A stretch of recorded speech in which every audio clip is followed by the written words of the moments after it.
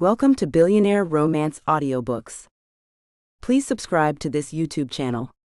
It helps more than you know and is the best way to stay up to date on our latest releases. When you subscribe, you'll also get notified when we release new videos. No Promises. A Bad Boy Billionaire Romance. Dirty Network Series Book 4. By Michelle Love.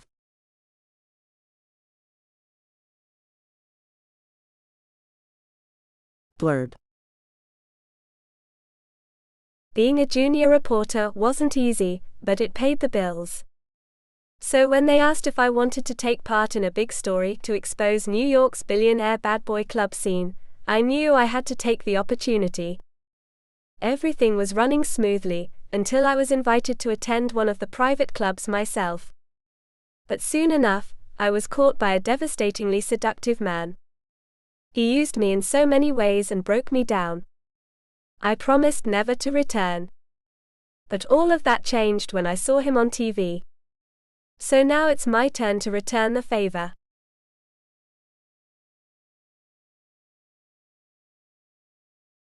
Chapter 1. Long Island, New York. Cristofalo Montecito stared at his father in astonishment. He couldn't be taking Cristo's news this easily. Nah, no way. Dad, you understand what I'm telling you. Fagliano Montecito gazed back at his son with the same brilliant green eyes he had bestowed on his only child. Cristo, do I look like an idiot? You want out of my business, that's the crux of the matter, right? Cristo hesitated. Right. Look, Dad, it's not as if I haven't mentioned this before, and I'm almost 40 now, and it's time. I've given you the last 17 years, all my time after college. College that my business paid for. Here we go. Yes, Dad, and I'm grateful for it, don't get me wrong. But I need to make my own way, and some aspects of the family business don't sit easily with me. Fagliano held up his hands. Enough. Cristo, you must do what you think is right, what is appropriate. He sighed and pushed back from his desk, standing and clapping his son on the back. Now, you'll still be coming to the meal tonight? Cristo, still stunned, nodded. Sure, Dad. Good. Now, I have to get back to work. You can see yourself out? Of course. See you later. Cristo nodded to his father's personal assistant, Mandy, who simpered at him. Cristo tried not to roll his eyes and instead gave her a polite smile. At 38, with his father's Italian good looks and devastating smile, Cristofalo Montecito had turned heads since he was a teenager. Wild dark curls, long legs and a body to die for meant that Cristo had the pick of any women he wanted. And he took full advantage. Lately though, the constant stream of ready women was tiresome. Where was the challenge, where was the fight? Cristo was feeling jaded by his entire lifestyle. Rich beyond imagination, he had begun to crave a simpler life, with a partner he could settle down with. Someone who would challenge him, hold her own against the shattering weight of his family's reputation. The Montecitos were well known in New York as one of the biggest family businesses, and that business was crime. Corruption, illicit substances, murder. Fagliano Montecito's reputation was feared by everyone, even his son. Cristo had lost his mother to Fagliano's devotion to his corporation. Ornella Montecito had lipped to her death from the roof of the family's $18 million home in Sands Point, Long Island when Cristo was 7 years old, leaving her only son bewildered and broken. Cristo had become an expert at shutting off his feelings after that, and after graduating summa cum laude from Harvard Law, he had passively gone straight to work for his father. Over the years, Cristo had told himself that at least he, personally, was on the right side of the law, that he himself never oversaw anything that was technically illegal, but as he'd reached his late 30s, his conscience began to nag at him. And there was something else. Cristo, like his mother, had an artist's soul, and the more mired he got into practicing law, the more that side of him, and therefore his connection to his mother, faded. For the last couple of years he had been living a double life, and now that other life was the one he wanted to live. Hence the conversation with his father this morning.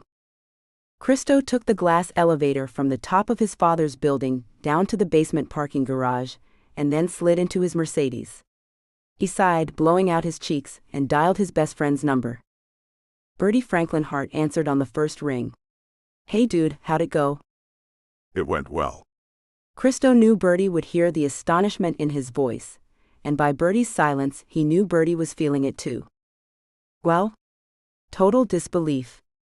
Christo's mouth hitched up in a smile. Yup. Can you believe it? Bertie let out a long breath. "Well, no, to be honest." "What's his game?" Bertie, who had been Christo's roommate at Harvard, had no time for Christo's father or his associates, and was the only one of Christo's friends to say as much to his face. Bertie came from old money, older and even more powerful than the infamous five families and their successors. Bertie's money dated all the way back to the signing of the Declaration of Independence, and no one messed with Bertie's family. No one. Bertie sighed. "Well, I guess you're clear. Just for me, take Fogliano's word at face value for now, but don't trust him, Christo." I know. But it's the first step. "I know you, Christo. You've got a glimpse of freedom, and you'll run at it full tilt. I love that about you, brother, but as your best friend, well, I got your back." Don't trust to hope. Christo's smile faded, although he knew Bertie was right. Fogliano wasn't someone people left behind without consequence, not even his own son. "That's what I'm saying, but at the same time, go for it." Christo mulled over his words. Okay. Look, the dinner tonight? "I'll come, of course I'll come. I don't suppose there will be any chance of some beautiful women to distract us." Christo laughed. No, it's one of Dad's sausage parties. But after, drinks at La Forge. "Deal." New York City.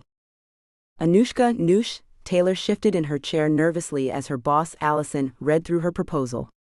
Yes, it was her first big story, and yes, it was out there, even for a late-night radio talk show known for tackling dangerous subjects, but in her bones, Noosh knew Allie would go for it. It was the kind of story Allison Monroe had built her fearsome reputation on, a look into the private clubs of New York's subculture. Noosh had spent months researching and talking to people who worked the clubs, and now she had put together a 15-minute segment for the show, her first chance to be on air. Noosh had come to New York from London a year ago, straight from a doctorate in creative writing, and now she had cultivated an honest and friendly working relationship with one of New York's major radio stars. Allison Monroe was known for her exacting methods, razor-sharp intellect, and her ability to convey her natural warmth and vivacity to her interviewees. She set the proposal down now, and looked at Noosh over her spectacles. Noosh's heart was pounding hard against her ribs. She couldn't read her boss's expression. Allison studied her young friend for a minute, then took her spectacles off, laying them gently down on her desk. "Noosh, how old are you again?" Noosh felt her face redden. 24. "And I'm assuming you're not a maiden?" The blush deepened. No. Allison sighed. "Sweetheart, while this proposal is well written, obviously researched, and full of good intentions, it sounds like it was written by a maiden." Noosh felt a lump settle on her chest. Oh. Allison smiled kindly at her. "I don't mean to be rude, darling, but here's my thing. There's a sense of gosh golly about it. And by that, I mean you're painting this world as some kind of otherworldly experience that ordinary people don't subscribe to. The people you've interviewed here, hookers, security guards, club owners, what about the clientele? And I have one more major question which overrides all that." Which is? Noosh tried to stop her voice from croaking with distress, but failed, and Allison got up and came to sit on the desk in front of her. "Noosh, did you actually go to the clubs?" Yes, of course. Noosh said defiantly. "Don't sulk, you're not a teenager." Allison smiled. "I mean at night as a client?" Noosh was horrified. No, of course not. See? How on earth can you expect to convince our listeners you're an expert on this subject if you yourself have no experience with the places? And Noosh, Just so you know, dom sub practices are no longer a dirty secret. With safety in mind, it can be a thrilling experience if that's where your particular peccadillos find their home. She sat back down behind her desk. I'm not saying you have to go out and sleep with a ton of men. I'm just saying you should go, sit at the bar, have a drink, and see what happens. Watch the interactions between people and talk to them. But don't tell them you're a journalist. Pretend you're the clientele for the night. You might surprise yourself. Nush's face was burning. So keep working on it. There's promise, but it's not quite there yet. Allison handed the proposal back to Noosh. Darling, it's coming along. I just think you need to go the extra mile. I'm pushing you because I believe in you. I believe you could be a rising star. I just want your debut to be as perfect as it should be. Noosh was still thinking about Allison's words as she took the train home to her studio apartment in Queens. The 7 train was crowded and sweaty, and by the time she opened the door and dropped her bag on her floor, Noosh was exhausted.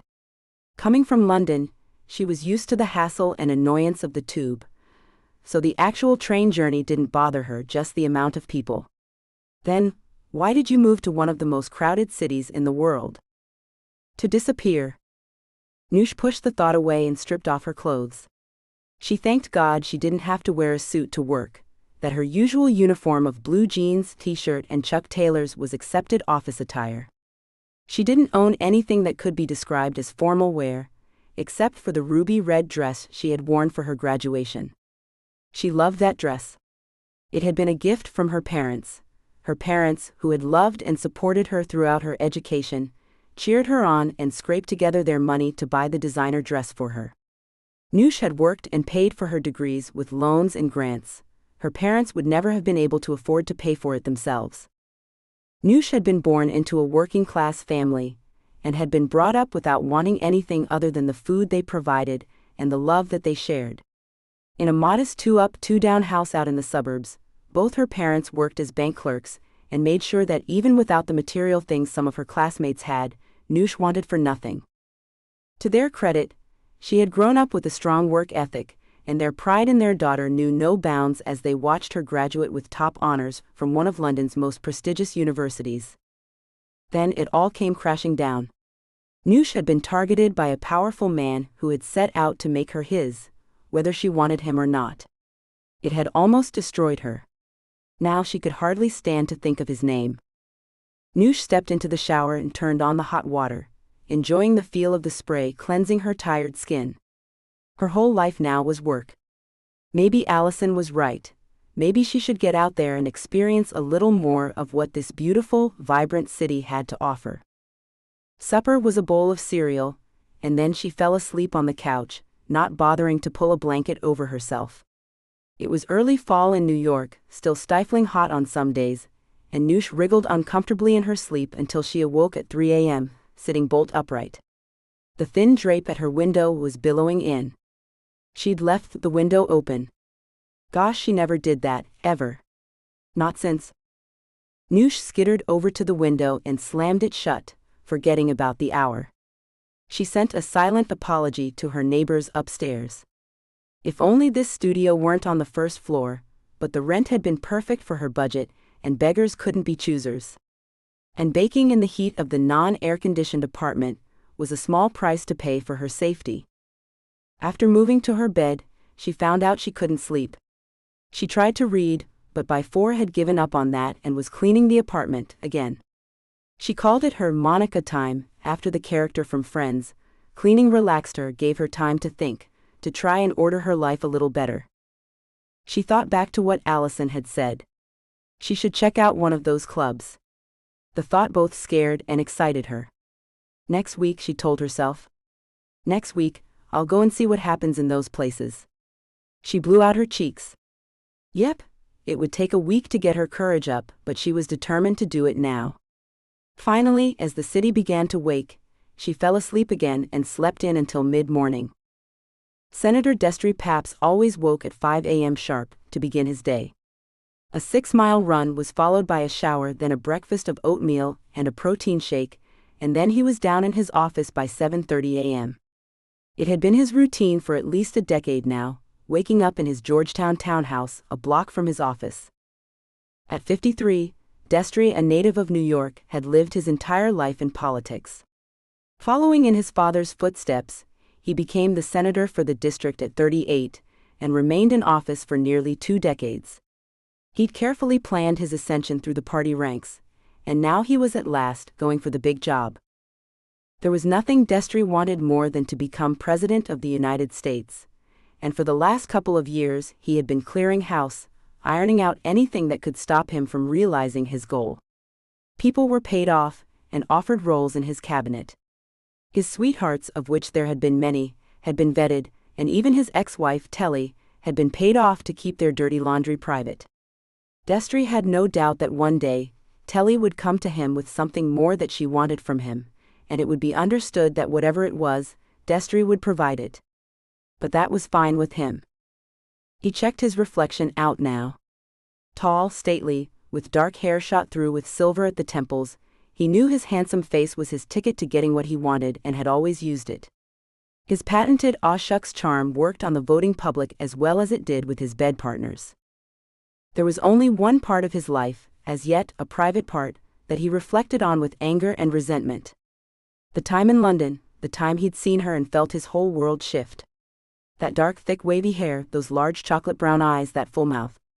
Destry Paps had pursued Anushka Taylor with the subtlety of a wrecking ball, and even his closest advisors had been scared by his passion for the girl. She was 30 years the senator's junior, a grad student, and an unknown quantity. What Destry knew and no one else did was that Anushka, his Noosh, had resisted his charms at first and had expressed doubts over their relationship. At least, she did until he wore her down, first by love-bombing her, promising her that he would give it all up for her, and then when she showed signs of independence from him, he'd shown her in an entirely different way that had nothing to do with love. She'd escaped him, finally disappearing from London entirely. He tracked her down, though, to a cottage in the north of England. Destry had made sure Noosh knew how angry he was.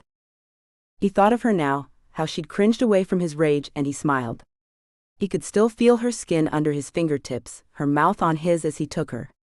He told her then, "If you ever leave me again, I'll kill you." And he had meant it. Then, Noosh did the unthinkable and tried to commit suicide. Her parents, those seemingly weak fools, had spirited her away from the hospital in the middle of the night, and Noosh had disappeared, for real this time. But she was there, out in the world somewhere, and ready to use his behavior against him at the most critical moment. That couldn't happen, obviously. Which is why he had sent his best men out to scour the globe for her. There had been sightings, in London, in Mumbai, where her mother hailed from, in Sydney. Destry's gut instinct told him that she was somewhere in plain sight, but it frustrated him that she was so well hidden. Come out, wherever you are." Destry closed the door to his office and flicked on his computer. He ignored the hundreds of emails and instead clicked on his private folder. Photo after photo of her, always with that haunted look in her eyes. Broken. Beautiful. He traced the outline of her face and sighed. "I can't let you live, my darling. Not without me. Never without me." He closed his eyes, imagining his hands around her throat, squeezing or driving a knife deep into her gut as she begged for her life. He heard someone moving in the outer office and sighed, closing the folder. "Another time, my love." He picked up the phone and called his head of security. "Any news?" "No, Destry. We haven't found anything on where she might be." "Geez, she's just one woman? How hard can it be?" His employee apologized. "I promise we'll find her, it just may take some time. I'm announcing my candidacy in 2 weeks. I don't want anything spoiling that moment. Find her. That's all I ask of you. When you do, I'll take care of her. Boss, if I find her, I'll end her. There's no need for you." "No," Destry said, interrupting him. "I'll be the one to kill Anushka.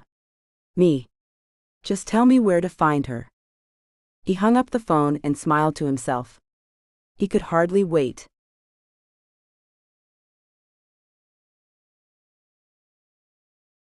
Chapter 2. Christo pushed his food around his plate, not hungry. He was all too aware of the brooding figure of his father at the end of the dining table.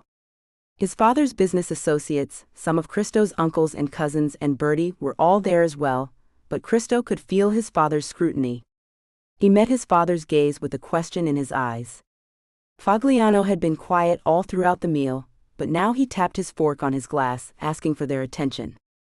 "Friends, family, thank you for coming this evening on what to my surprise is quite an auspicious night." Christo's back stiffened, and Bertie shot him a warning look. "Let your father say his piece." Christo sighed. He had no idea what his father would tell the others, and so had no defense prepared. Fagliano smiled, but there was no warmth in it. "My son, my only child, came to me today and told me he didn't want my business." "And here we go," breathed Bertie under his breath. Christo's gaze never left his father's. "Now," Fagliano continued, "I have always been proud of my son, proud of what he has achieved, of how much he has given me, and so the fact he wants to make his own way in the world is pleasing to me." Christo's eyes widened slightly, and he relaxed a little. Fagliano smiled a little. "And do you know what my son, my Harvard-educated lawyer son, wants to do with his life now that he no longer wishes to be part of our working life?" Christo's hope faded. Nope. This wasn't going to be a rousing speech singing his praises. He knew the look in his father's eyes. He was about to be roasted, broiled alive, mocked mercilessly. "Well, bring it, Pa. I can handle it." "He wants to make furniture." Fagliano spat triumphantly. "Furniture. Like some damn hipster fool in the village, can you believe it? I'm so glad I spent hundreds of thousands of dollars on your education, son, so that you can prance around with your bespoke handcrafted side tables and rocking chairs. Such a privilege to be able to say that my son, who I raised as my heir to the business I have given my life to create, wants nothing to do with it. How is it I have raised such an ungrateful child?" The room was silent, the atmosphere thick and unsettling as Fagliano got up and moved down the table to his son. Christo gritted his teeth. This was going to be one of Fagliano's rants, clearly. "I should have known," Christo thought. "I should have known he wouldn't take it well, that he was waiting to humiliate me in front of everyone." He caught Bertie's eyes. Bertie's expression was angry but watchful. Christo shook his head. He knew Bertie would stand up to his father in defense of his friend, but Christo felt numb. "So be it," he thought. "Bring it on, Dad. Do your worst." The anger that had been building inside him for years now was almost at its peak. As Fagliano bore down on his son, Christo got to his feet. "What's up, Dad? Can't bear the thought of someone making an honest buck for a change." Fagliano stopped. "An honest buck? I've had just about enough of your moralizing, boy. My money was good enough to feed you, clothe you, put you through college, and now you're too good for it?" Christo squared up to his father. "No, Pa. I'm not good. I'll never be good, but I can try to redress the balance. For Mom as well as myself." He knew mentioning Ornella would set his father off, but Christo didn't care. He wanted to push Fagliano, and wanted that fight to happen so he could feel good about making the break. He didn't have to wait long. Fagliano cold-cocked him, and he slammed into the table, crashing against the plates and cutlery. The men around the table shot to their feet, as Fagliano hauled his son up and hit him again. Bertie lunged forward, but Christo shouted for him to stop. Fagliano beat his son again. The room was silent as Fagliano let Christo go, his own breath ragged. "Get out of my house," he growled, his face a mask of pure rage. Christo got unsteadily to his feet, and looked his father in the eyes. "My pleasure." He let Bertie steer him out of the mansion and into Bertie's car. Christo gazed up at the house as Bertie drove him away from it, knowing he would never see it again. He was free. "Dude, let's get to the club," he said. "I need a drink or 7. It wasn't until, very drunk, he went home to his apartment that night that Christo let himself break. 2 weeks later, Noosh still hadn't summoned the courage to go to the club. She had quietly pushed her story aside and helped out with Allison's punishing schedule, hoping her boss would simply forget about it, But then, one Thursday night as they shared pizza late in the evening, Allison studied her. So? Noosh feigned ignorance. So what? Allison rolled her eyes. Noosh. Noosh sighed. So it's on hold. Until I can persuade myself to go to the club. I mean, you're right. I need to experience it, it's just, I'm not sure if that type of club is my thing. Do you suppose journalists who go to war-torn countries like what they have to see? The story's the thing, not your personal preferences. Besides, I never said you had to try out any of that stuff. Allison shoved a piece of pizza into her mouth and studied Noosh. When was the last time you got laid anyway? Noosh laughed, half shocked, although it was exactly the kind of thing Allison would come out with. A while, Noosh answered honestly, then grinned at her boss. And you? Last night. A delectable lawyer from Midtown. Nice guy. Noosh almost spat her soda out, laughing. She shook her head at her boss. You're incorrigible. And satisfied. Gosh, Noosh, have you looked in the mirror? You could have any man you wanted, you know that, right? Noosh felt the cold hand close over her heart, the way it had ever since him. I don't want a man. I'm fine the way I am. Allison harumphed, unconvinced, but was distracted by her phone beeping. Oh, here we go. Senator Papps has announced. Thought that might be coming. Noosh wondered if her shock was visible on her face. Destry Papps? Yup. Mr. Smooth is running for president, and the way I hear it, he has a pretty good shot. Noosh felt sick, but covered her distress by tidying up their dinner things. That's not something we'll cover though, right? I mean, politics isn't really in our remit. Allison brushed crumbs off her pants. Not directly, but Papps is popular with women. Good-looking guy. Noosh felt her face burn. Not my type. Allison, missing Noosh's red face, chuckled. Well, he's a bit too polished for my taste too, but each to their own. Hey, are you okay? Finally, she noticed that Noosh was looking sick. Noosh nodded. Just tired. Well, let's get you a cab. Gosh, it's way past 11, Noosh, why didn't you say? You must think me a real taskmaster. She smiled at her young friend. Sweetheart, take tomorrow off and Monday. Have a long weekend and get some rest. I don't think I have noticed how much work you put in here. It is very much appreciated. I don't often say this, but these last few months, you really have made me excited about this job again. As she sat in the backseat of her cab on the way to her apartment, Noosh concentrated on Allison's compliments. It felt so good to hear her heroine, her idol, her mentor say those things to her, but still, the evening had been tarnished by the thought of Destry. Gosh.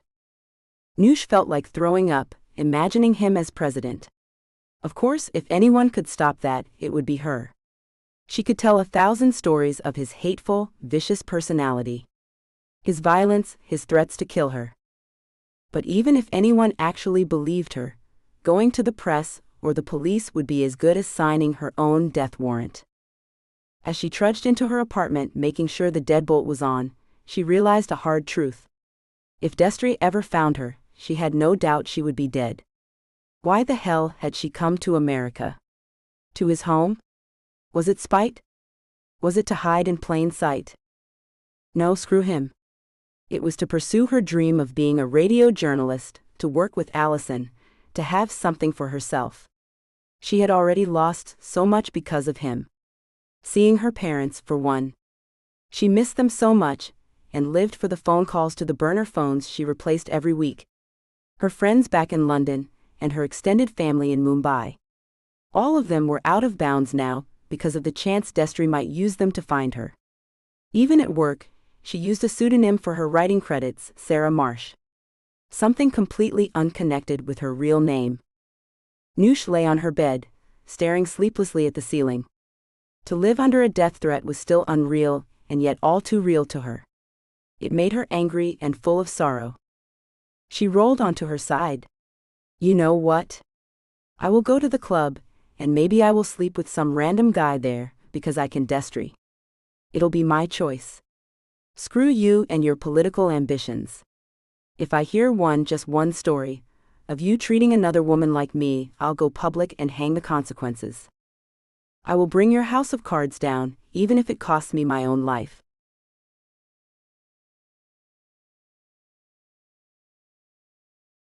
Chapter 3. Bertie glanced over at his friend. Christo was drinking steadily now, his handsome face set in anger. He had been like this ever since that terrible night at his father's house, and Bertie was worried. Christo had never been a big drinker, and to see him throw back expensive whiskey as if it were soda was wrong somehow. Between the two of them, Christo was usually the down-to-earth one, the one who would prop up Bertie after a night out, the one who would stop drinking before the hangover set in. Now though his friend was on a knife's edge, and Bertie didn't know how the hell to pull him back from it. He sat up as Christo lurched from the bar stool and staggered towards the door. "Dude, where the hell are you going?" To get laid. Christo shot back darkly and Bertie sighed. That was the other thing. Endless women, a different one every night for the last few weeks. Christo waking up in a stranger's house every time, from which Bertie had to pick him up. "Christo, I'm flying to LA in the morning. I won't be there to pick you up." Christo stopped at the door, turning to give his friend a sad smile. You've been picking me up too many times, my friend. It's time you let me fall where I need to, even if it's the gutter.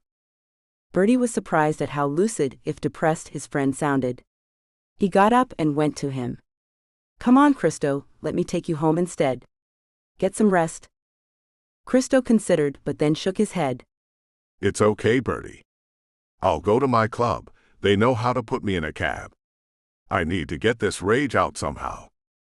Bertie sighed. The women are okay with that? They just want to have intimacy too. Christo, his green eyes sad, looked away from his friend's scrutiny. Let me go, Bert. I need to do this my way. I'll come out of it, I promise. Bertie watched helplessly as Christo walked out of the bar and hailed a cab. Christo was right, the only person who could pull him out of this slump was himself. Bertie almost couldn't believe this was the result of Christo finally freeing himself from his father. He was so sure that his friend would be celebratory, not depressed. He'd gotten what he wanted, right? So why was he so self-destructive? Had his father's beating really messed with his head that much? Bertie shook his head and went back to collect his jacket. One thing he knew for sure was this: Christo was right. Bertie had to let him fall before he could begin to help him get back on his feet. He just hoped it wouldn't be too late. Noosh was debating whether to walk into the club confidently or to simply just throw up. She shivered in the night air despite it being very warm, and then smoothed her dress down for the 14th time. Option 1, she told herself and lifted her chin, stepping into the club's entrance. The security man at the door nodded politely to her and opened the door. Noosh thanked him, making sure her voice didn't shake before walking in. A wash of music came over her, and as she walked into the bar area, 1,000 different thoughts invaded her mind. Her vision was bombarded by the sights to her left, where a small stage showed people writhing and dancing. Okay, she told herself, you expected this. Don't freak out. Don't look like a rookie. She walked steadily to the bar and sat down. The bartender greeted her. Everyone was so polite, and she ordered a cosmopolitan. Sipping her drink, she took her time to look around. At a table in the corner, a woman dressed entirely in latex was blindfolding a man who was stripped down to his jeans.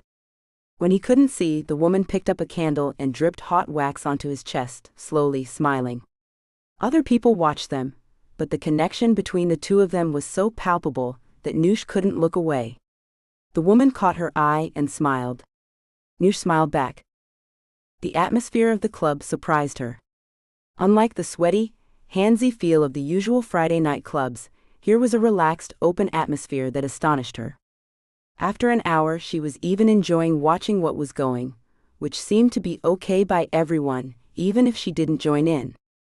Noosh had to admit that the overtly open atmosphere was titillating, and when a beautiful woman came up to order a drink at the bar and turned to her, surprising her with a soft kiss on the mouth, Noosh went with it. You're beautiful, the woman said, stroking her hands up Noosh's thighs, but overdressed. First time? Noosh nodded shyly. The woman, a gorgeous, voluptuous blonde, nodded her head towards the opposite side of the bar, grinning. There's a man who has been gazing at you and you alone for an hour. He's sensational. Go enjoy. Noosh looked over to where the blonde nodded, and her stomach gave a strange lurch of pure desire. Sensational didn't begin to cover it. The man met her gaze. His eyes were bright green, contrasting to great effect with his dark hair and beard, and they burned into Noosh's. Her body reacted to him immediately. She couldn't catch her breath. The man slid from his seat and walked towards her, and Noosh couldn't move. He was tall, at least a foot taller than her, 5'5", and as he reached her he stared down at her, not speaking. For a moment they just gazed at each other, then he bent his head and his mouth met hers. The kiss was soft at first, but as Noosh gave into it, his lips became hungry against hers. Finally, breaking away only because she ran out of oxygen, Noosh felt her entire body tremble uncontrollably. Who was this man? She opened her mouth to speak, but he shook his head, taking her hand and leading her deeper into the club. Noosh went with him, because not doing so was unthinkable. They walked for what seemed like miles until they reached a locked door. Her companion unlocked it and drew her inside. He didn't pause as he locked the door before sliding his hands around her waist, kissing her again, pressing his body against hers. Noosh tangled her hands in his hair, pulling on the dark curls as she kissed him back, her mind swirling with pleasure. After a moment he sat up, breathing hard. Noosh pulled her dress up and sat by him. After a long moment, when she thought he would never say anything, he turned to her. Gosh, he was so beautiful. As he opened his mouth to speak, Noosh couldn't help but touch his face. It seemed to take him by surprise. She cupped his cheek in her hand, stroking her thumb gently over his skin, taking in every detail of his face. If she never saw him again, she wanted to remember everything. The atmosphere changed between them then. No longer did he look like a glowering, dangerously man, but someone vulnerable, tired, sad. He closed his eyes as she stroked his face, leaning into her touch. Then he pulled away, pain creasing his handsome face. Don't. Stung. Noosh withdrew her hand. I'm sorry, it's just. We're here to be intimate. This is all I do now. His voice was hard and he no longer looked at her. Did I do something wrong? Geez. He hissed out the word. Look, I'm not into schooling newbies. I come here to release my stress, not to deal with a maiden. He got up and Noosh scrambled to her feet, her heart pounding. How had things turned so quickly? I'm no maiden, she managed to say, her voice only slightly shaking. She glanced around the room and saw a cabinet of paddles, ropes, leather crops, and other toys. She swallowed hard and looked back at him. He was watching her again, glowering from beneath his long, thick lashes. She lifted her chin and deliberately dropped the shoulder straps of her dress, exposing herself. Come sleep with me again, and I'll show you just how far from a maiden I really am. No. Gosh, that hurt. She wouldn't beg this man, this glorious man, whose pain she could see etched across his gorgeous face. But she didn't want the memory of their coupling sullied by this, whatever this was. What had she done wrong? She pulled the straps of her dress up, taking a deep breath in. She stepped towards him, saw he didn't back away. What is it? She asked him gently. Why are you in so much pain? I think you should go. You don't belong here. Neither do you. He gave a short, humorless laugh. Sweetheart, you have no idea what you're talking about. Please just go. With her thighs still aching, Noosh stood her ground. No. She would not walk away. There had been something here, something worth exploring. She knew he felt it too. Her partner shook his head. Get out. Please just go, I can't bear this. Her heart gave a sickening lurch. No. I won't go. Please. She stepped forward and reached out to him, but he backed away, his hands curling into tight fists by his side. Get out now. While you still can. A thrill of danger went through her. No. A silence, then he stalked across the room and dragged her to the door. Noosh laid her hands on his chest as she put her back against the door. No, you don't get to throw me away like that. Not after that. That was incredible. He closed his eyes. Please, I'm begging you. Go. Go. But. Go. The ferocity of the roar coming from this man, this dangerous man who towered above her, finally broke her resolve. Noosh fumbled for the door handle and opened the door, skittering down the hallway, hearing him slam the door behind her. She raced through the club, not bothering to look at anything else as she took the stairs to the doorway. It was only when she stepped, barefoot, out onto the streets of New York City that she realized she was crying. The man sat in the car parked opposite the club and smiled to himself. He wondered if he should go over, say hello, help her get home, but that wasn't why he was here. He had been tasked with finding Anushka Taylor, and after a tip he had finally found where she lived. He had to confirm the address was right before he contacted the boss, however, and after seeing her at the club, he'd followed her here. Who knew the girl was into kink? But now, seeing her in tears, he realized she must be new to the scene. He snickered to himself and pulled out his cell phone. Destry Paps answered on the first ring. The man in the car watched Anushka Taylor hail a cab and smiled into the phone. Yeah, it's me. I found her.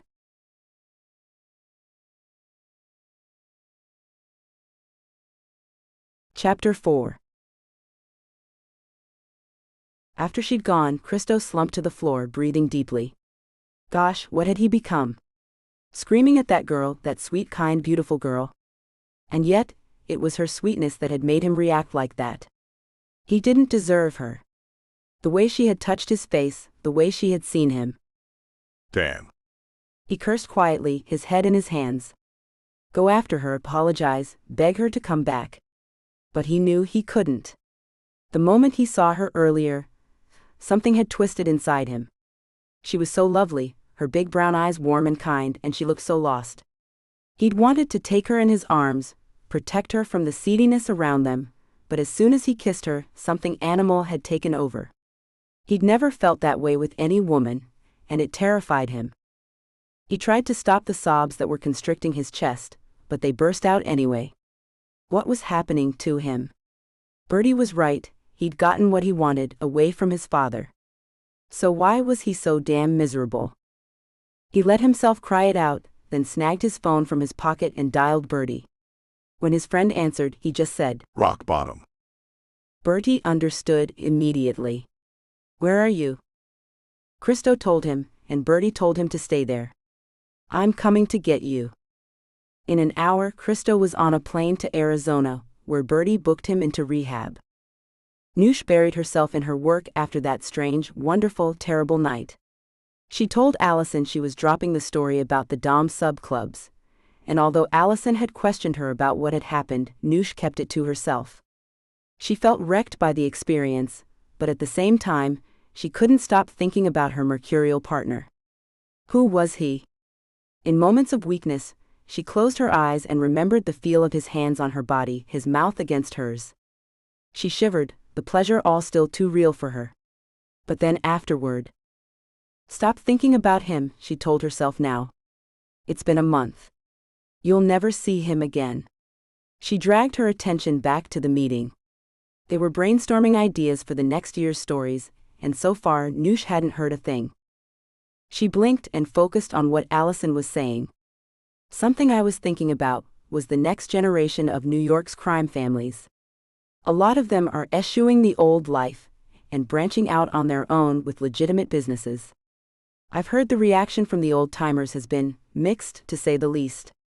I'd like to focus in on 3 or 4 of the heirs who have broken free. Any ideas on who and how? Seth, one of the station's head honchos, looked interested. Allison nodded, her gray eyes serious. A 4-part series. I interview each of them, ask them the hard questions about how they feel about their family mob connections and why they chose to break free. Hang on, I have a list here. She dug around in her notebook. Richard Vieira, Dominic Octavo, Cristofalo Montecito, and Helena De Vito. Those are the names I came up with through very basic research. Seth nodded and Noosh wrote down the names, glad of something else to concentrate on. I like your thinking, Allie, Seth said and nodded at Noosh. You'll work together with Allison on this? Noosh smiled gratefully. Love to. Allison winked at her. And then, we can't ignore that it's election year next year. With any luck, we'll get the candidates in for an interview. Will they want to be associated with such a cutting-edge show as yours? Felix, a snide showrunner who loathed Allison and her talent, interjected, but Seth waved his hand. We'll get the ones who have enough guts, the ones who willingly go on Colbert. They're the ones we want. Harper, Seagram, Paps, they're the ones we want or don't want in the case of some of them. Destry, Paps would be a get. Allison conceded and Noosh's heart sank. Gosh no. She knew instantly she'd be calling in sick the day Destry came into the station. She found that her fingernails were digging into her palm, leaving deep welts, and flexed her fingers. After the meeting, she hunkered back down in her cubicle and worked her way through the paperwork, immersing herself in admin work. It was only when Allison came by her desk that she looked at the clock and realized it was past 8 p.m. Hey kiddo, time you went home. But before you do, I've been thinking. You know, this mob air thing, this could be the thing you take the lead on, and I'll tell you why it could be interesting. You're not from New York or even the States. Your perspective as an outsider could be the thing that makes them open up to you. What do you say? Noosh gaped at her boss. To be asked to lead such a huge story was incredible. I don't know what to say. Say yes, Allison grinned, then her smile faded. Noosh, you deserve this, and there's something else. I don't know what happened to you at that club, but I know something did, and I feel bad. I encouraged you to go, and whatever happened. Whatever happened, happened. Noosh interrupted her. It's not your fault. There was a long silence. Who was he? Noosh struggled for a moment to find the words, and decided the truth was the only way to go. The most incredible man I've ever met. And the most damaged. Not a good combination. Allison patted her shoulder. I'm sorry, honey. I've known men like that. They're instantly addictive, like sugar or heroin, but so bad for you. Noosh nodded, but looked away from her boss's gaze. I agree. Anyway, sweetheart, go home and we'll talk more about this in the morning. The mob stories, I mean, although you know you can talk to me about anything. Noosh smiled at her. I know. Thanks, I'll see you tomorrow. On the subway home, Noosh indulged in another fantasy about her mysterious beloved, imagining him turning up at her apartment door, begging for her forgiveness. Would she make him beg? Noosh smirked to herself. Probably not. One look at those green eyes of his and she would cave. Pathetic, she told herself, but still visualized pulling him into her apartment, tearing off his clothes. At home, she took a long soak in the bathtub, indulging the fantasy some more. Maybe some people were just meant to be experienced once in a lifetime, she told herself, as she pulled the comforter over her shoulders and settled down to watch the television. Noosh never knew what woke her. Whether it was the sound of the television, which was still on, or the sense of someone being in the room with her. Noosh opened her eyes and froze. A dark figure was standing next to her sofa bed. She barely had time to try and make out his or her features before whoever it was shot her, the flash of the muzzle lighting up the room as he pumped 3 bullets into Noosh's belly, the sound muffled by a silencer. Noosh gasped, stunned. The pain hit her full force. She knew one thing for sure as she lay bleeding out. Destry had found her.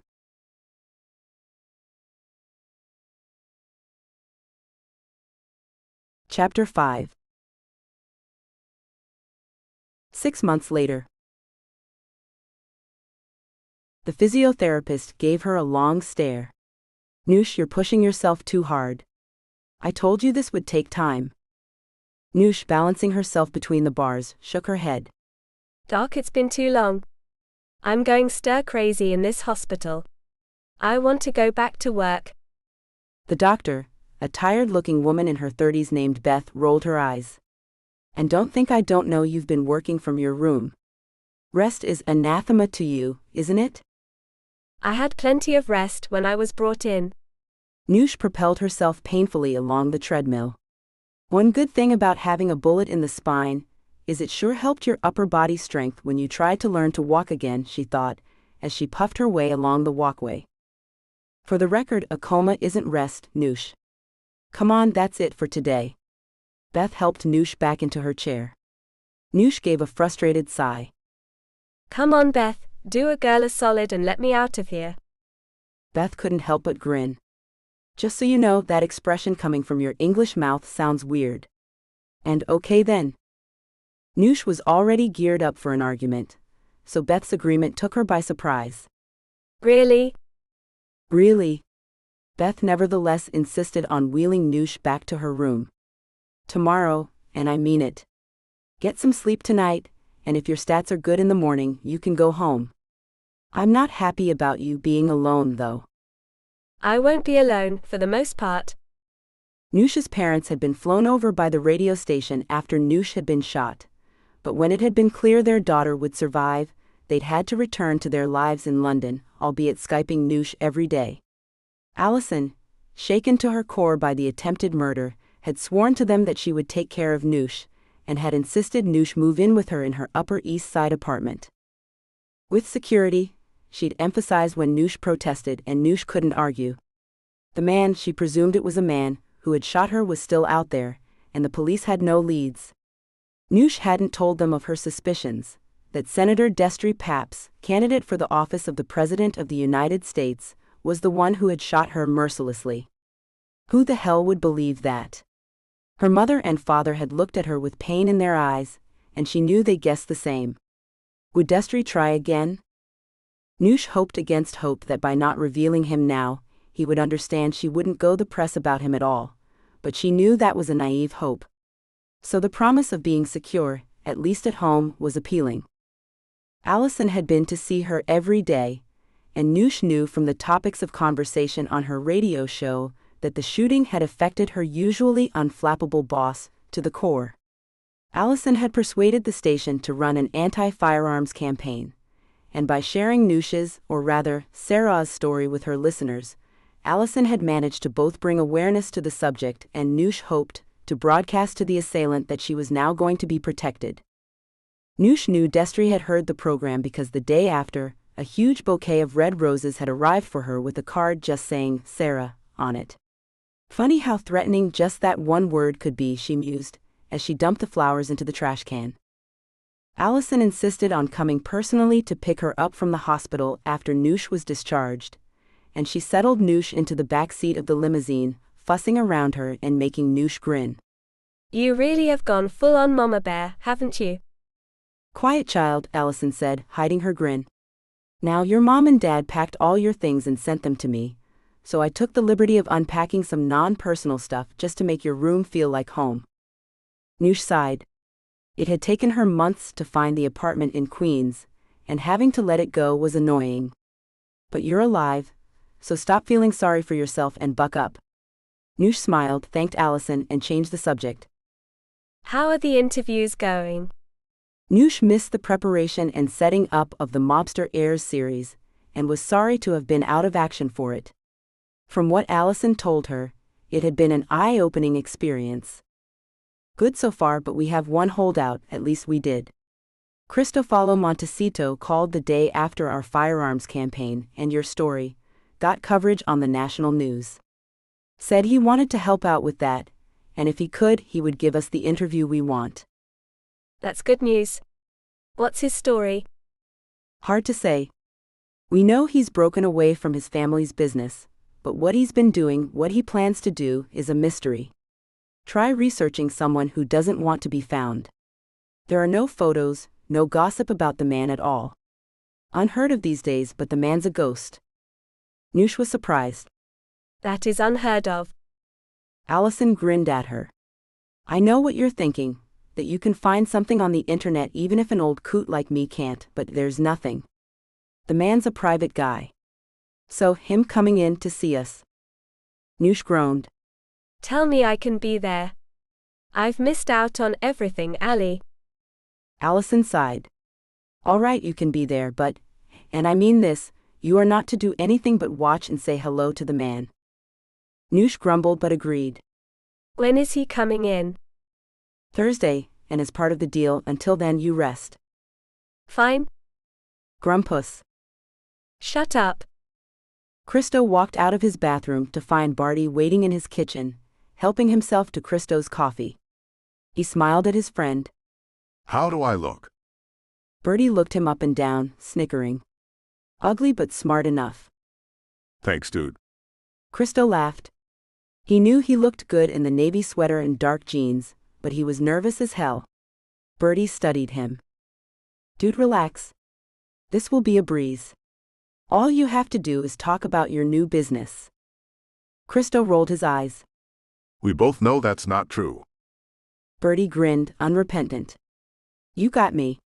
Look, just stick to the truth, it's easier to remember. Mr. Montecito, did you ever knowingly participate in illegal activities? No. But you knew your father's business was linked to organized crime? Christo sighed. Yes. Don't sigh. Just say yes. Look, buddy, of course they're going to ask you the hard questions. You knew this, and agreed to the interview anyway. Christo nodded. I listened to the other interviews. He began to smile. Helena really met her match, huh? Bertie clutched his heart dramatically. Do not speak ill of the lovely Helena. Christo laughed. Bert, you know what would actually make your fantasy real? Asking Helena out. Come on. He grabbed his keys, and Bertie followed him out of the apartment. That, Bertie said sniffily, would involve me speaking to her, which I am not. Because she beat you at squash? Bertie grumbled under his breath, and Christo snickered. Dude, let it go. Trust me, Helena is a head-turner. Gosh, you've slept with her, haven't you? As they got into Christo's car, Bertie sounded half angry, half admiring. Christo shook his head. No, I promise you I haven't. Not Helena, not knowing how you feel about her. I'm glad I didn't sink that low. Bertie clapped his friend's shoulder. Good boy. Bertie sat back as Christo pulled the car out into traffic. Christo had always insisted on driving himself, even when he worked for his father, and Bertie watched the streets flow by. After a while, he turned to his friend. So? Yeah. You still obsessing over the club girl? Christo shot him a look. I don't want to talk about her. But you're still hung up? Christo sighed, then nodded. I can't get her out of my head, Bert. She was so lovely, and I treated her like crap. I would be damn lucky to find a girl like that, and I blew it. All I think about is finding her and apologizing. One of your 12 steps. Christo grinned despite himself. You're such a douchebag. True dat. They drove in companionable silence for a while, and then Bertie cleared his throat. How about putting a private detective on the case? See if he can find her. Christo rolled his eyes. Yes, dude. Because invading her privacy just so I can feel better is the way to go. Fair point. Thought about going back to the club? Christo shook his head. No. Look, can we change the subject? Of course, brother. 10 minutes later, they were pulling into the radio station parking lot, and Christo hesitated. Bertie waited until Christo nodded. Let's do this. They were greeted by a bubbly blonde intern, Liam, who was flirtatious and fun and made them relax a little. Now, once you have your studio ID, take the elevator to the 3rd floor and follow the hallway around to Studio C. Noosh will look after you from there. You can't miss her, gorgeous, sensual, and going hell for leather in a wheelchair at the moment. Christo and Bertie rode the elevator, and Christo blew out his cheeks. Bertie grinned at him. Not too late to back out. Christo shook his head. I'm good. They followed the hallway as directed, and finally came to the door of Studio C. Christo, his mouth dry, stopped at the water cooler outside of the studio as Bertie knocked on the door, opening it to speak to the woman inside. Hey, are you Noosh? Hi, I'm Bertie, Mr. Montecito's assistant. Christo heard a soft voice. Oh hey, nice to meet you, I'm Noosh Taylor. Come on in, Allie's just setting up. I'll tell her you're here. Oh hey, do you need a hand? No, it's okay, I'm just getting used to this thing. I don't really need it, but Allie insists. Won't be a moment. There was something familiar about the voice, and Christo stepped into the room just as the woman turned away from him. No. No way. His heart began to beat faster as he recognized the soft, wavy hair falling down her back, the caramel skin, the curvy body now sitting in a wheelchair. How? Why? He made an involuntary noise, and she looked up. Her face paled as she stared back at him with a mixture of horror and shock. It was her. It was his sweet girl.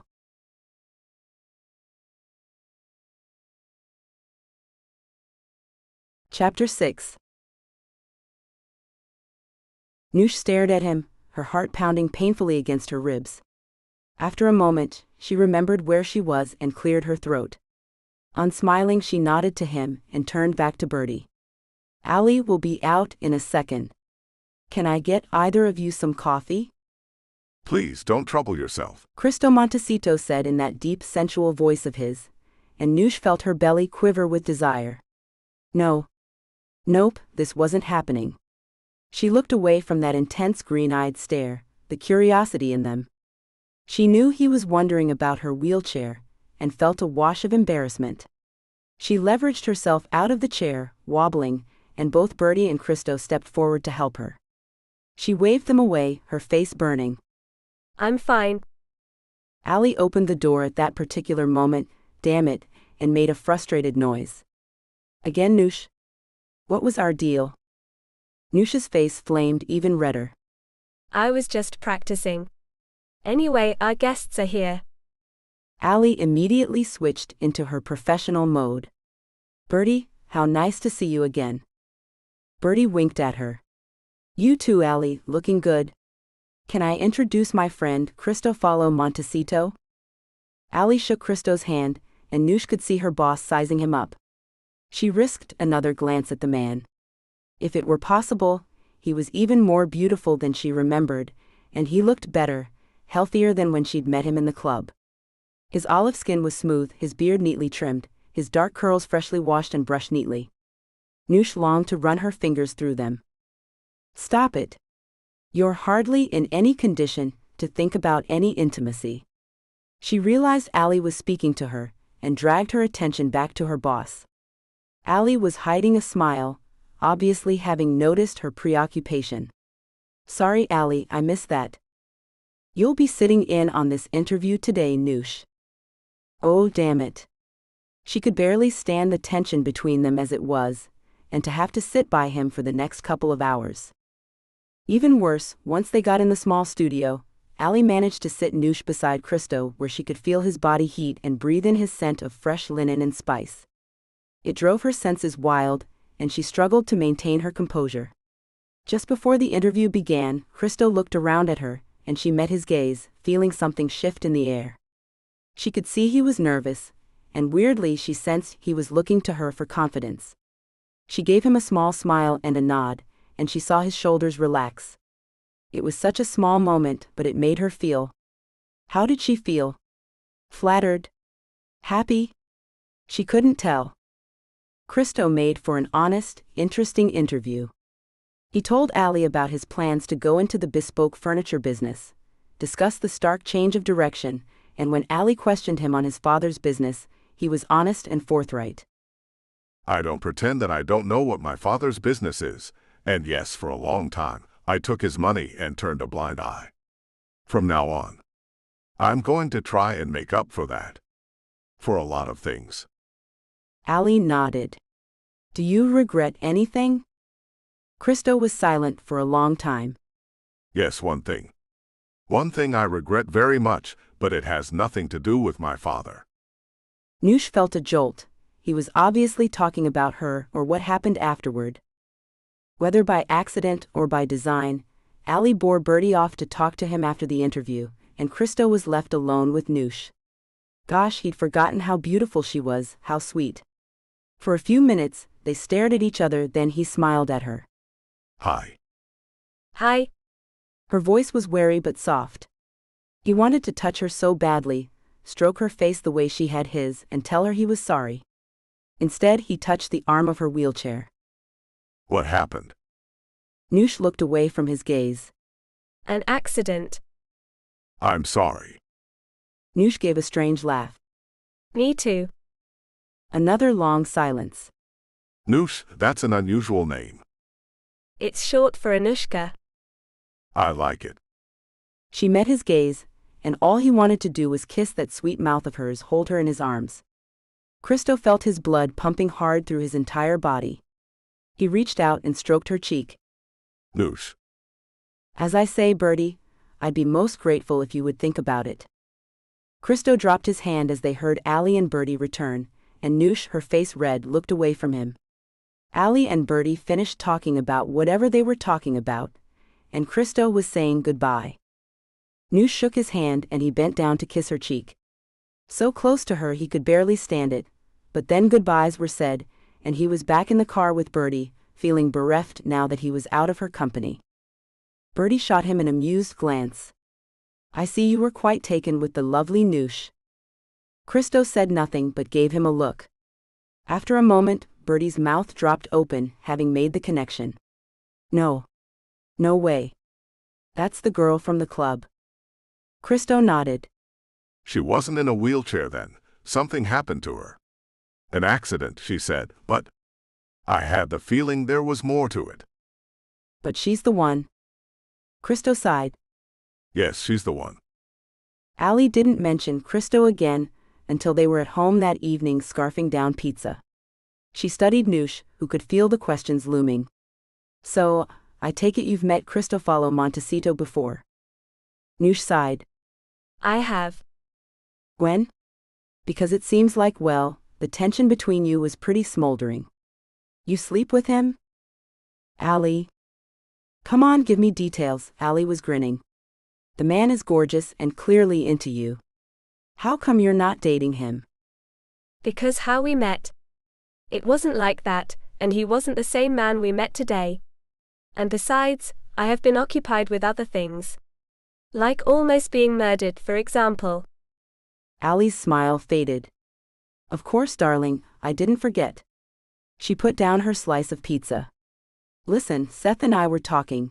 I'm sure our listeners would love to hear about how Sarah is doing now. Noosh chewed her food thoughtfully. I'm not sure I'm cut out to be on the air, she said slowly. I've been doing a lot of thinking since the shooting. Maybe my future lies with being your researcher, your best researcher, obviously. She grinned, but Allie didn't smile. Anushka Taylor, you were born for this job. Hell, I've been grooming you for my job since that first day. I've never met anyone with such raw talent, curiosity, and tenaciousness. Cards on the table, Noosh, you're scared.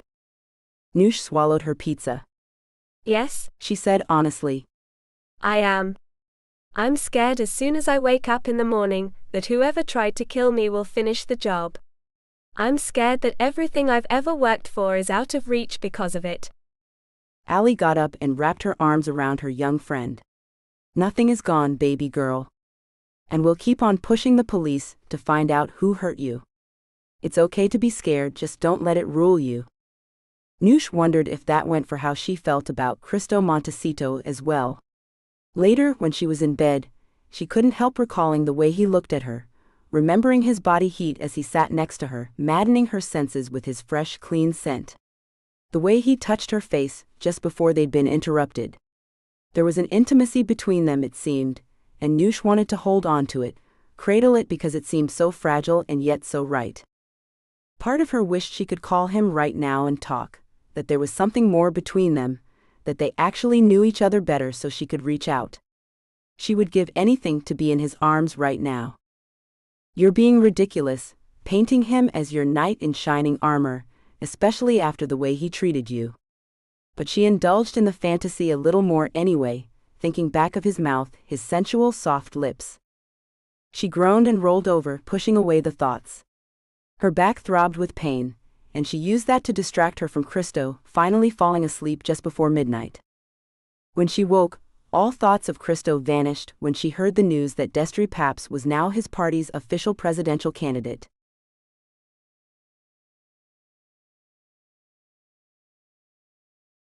Chapter 7. Destry walked off of the stage, the convention crowd still cheering wildly. He grinned to himself, and then patted his assistant's arm. "Jerry, they love me." "They certainly do, Senator." Jerry Knoll grinned at his boss. Ambitious but kind, Jerry had been with the senator for years, through everything through the divorce and Destry's fling with Anushka Taylor. Jerry and Noosh had become friends, but since the split, or rather Anushka's escape, Destry knew Jerry hadn't seen her. He'd kept the bad stuff from Jerry all this time. He didn't want his closet advisor and probable chief of staff, should Destry win the election, to know about his poor treatment of the young girl or of the attempt on her life. When Destry discovered Noosh had survived the shooting barely, he'd panicked. Would she go to the police? There was no way she could prove it was him, after all. Was he stupid to have done the deed himself? No. There was no way anyone could prove it was him, and besides, he wouldn't give up the memory of that night for anything. Telling his staff he was headed for an early night, he'd instead sneaked out of his house and into the rental car his contact had procured for him. He'd driven nearly 4 hours to get to her apartment, then broke in easily and waited. When she'd come home, he'd watched her for a while from inside her closet, then when she had fallen asleep, walked to her couch and gazed down at her. So beautiful, with her long dark hair clouded around her head, her blankets kicked off in the late fall heat, and her top riding up to show the most delectable expanse of midriff. He couldn't risk sleeping with her and leaving DNA. He'd said her name, hoping she would wake, hoping she would realize she was being murdered. When she opened her eyes, he grinned to himself, leveling the gun at her belly and firing point blank at her. Noosh gasped in shock, in agony, as her breathing quickly became labored, but Destry could not tear himself away just yet. He knew he needed to end this, but he couldn't bring himself to do it, couldn't ruin all that beauty. Instead, he pressed the muzzle against her navel and shot her twice more. Noosh lost unconsciousness quickly, and Destry knew she couldn't survive the terrible injuries he had inflicted on her. As he left her, he bent down and kissed her mouth just once quickly. "I told you what I would do if you ever left me, Anushka." But she had survived. Some nosy neighbor had seen him leave her apartment. Thankfully he had been masked, and called 911. As he drove back to Washington, he scanned the local news for any mention. Only a few days later did he catch something on the internet. A news report buried in the pages of the New York Times. A young British Indian woman working in New York was shot by an intruder in her home in Queens Wednesday evening. The young woman, named locally as Sarah Marsh, was asleep at the time. Police say there was no robbery involved, and the victim remains in critical condition at a city hospital. Sarah Marsh. So that's the name you gave yourself to escape me, Destry thought, but it irked him that she had lived even if she was in critical condition. This is what comes of not using a professional, of making it personal. He should have had his guy kill her, he knew, but then again. Since the shooting, he had stayed far away from her. His star was rising in the political world, and any scandal was out of the question if he wanted the big job. That Noosh hadn't told the police about him, well, he could see why she hadn't. Who would believe her? Even her parents, who hated him with a passion, and who must have guessed it had been him, had said nothing to the British press either, and Destry knew Noosh must have forbidden it. Destry was deep in thought. When he was president, and he knew he would be come November, then he could make sure she was silenced forever. But any whiff of controversy now, no. He'd let her think he wouldn't try again. Let her think she was safe. Then he'd take it all away, like she'd done to him. "I'll make you suffer, Anushka. Make the most of the time you have left, my beautiful girl." Noosh saw the note on her desk as she wheeled herself into the office the next morning. "It came with these," Liam said, following her in. In his hand he held a vast bouquet of dusky pink peonies. Noosh took them from him. "Gosh, they're beautiful." "Like yourself," Liam said matter-of-factly. "If I weren't totally gay, I would so turn for you, Nooshie." Noosh giggled. She and Liam had always flirted with each other, safe in the knowledge that both of them liked men. You're such a skank, She teased him and he grinned. He made no move to leave her alone. Come on, open the card, I want to know who they are from. Noosh rolled her eyes and picked up the envelope. It was expensive paper, heavy, the color of thick cream, and the writing was flowing and confident. Noosh. She caught a faint hint of fresh linen coming off the paper, and her heart began to beat faster. She pulled out the letter inside. Christo had written only a few words, but they made her head spin. Lovely Noosh. I cannot begin to tell you my happiness at seeing you again. I have wanted to apologize for my appalling behavior that night for months, and now it doesn't seem enough to say I'm sorry. My one regret in life is ever letting you go that night. Can you forgive me? Please, if you would like, please call me. For my part, I cannot stop thinking about you. Yours always, Cristofalo Montecito. Her knees shook, her legs felt weak. He was so formal, almost old-fashioned. I cannot stop thinking about you. Nor I you, she thought and grinned to herself. Well? She had forgotten Liam was in the room. She smiled at him. From Mr. Montecito, thanking me for looking after him and Mr. Franklin Hart yesterday. That was sweet of him. Liam grinned. I knew it. I knew some rich Mukati muck would take one look at you and want to sweep you off your feet. And he's dreamy too. Dreamy? Noosh hooted as Liam rolled his eyes. What are you, 6 years old? So cynical. Okay then, he's very doable, is that better? Much. Liam hopped onto her desk and studied her. You should get on that. For a second, Noosh wondered how Liam would react if she told him she had already gotten on that. No. That was her secret, hers and Christo's. Did he ask you to call him? I bet he did. Mind your own beeswax. Huh. Never mind. After that, Noosh couldn't concentrate on anything else. She kept rereading the note, feeling like a lovesick schoolgirl, but still she couldn't bring herself to pick up the phone. What the hell would she say? One decision she did make was to get rid of the wheelchair, no matter what Allie said.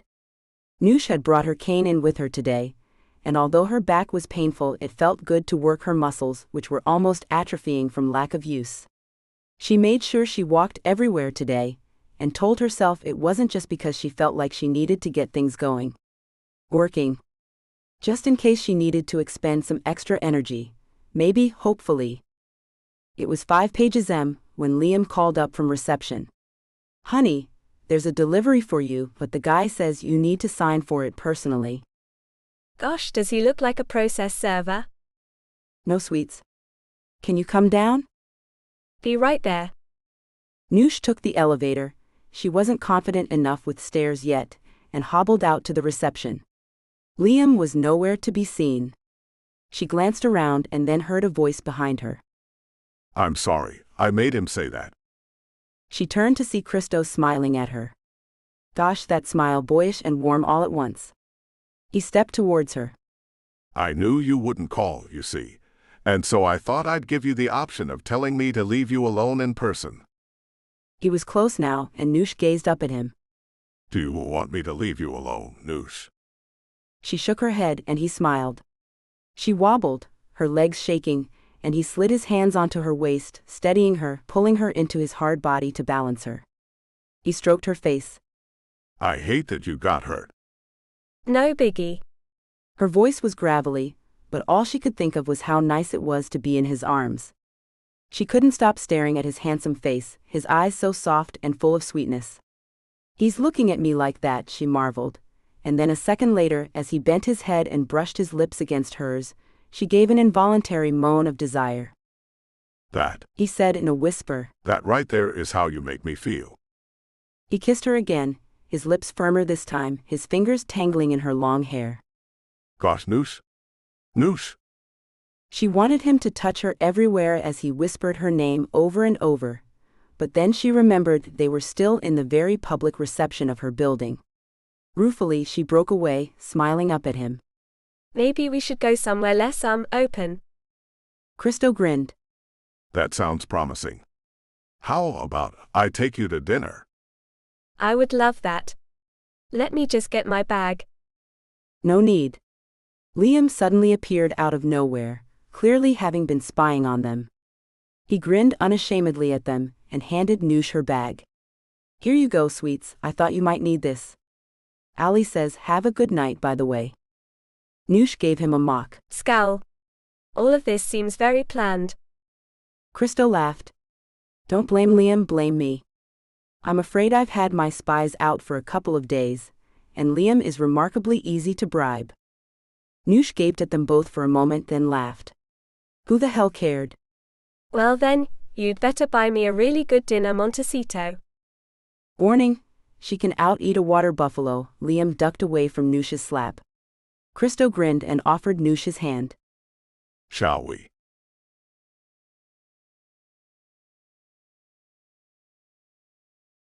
Chapter 8. Christo led her to his waiting car and helped her in. Comfortable. She beamed at him, not really believing this was real. Very. The Mercedes had wide, comfortable, supple leather seats, but Noosh barely glanced around.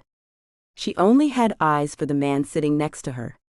He held her hand as he drove, probably breaking a myriad of laws, but he didn't seem to care. Where are you taking me? Well, I thought somewhere quiet, somewhere we could talk. Sounds good to me. Christo, pulling up at a red light, leaned over and kissed her again.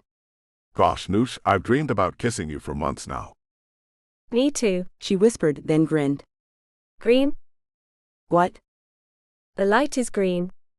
She giggled as he shot back into a sitting position, waving an apologetic hand at the cars honking behind them.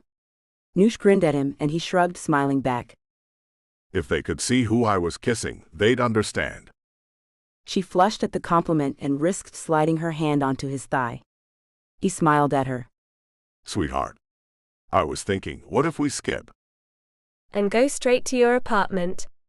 I think that's a great idea. Noosh was flushing madly, but she knew he was thinking the same thing. His eyes seemed to darken with desire, and for a moment Noosh got a little nervous. Christo, because of my injury. Baby, we don't have to do anything you're not ready for, he said in an even voice. I just want to be with you. Noosh nodded and she felt tears spring into her eyes. In a minute she thought, I'm going to wake up and find I've dreamed all this. That we didn't find each other, that we didn't get so lucky. But it wasn't a dream, and when Christo walked her up to his apartment, she could feel her entire body yearning for his touch. In his spacious open-concept apartment, he took her coat and then wrapped his arms around her, gazing down at her. Hello again, he said softly. I'm Christo. Anushka, Noosh. Noosh. His lips were firm against hers and his hand stroked down her sides. Noosh, do you want to be with me? He swept her up into his arms. Noosh's injured back protested, but she didn't care. She wanted this man as much as he clearly wanted her. In his bedroom, all muted navy blues and grays and hand-turned furniture, he laid her on the bed and slowly began to unbutton her dress. As he pulled down the lacy cup of her bra, Noosh closed her eyes, drawing in a long breath. He worked his way down her body, but as he reached her belly, he stopped. What's this? Noosh didn't even need to look. He had seen the scars, and now there was no other way but to tell him the truth. Those are the scars from my surgery. Christo looked up at her. These are bullet wounds. She nodded. I was shot. Someone broke into my home and shot me as I slept. Christo made his way up the bed, gazing into her face, the horror in his eyes searing. What the hell? Noosh didn't know what to say. Some random guy decided he wanted to kill someone that night, and I was unlucky. So she was lying. She knew who had shot her, but from the anger on Christo's face, she knew she could never tell him. How was it that this man cared so much about her already? Geez. He traced the scars. So that was your accident? She nodded. How long ago? She tried to smile. About 2 weeks after we met. Christo stroked her cheek. Gosh. Noosh. I'm so sorry. She moved closer to him, her bare skin pressing against his still-clothed body. It's over now, I'm healed. Healing. She amended, and he sighed. How are you? Really? Because I don't want us to go too far and risk your health. She sighed and nodded. I am still getting there, and I still have problems with my back. The docs have told me it will get better, but yes? I told you we didn't have to do anything, that I'm happy to wait. Christo pressed his mouth to hers, his kiss leaving her breathless. Just touch me, please. She murmured against his mouth and felt his lips curve up in a smile. It would be my pleasure, ma'am. He rolled her onto her back, making sure she was comfortable. You just lay back and let me do all the work. Gosh, Noosh, thank God we found each other again. She kissed him. Thank God indeed. She snuggled into his arms, again feeling how perfectly their bodies seemed to fit together. She chuckled a little, and he smiled down at her. What? Just, we don't know anything about each other and yet this feels so natural. Christo laughed softly. I know what you mean. Dutton, we have all the time in the world. Besides, we do know some things. I know you like your belly and the nape of your neck kissed. I know you love your job. That was obvious yesterday. Did you like Ali? Very much. I knew she would give me a rough ride, and rightly so. His smile faded a little.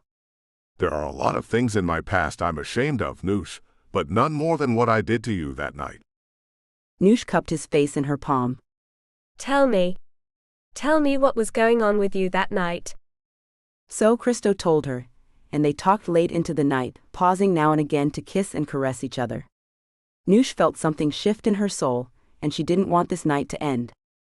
They ordered pizza at 2 a.m., Christo going down on her again as they waited for it to be delivered, then gorging themselves on the pie, joking and laughing around with each other. They finally fell asleep as dawn began to break. Upon waking, they showered together, and after a breakfast of eggs, Christo drove her back to Allison's apartment. As they rode through the streets of Manhattan, Christo asked her about her home in London, and she told him all she could. Why do I get the impression you're leaving something out? Why did you leave? Why did you come to New York? Noosh hesitated. I had to leave. Let's just say a relationship went wrong and I had to leave. Christo stopped and turned to her. Was it him who shot you? His face was hard, and Noosh couldn't lie to him. She nodded. Please don't ask me who he is. But she knew he would. Who? For a moment, she was silent. I can't tell you. If I told you, your life would be in danger too. Christo studied her, his expression still hard. You think he'll try again? She gave him a sad smile. I know he will. Not going to happen. Noosh touched his face. You're sweet to care, but I survived once. The police know, right? She nodded. They can't do anything. There's no proof. Christo gave a frustrated hiss. Noosh. Christo, please, let's not drag that into whatever this is. Last night was the happiest night I've had for years, but technically we are still strangers to each other. Let's just concentrate on getting to know each other, if that's what you want, I mean. Her voice shook as she suddenly had a dip in her confidence, but Christo smiled around at her. There's nothing I want more. Noosh, do you have to work this weekend? She shook her head, and he raised her hand to his lips and kissed it. Would you spend it with me? I'd like to take you out to my place upstate, where my workshop is, so you can see how I really love to live. Noosh smiled back at him. I would love that. At the entrance to her building, he kissed her, and then leaned his forehead against hers. I hate to leave you, but I know you have to work. Can I call you later? I can't wait, she whispered, and he smiled. Until later then. They said goodbye, and Christo waited until she was safely inside before he drove away. Noosh waved goodbye, then got into the elevator, feeling bereft at the parting. Suddenly she realized something else, she had left her cane at his place. Grinning to herself, she tested her legs again, hopping gently from one to the other. Yes, her back still protested, but she felt different, better. maybe it was just the shot of confidence that last night had given her. In the apartment, Ali had already left for work, leaving Noosh a note not to worry about coming in late. Usually Noosh was there earlier than anyone, but today she took Ali's note at face value and took a long soak in the tub, hoping to ease some more of her back pain, then called her doctor and asked if there was anything she could do to speed up her recovery. "Well, this is a good sign," Beth said cheerfully. "You sound more motivated than ever." "Well, it's been almost 7 months, so you should have started noticing improvements regularly. But yes, I think you could help yourself along, maybe a yoga class or 2 a week and swimming. Don't try running yet, that may be too much." Noosh laughed, cheered by the thought of improving her situation. I hated running before I got shot, so that won't be hard. But yoga and swimming, there's no problem there. In fact, my building has a pool, and my boss does yoga, so I can piggyback on her class, hopefully. Wow, Beth chuckled. What happened? Not that I'm not over the moon about this change in attitude, but what gives? A gorgeous man who is magnificent in bed. Noosh thought about saying it aloud, grinning to herself, then merely laughed. Just want to get my life back. Good for you, Spud. Noosh burst out laughing. Spud?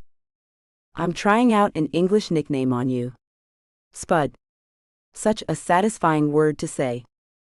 You nutter, Noosh said in her best London accent, laughing. Listen, when you're not my doctor anymore, let's go out for drinks. I owe you. Beth laughed.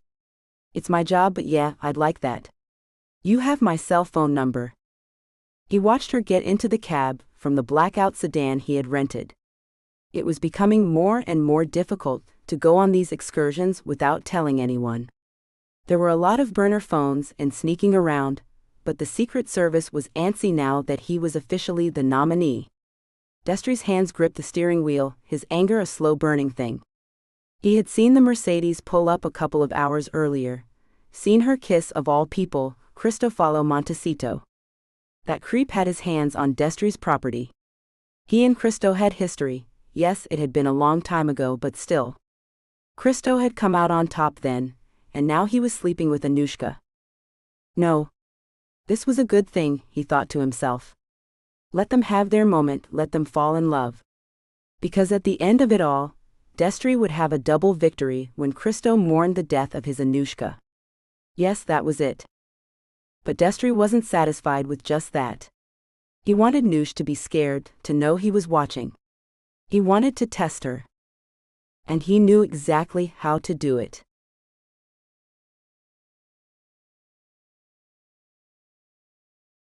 Chapter 9. Fogliano Montecito listened to the radio interview with his only son with a neutral expression. He had to admit that Cristo came across very well. He even managed to answer the difficult questions about Fogliano's business without disrespecting his father, which Fogliano found astonishing and moving. Ever since that night at the mansion, when he'd beaten his son and humiliated him in front of his friends and his family, Fogliano hadn't been able to sleep. What had Cristo done to deserve it? Nothing. But Fogliano, anticipating the sneers of the other heads of the families, had been thinking only of himself. And what was worse, he had known Cristo's defection had been coming. Defection. Fogliano shook his head, rebuking himself. Going off to make beautiful, bespoke furniture was hardly defecting. He also had to admit he admired Cristo for wanting to break free. He knew his son had serious moral doubts about some of Fogliano's practices. Fogliano had himself been born into this life.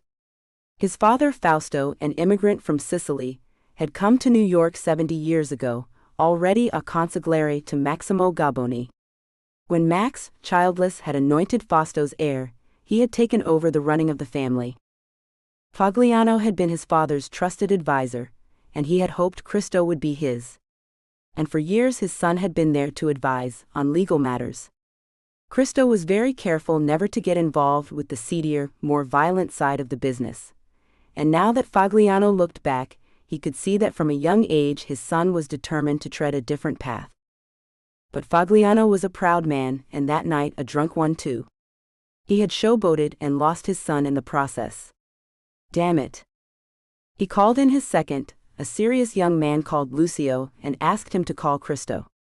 Tell him I'd like to meet. 10 minutes later, Lucio got back to him. He respectfully declines, Don Montecito. Fogliano sighed, but he wasn't surprised. Then we'll have to do this from left of field. Have someone watch him, from a distance, don't intrude. I want to know his daily routine, who his friends are, if he's seeing anyone. Yes, sir. Fogliano sat back. If his son wouldn't bend for him, then he would have to be the one to do it. By finding out as much as he could about how his son lived now, he would find a way in, something to bond over. He wasn't yet ready to give up on Cristo, his only remaining blood family. Because despite everything, he loved his son. Noosh made a face when she walked into the meeting room to find them all watching a press conference Destry was holding. She dumped her bag on the table and nodded to Ali, who smiled and turned back to the television. Even the sound of Destry's voice made Noosh's teeth grind, but she studied his image on the flat-screen television. How could I ever have found you attractive? She thought, then sighed. She'd never found him attractive, she'd just gotten swept along by his love bombing of her. She'd had no agency whatsoever in that relationship. A flashback of her shooting blasted into her mind, and she winced, her stomach twisting at the memory. She knew it had been him, knew he hadn't sent a hitman, that he had wanted to do it himself. She remembered the pain of that first bullet slamming into her stomach, then the cold muzzle pressed against her belly, and the fire that exploded in her as he shot her again so coldly. Noosh felt sick. You okay? Liam nudged her, but she nodded, looking back at the television screen. Destry was playing the role of the benevolent nominee, his face set in a serious but caring expression. My hope is this, that this initiative will once and for all open up people's hearts and minds to this spiraling situation. Vomit. Noosh leaned over to Liam. What's he talking about? A new campaign to stop violence against women. He's specifically talking about gun crime against women. Noosh stared at Liam as if he were mad. Are you kidding me? Shish. Noosh gaped back at the television screen. Destry had contorted his face into one of sorrow. Disingenuous creep. Noosh's hands, sweating, curled into fists under the table. Too often, because of the prevalence of privately owned firearms, we see domestic situations escalate to murder twice as quickly when a firearm is involved. Because it's not so bad when they just beat, stab, strangle, or otherwise hurt their partners, is it? Noosh said bitterly. Ali shot her a strange look, and Noosh realized she'd said too much. Impartiality. A journalist's mantra. She wanted to stand up and scream that this man had subjected her to horrific things, even before he'd broken into her home and tried to kill her. That he was the last person on earth who should be bloviating about violence against women. Her nails dug hard into her palms. But still, she knew no one would believe her. And if he ever caught wind of her talking about him, Noosh knew Destry would come back to finish her for sure, and make her suffer even more this time. Noosh dragged her attention back to the screen. Destry paused and looked around at the audience. In these cases, there are too many victims, too many people who deserve to hear their names heard, and it seems wrong to highlight any one case. But I was listening to a late-night radio show here in New York a few evenings ago, and heard the story of a young woman who was shot and almost killed in her home. No. This couldn't be happening. He wasn't really going to call her out on live television, was he? He wouldn't dare. Noosh realized everyone in the room was looking at her. Destry smiled kindly into the camera. Sarah Marsh was almost killed by gun violence 6 months ago, and has been kind enough to share her journey with the listeners of Alison Monroe's Late Night with Ali over the past months. I understand that the perpetrator has never been found. What must it be like for Sarah Marsh to know that her would-be killer is still out there? That whether or not he is known to her, he could try again? Noosh felt as if a wrecking ball had been slammed into her chest. So, not only was he calling her out, but he was also threatening to kill her on live television. The shock was constricting her chest, and she couldn't breathe. She stood, staggering as she pushed her chair back, and stumbled from the room. She heard Liam and Allie come after her as she moved towards the restrooms. Please let me be. Allie, of course, didn't listen, and steered Noosh into the bathroom, ordering a startled woman out. The woman took one look at them both, and skittered away in alarm. Allie locked the door behind her, and wrapped her arms around a sobbing Noosh. "It's okay, sweetheart, get it out." Noosh couldn't stop the tears, but she had enough control to know that she couldn't tell Allie the real reason she was crying. She played it off as being reminded about the shooting, and being upset at hearing that her killer hadn't been caught, and Allie seemed convinced. Allie shook her head. "I was all ready to give the guy a parade until he said that. He'll lose some of the ground he gained by saying it. Insensitive jerk." It was such an understatement of Destry's evil nature that Noosh couldn't help give a laugh, wiping her tears. I'm okay. It just sometimes catches up with me. "I'm not surprised, I'm just shocked it didn't happen sooner. You guys not heard of PTSD over there in Blighty?" Noosh smiled. Oh, we have. We just have that stiff upper lip thing going on. Allie smiled and let her go so she could splash water on her face. "Noosh, we can arrange counseling, it's not a problem." Noosh hesitated. I just don't know if I'm ready, Allie. Not yet. I'm trying to get back on an even keel. So much has changed. Allie grinned. Like a certain handsome Italian American. Even the mention of Christo made her whole body relax, and she smiled shyly at Allie. He is very sweet. The sweet mafioso's son. They both laughed. "Come on, details, are you seeing him again?" Noosh nodded. We're going to his place upstate this weekend. Allie's eyes widened. Wow. Noosh chuckled, some color returning to her face. I want to say it's not like that, and for the moment it isn't. Sort of. Because of my back. Plenty of things you can do without, straining yourself. Noosh giggled, her cheeks now burning pink. Oh, I know. Allie hugged her. He's gorgeous, and he clearly likes you a lot. I'm glad, honey. You deserve a good one. Noosh returned to her desk, ignoring the curious stares of her coworkers, knowing that only Allie and Liam would be brave enough to question her. She checked the time.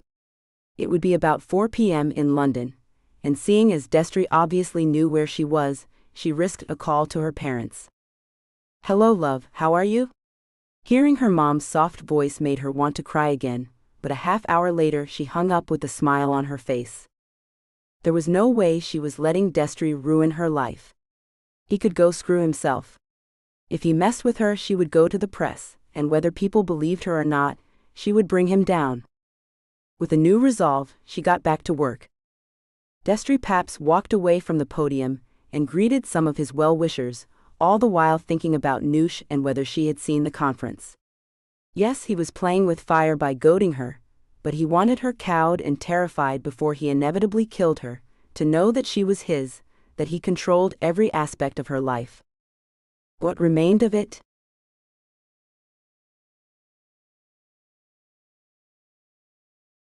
Chapter 10. So, Christo said, steering the car out of the city. Why on earth was a girl like you at that club that night? I mean, not that there's anything wrong with that club. Noosh grinned at him. Well, you were there, so there really was nothing wrong with it. But I was doing a story on BBSM culture in New York, and that was a research trip. She reached over to touch his face. And no matter how it ended, I'm glad I did go there. Christo kissed her hand.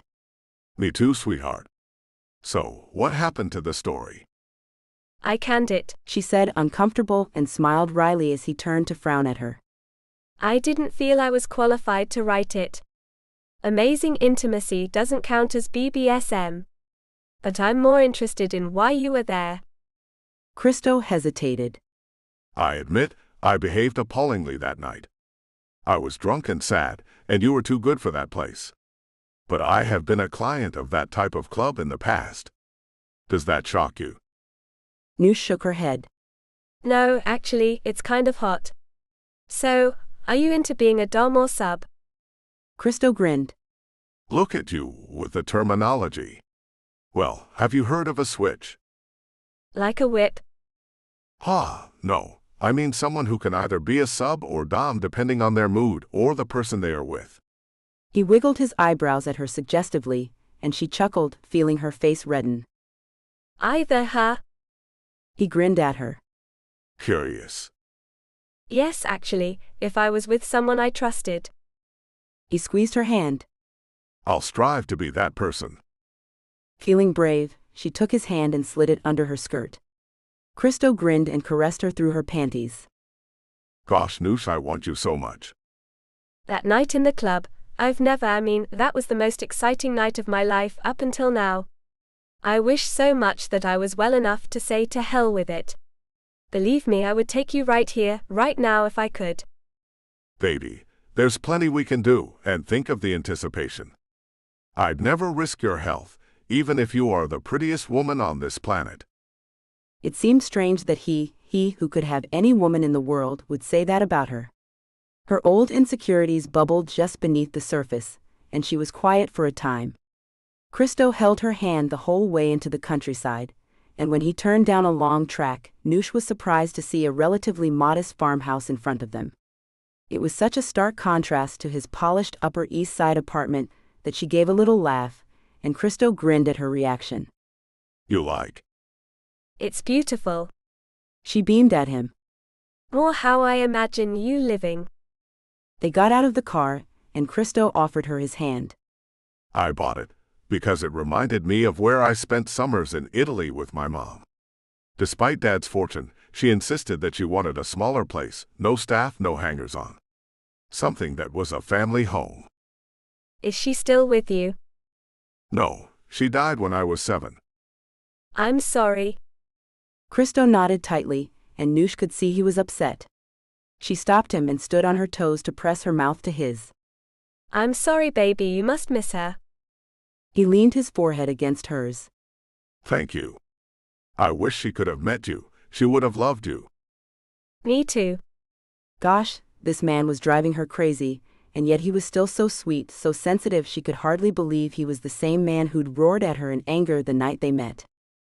It wasn't him then, she told herself, he was in pain. She remembered in the first days after she had been shot, angry, scared, and frustrated in the hospital, she had taken it out on her parents, Beth, the nurses, and even Allie.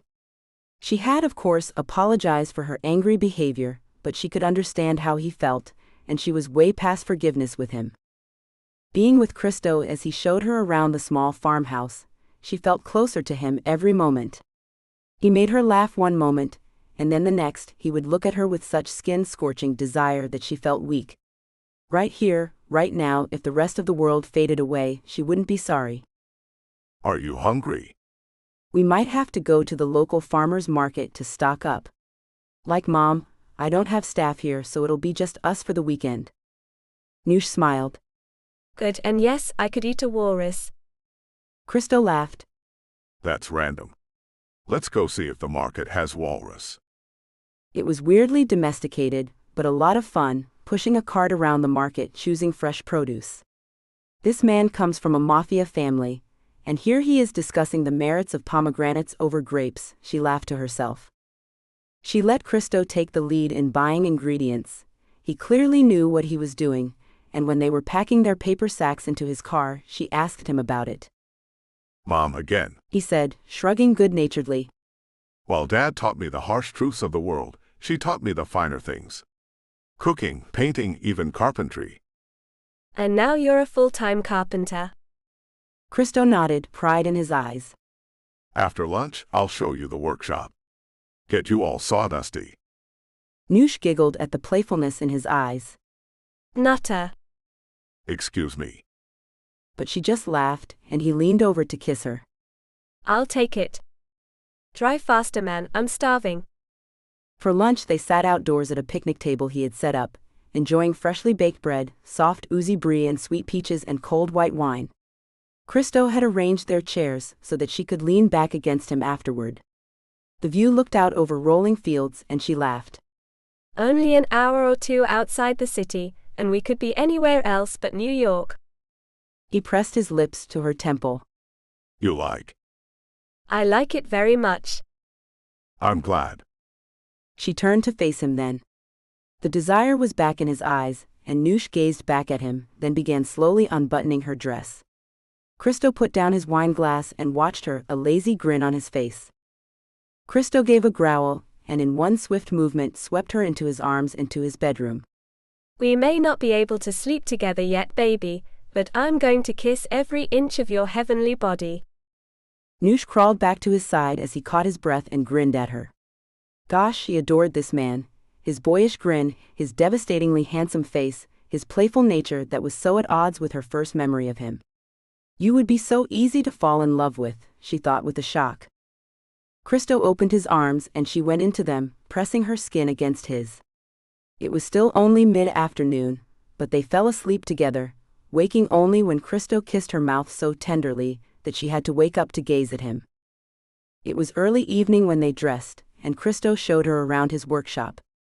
Noosh marveled at his, running her hand over the hand-turned pieces of wood that would eventually fit into a beautiful love seat, or a table or chair. She laughed a little. From organized crime to this, not that you were a criminal, she added hastily, but Christo just smiled and shrugged good-naturedly. However innocent they first want to think I am, yes, my family business is crime. Corruption. Not anymore. I hope not. Although, if I ever find out who hurt you, my darling. Feeling uncomfortable, Noosh looked away, admiring a small side table he had almost finished. This is gorgeous. Not compared to what I'm looking at. Noosh flushed as he came to her, tilting her chin up so he could kiss her. You're completely intoxicating, Anushka Taylor. Right back at you, dude. They both laughed, and then Christo turned to retrieve something from a cupboard. This is something else I've been working on. Not furniture, but a little project I began when I was in rehab. Don't freak out, but... He handed her a small wooden bust, only a few inches high. Noosh studied it, then gasped a little. The female figure, her head and shoulders only, had long wavy hair that fell over one eye and fell in a cloud down past her shoulders. Her lips were full, and her one visible eye was large and soulful. It was Noosh. I did it from memory, but I think I caught your likeness. He sounded a little nervous, and Noosh turned tear-filled eyes to him. It's incredible. Gosh, Christo, I'm so moved. He stroked her face. You've been haunting my dreams, Noosh Taylor, for months now. Is it too much? It should be, but it isn't. Not from you. Her voice was a whisper, and he kissed her gently. You know, I was strangely superstitious about this little woman. I thought if I kept her in the house, you would never actually come here. So that's why she's out here. Noosh grinned and he chuckled. I know, dumb huh? She shook her head. Not at all. But I am here. So we should bring her in. They walked back to the house. Hungry? Always. She grinned. Together they prepared roast chicken with rosemary and lemon, and roasted vegetables. Almost a traditional roast dinner. Noosh nodded approvingly, and Christo grinned. The last time I was in London, I was unfortunate to try something called Marmite. He grimaced at the memory of the savory salty spread, and Noosh looked outraged. Marmite? On a piece of buttery toast with a cup of tea? You haven't lived, Montecito. It was beyond gross. Noosh giggled. You want to talk about gross? What about that sorry excuse you call chocolate over here? Waxy vomit bars. Have you never heard of s'mores? I hate marshmallow. She laughed as Christo threw his hands up in the air. It's over between us. She slid onto his lap. I'm sad. Christo's eyes lit up. I'll make you happy. You already have. She kissed him, the intensity growing between them until he laid her gently on the floor. He slid his hand under her t-shirt and stroked her belly, making it quiver with desire. Noosh traced the line of his full lips, and then brushed her fingertips through his thick dark eyelashes. You are so beautiful. She whispered almost incredulously, and he chuckled. You stole my line. Noosh smiled at him, but her eyes were serious. I keep waiting for something to ruin this perfect day, but it hasn't. How cynical is that? After what you've been through in your young life, it doesn't surprise me. Not that young. How old are you? Noosh grinned. I'll be 25 in a month. Old woman. Hey. She mock-punched his jaw and he laughed. Then how old are you, Crumbly? 39. His smile faded. Does the age difference bother you? She shook her head. My mum always told me I was an old soul, and I am. The guy's my age? Good God. She shuddered and he laughed. I'm serious. When you're 40, I'll be nearly 60. And still the most devastating man on the planet. She countered, a thrill running through her when he talked about the future as if they would be together. If destiny doesn't kill you first. The thought came out of nowhere and she faltered. She tried to hide it, but Christo, watching her closely, noticed. What is it, sugar? Honestly, nothing. She wriggled closer to him.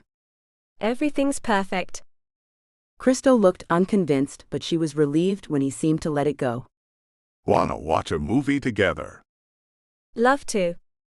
Later, after they'd gone to bed and Noosh was asleep, Christo slid from the bed. For a long moment, he stood at the end of the bed, watching her sleep. Gosh, she was lovely. Christo knew he was falling for her. Scratch that, he thought, I'm in this deep. I'm crazy about this little girl. He crept downstairs and snagged his phone. He'd had the idea after Noosh's little hesitation earlier, but he didn't want to scare her, nor did he want to make her uncomfortable. It was just, he didn't want her to live in fear for the rest of her life. If whoever shot her, Christo couldn't think of that without cringing, came after her again. If they actually finished the job and killed his beloved Noosh, no. No way. He called Bertie, who he knew would still be awake at this late hour. Hey buddy. Hey Bert. Listen, I need to ask you a favor. Go for it. That guy you used when Dmitri Ingalls was trying to blackmail you. The private jerk? Yeah. Christo said, his voice grim. Can you give me his number? There's something I want him to find out.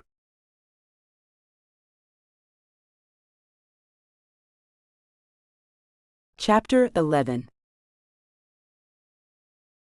Anushka Taylor, have you been taking some wonder pill I don't know about? Because the progress you've made since we last met is incredible. Beth shook her head in disbelief as she watched Noosh move around the physio room 3 weeks later. Noosh grinned at her. Her back still ached a little, but the swimming she had been doing had been paying off.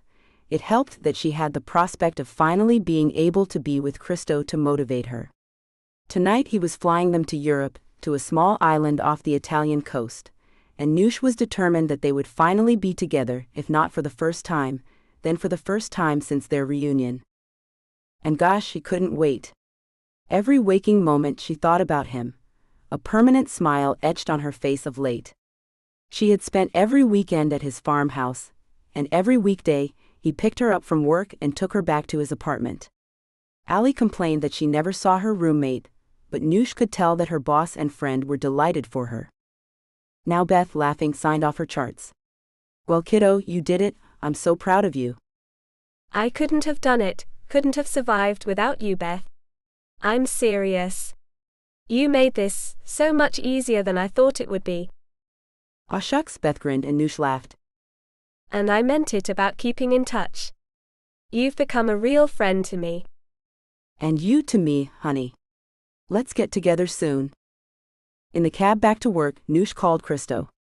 It's on, baby. Thrills ran through her body when she heard his low, throaty laugh. I can't wait, baby. And those toys we talked about? I've ordered a bunch. Her body quivered and she lowered her voice. I'll be thinking about you inside me all day. The same, my darling. Later. Later. It was on the tip of her tongue to tell him she loved him, but she held back. She wanted to be 100% sure of her own feelings and of his as much as she could. The last thing she wanted to be seen as was a silly little girl with a crush. Christo had a gravitas about him, even with his fun-loving side, that made her feel as if this were a real adult relationship that she needed to be wholly mature about. At work, she was distracted and actively nudged her during a staff meeting to attract her attention. "This is us, the base cakes. You might want to get your mind out of Montecito's pants for this bit." Noosh colored as Allie chuckled softly. Seth was talking. "We've been granted full access to Destry Paps's campaign team and the candidate himself. He has asked that Sarah Marsh be his liaison. That's a coup for you, Noosh, so congrats." Noosh felt her heart sink as the others gave her a little round of applause and waited for them to stop. "With respect, Seth, being shot doesn't make me qualified for this. I feel that the candidate would be taking advantage of my situation to further his own cause rather than to help women. I'd rather not have anything to do with it." The room was silent, her work colleagues looking at her in astonishment. Seth was the first to recover, clearing his throat, his shock and a little annoyance clear in his eyes. Noosh's heart thudded uncomfortably. She could feel the tension rolling off her boss. "Well, that's something you need to work out with Allie, but it would be a big get for the station. But if you're uncomfortable..." He trailed off, but his meaning was clear. She was letting the team down. Noosh felt like crying. Allie asked her to come into her office as soon as the meeting was finished, and Noosh knew it wouldn't be an easy conversation. She sat opposite Allie, wishing it was 6 o'clock and that she was on the plane to Europe with Christo's arms around her. Allie didn't mince her words. "What's your problem with Destry Paps?" Noosh clenched her fists in her lap. "I find him fake, disingenuous, and a creep." That was the strongest way she could find to express how she felt without giving anything away, but she could see Allie wasn't convinced. "Noosh, you're not a child and I'm not an idiot. There's something more." "No. He just gives me the impression that he wants to use my story for his own personal gain. And besides that, he was the one who shot me." If only she could say that aloud and have Allie believe her. Gosh. Allie sighed. "Well, Seth said it would be a coup. We'll tell Senator Paps that we'll deal directly with him through me, but Noosh, do you realize the opportunity you're turning down?" "I do." Gosh, she hated Destry and his manipulative behavior. He knew exactly what he was doing, invading her work life. For once she was glad Christo was from a mob family. Destry wouldn't dare interfere with that, would he? No. It was one thing to mess with her, another thing entirely to get tangled with the mob. At least, that's what she would tell herself. It was the only thing giving her any sense of protection from him at the moment. She sighed and rubbed her eyes. "I'm sorry, Allie. It's just with this, and the story you abandoned. Seth will begin to wonder if you're really cut out for this job." Noosh knew it was coming, but it was still a shock to hear. "I know. I just need to get my head together, and maybe I'll take another look at the club story. I might have an in there now." She colored, but couldn't help smiling a little. The thought of going to Christo's club with him had been growing in the back of her mind, but she dismissed it as just her raging lust for him. Now though, maybe she could salvage her story too. Allie looked mollified and studied her. "Take this week with your man and come back to me refreshed. We will be working on the senator's story, Noosh, but maybe we can work around your objections." And, finally, she smiled.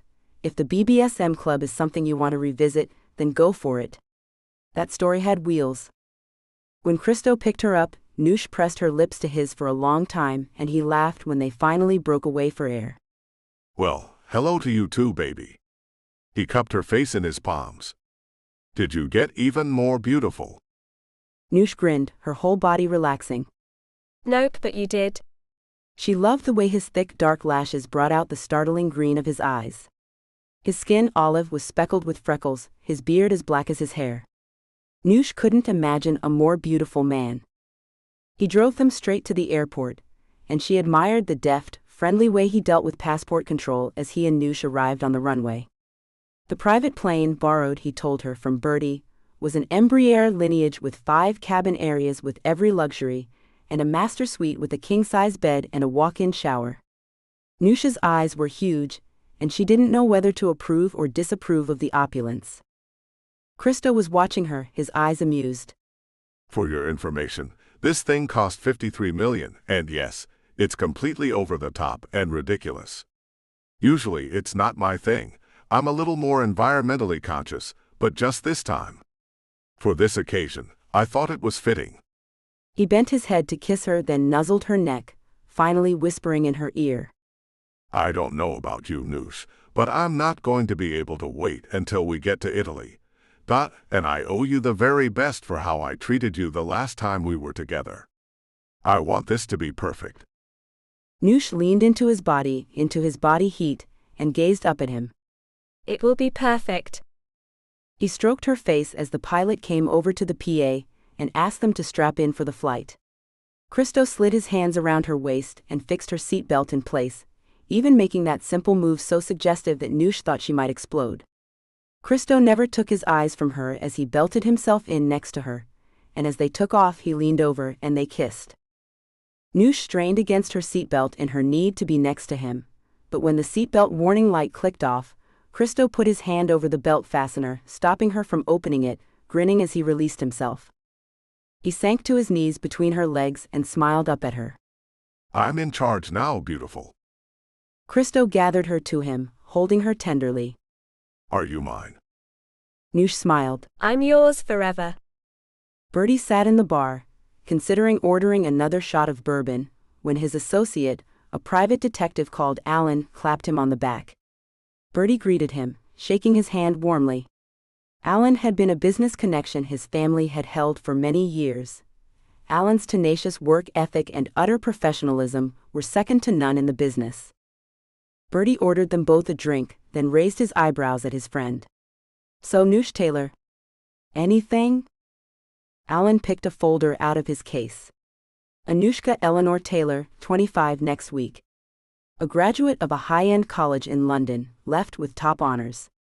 Masters in Communications and Media. Came to New York just under 2 years ago, after she was offered a trainee position with Ali Monroe. Been at the same place ever since, but you knew that. A few boyfriends, nothing long-term. Until 3 years ago when some friends of hers told me she was practically stalked by someone until she gave in and had a tentative relationship with him. That lasted for about a month, before she was hospitalized after trying to kill herself. Seems the boyfriend, and I use the term loosely, was a psycho who beat her. When she tried to leave him, he threatened to kill her. Son of a gun, Bertie spat. He had grown very fond of Noosh since she had started seeing Christo. Both of them had the same silly sense of humor, and they both adored Christo. That was enough for Bertie. Who was he? I assume we think he's the man who shot her. That's just it. Alan took a sip of bourbon. When I tried to find out, I was shut down. Completely, Bertie. Police, lawyers, friends. All of them shut up. That's unheard of. There's always a leak, always. Bertie took this in. So whoever it was has money, power, influence, enough to show his teeth if anyone spilled. Someone who would kill. Yup. One thing confuses me. I don't think this guy, if he is the one who shot your friend, has ever killed before or at least gotten his own hands dirty. Why? Because he left her alive. A professional would have put a bullet in her head or her heart, would have made sure. This was a thrill kill. Shooting a woman in the belly means you want her to know she's being murdered. She has time to bleed out, maybe even identify her killer before she dies, or survives, thankfully in this case. Which means Noosh Taylor probably knows who shot her, and is scared enough to keep it to herself. I saw the records of her police interviews in the hospital.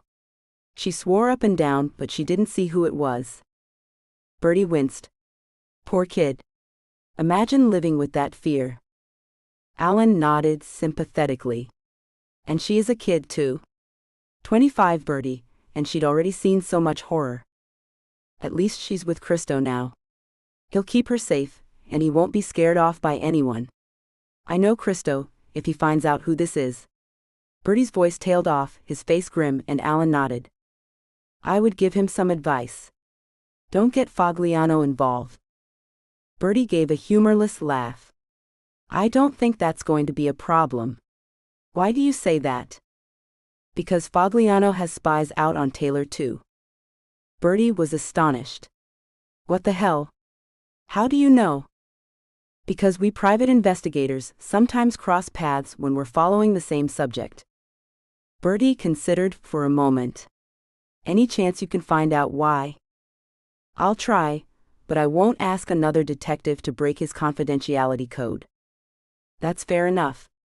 Bertie signaled for the check. Thanks, Alan. Gosh, why on earth is Fogg looking into Noosh? I thought he'd washed his hands of Christo. Christo certainly thinks so. Mr. Montecito Sr. isn't one to let things go, am I right? Bertie hissed in frustration. Alan, scratch my request. I'm going to the source. I'll ask Fogliano myself. I want to know why he's snooping on my best friend's girl.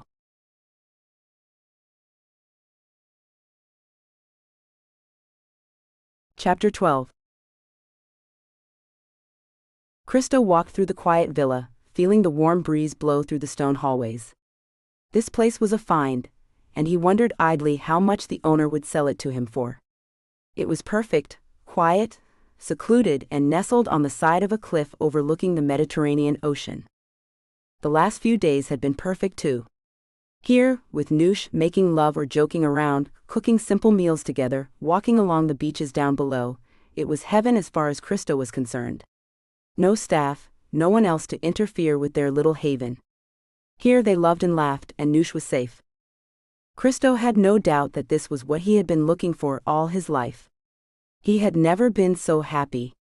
He went to look for Noosh now, and found her in the living room, looking out of one of the windows. All she wore was one of his shirts, which fell to her mid-calf, her long dark hair tumbling in waves down her back. Christo stopped at the doorway and watched her. Hey. She turned and gave him the most devastatingly beautiful smile when she saw him. The white shirt was open, revealing her spectacular body, flat belly, long legs. Utterly bewitching. Christo went to her and took her in his arms. Gosh, you're beautiful, he murmured, his lips against hers, then he kissed her, feeling her soft lips respond. Christo gazed down at her. Noosh, if this is too soon, then please say no, but when we get back to New York, would you consider moving in with me? Noosh grinned at him. I'm practically living with you anyway, so yes, Christo, I would love to. Elated, Christo kissed her until she laughingly protested that she couldn't breathe. Noosh stroked her hand down his chest and then smoothed his cheeks with her thumbs. I wish we could stay here forever. Just you and me. Say the word and it's done, but you have your career to think of.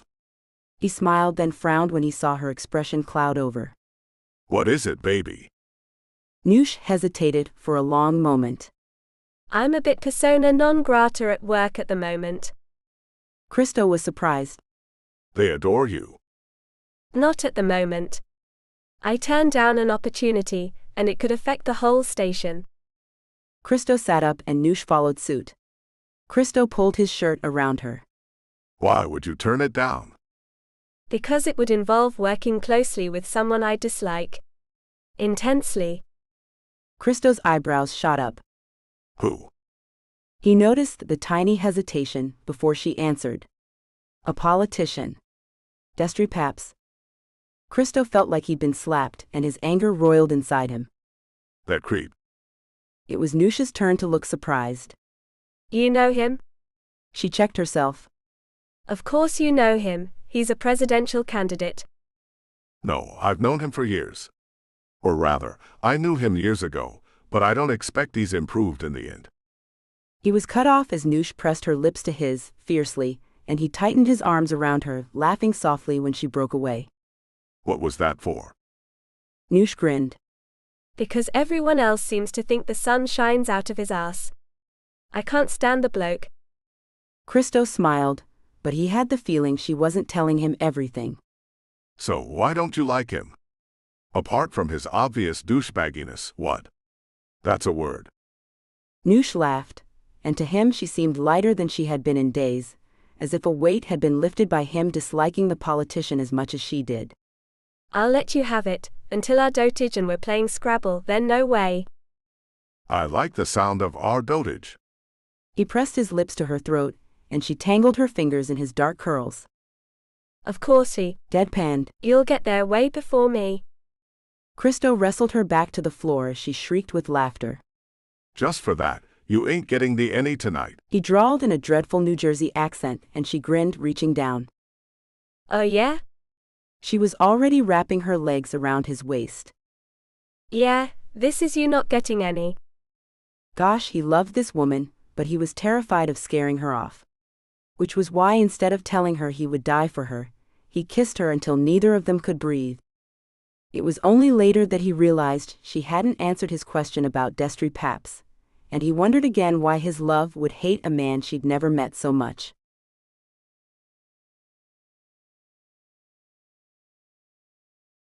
Chapter 13. Simple, she told him the next morning at breakfast. She waved a piece of melon around as she spoke. He wants to use my shooting to shill for his half-assed campaign for stopping gun violence against women, and I don't believe for a second he's genuine. Arrogant wanker. So he isn't going to get to use me to help him. Us. Ho. Christo grinned at her cursing, but seemed satisfied with her answer. Noosh felt a wash of relief. He believed her. She'd known he hadn't been satisfied with her answer yesterday, and mind-blowing passion could only distract him for so long. She loved that he cared enough to be angry for her, and the gratitude and relief she'd felt when he sided with her about Destry had been overwhelming. She wondered about Christo's past history with Destry, but didn't worry about it. She just enjoyed the fact that Christo felt the same way she did. She smiled at Christo now. He was wearing a simple cheesecloth top, which highlighted his golden olive skin and green eyes. His dark curls were wild about his head, his beard growing wild too. She leaned over and rubbed her chin against it. Sensual. Christo laughed. I know you are. Ha ha. How the hell were you single when I met you? You? Have you seen yourself? Christo rolled his eyes. Because I hadn't met you yet. Good answer. She cupped his cheek in her hand. I'm doggone crazy about cha. Christo burst out laughing. Was that your attempt at an American accent? Noosh pretended to sulk. No. It was. It totally was. Noosh started to laugh with him. Well, let's hear your British accent then, smart ass. Christo grinned widely. Pleasure to meet you, Miss Taylor. I'm Christofalo, and I too am crazy about you. His accent was flawless, and Noosh gaped at him. Christo smirked. Chip chip chipper. Noosh made a mock disappointed face. You ruined it. I took it too far. You did. Christo sighed. Perhaps then, some sort of punishment is probably in order. Noosh squirmed in excitement. For me or you? Although they had talked about experimenting with BBSM, they had yet to try it, reveling instead in making love as often as they could between talking and getting to know each other. Now though, Noosh was excited about the thought of being bound by him, whipped or paddled, or doing the same to him. She wanted to explore everything that made him happy. Christo's smile widened. Well, I'll flip you for it, but the beauty of being a switch is that you can change your mind like that. He clicked his fingers, but then his smile faded. He leaned forward and took her hands. But if you say stop, we stop. That's what a safe word is for, baby. I hope you trust me to stop if you ask, but I will always insist on the safe word. It removes any doubt. I have no doubts about you, Christo. Not one. Her voice, already a whisper, shook a little, and she was afraid he'd think she was scared, but instead he pressed his lips to hers. We take this slow, baby, so you can get a feel for what you like or what you don't. She swept a hand through his curls. What do we start with? Some light bondage. I could simply tie your hands behind you to start. Noosh felt her body tighten with excitement. Maybe you could use a crop on me. On my bum. You are adorable. Yes, I will use a crop on your bum, if you like. Christo offered her his hand. One last thing, the safe word. Noosh thought for a second. Dragonfly. Christo nodded approvingly. Nice. Remember, if you're ever scared and you need me to stop or need my help, just say it. I want you to enjoy what we're going to do. Noosh pressed her lips to his. Yes, sir. Shortly after, she felt Christo release her hands, and turning her, he gathered her in his arms. His eyes were concerned. Are you okay? Noosh gave a little laugh. More than okay, baby. Gosh, that was intense. His furrowed brow eased. I'm glad, really glad. Thank you for being my partner in this. Noosh brushed her lips against his. I'm a more than willing partner. The dominance you had over my body, incredible. Are you sore? Noosh debated. A little, but it's a good ache. You were holding back though, weren't you? Christo nodded. For your first time. It can get quite dark, quite intense, and I never want to put you in a position where you're frightened. He traced her scars with his finger. I never want you to be scared again. Noosh gazed up at him, knowing she could never be scared of this man. She brushed her fingertips along his dark lashes. I would try anything with you, except for maybe anything where I can't breathe or knife play. Nothing with blood. Christo frowned. That's not something I'm into, Noosh. I'm not going to put you at any risk, I swear to God. I couldn't live with myself if I hurt you. I couldn't live without you now. His tender words made tears swell in her eyes, and she began to cry, waving away his concern, smiling through her tears. Happy tears, I promise. He crushed his lips against hers. I'm in too deep, Noosh. Too deep. Me too, baby. Me too. Okay, so it wasn't I love you, but it felt right to say now, even this early in their relationship.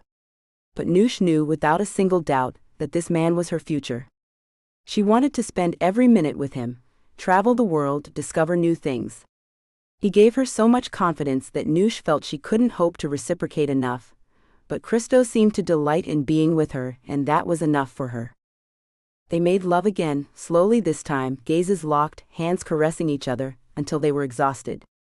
They fell asleep wrapped around each other as the late morning breeze drifted gently over their hot bodies.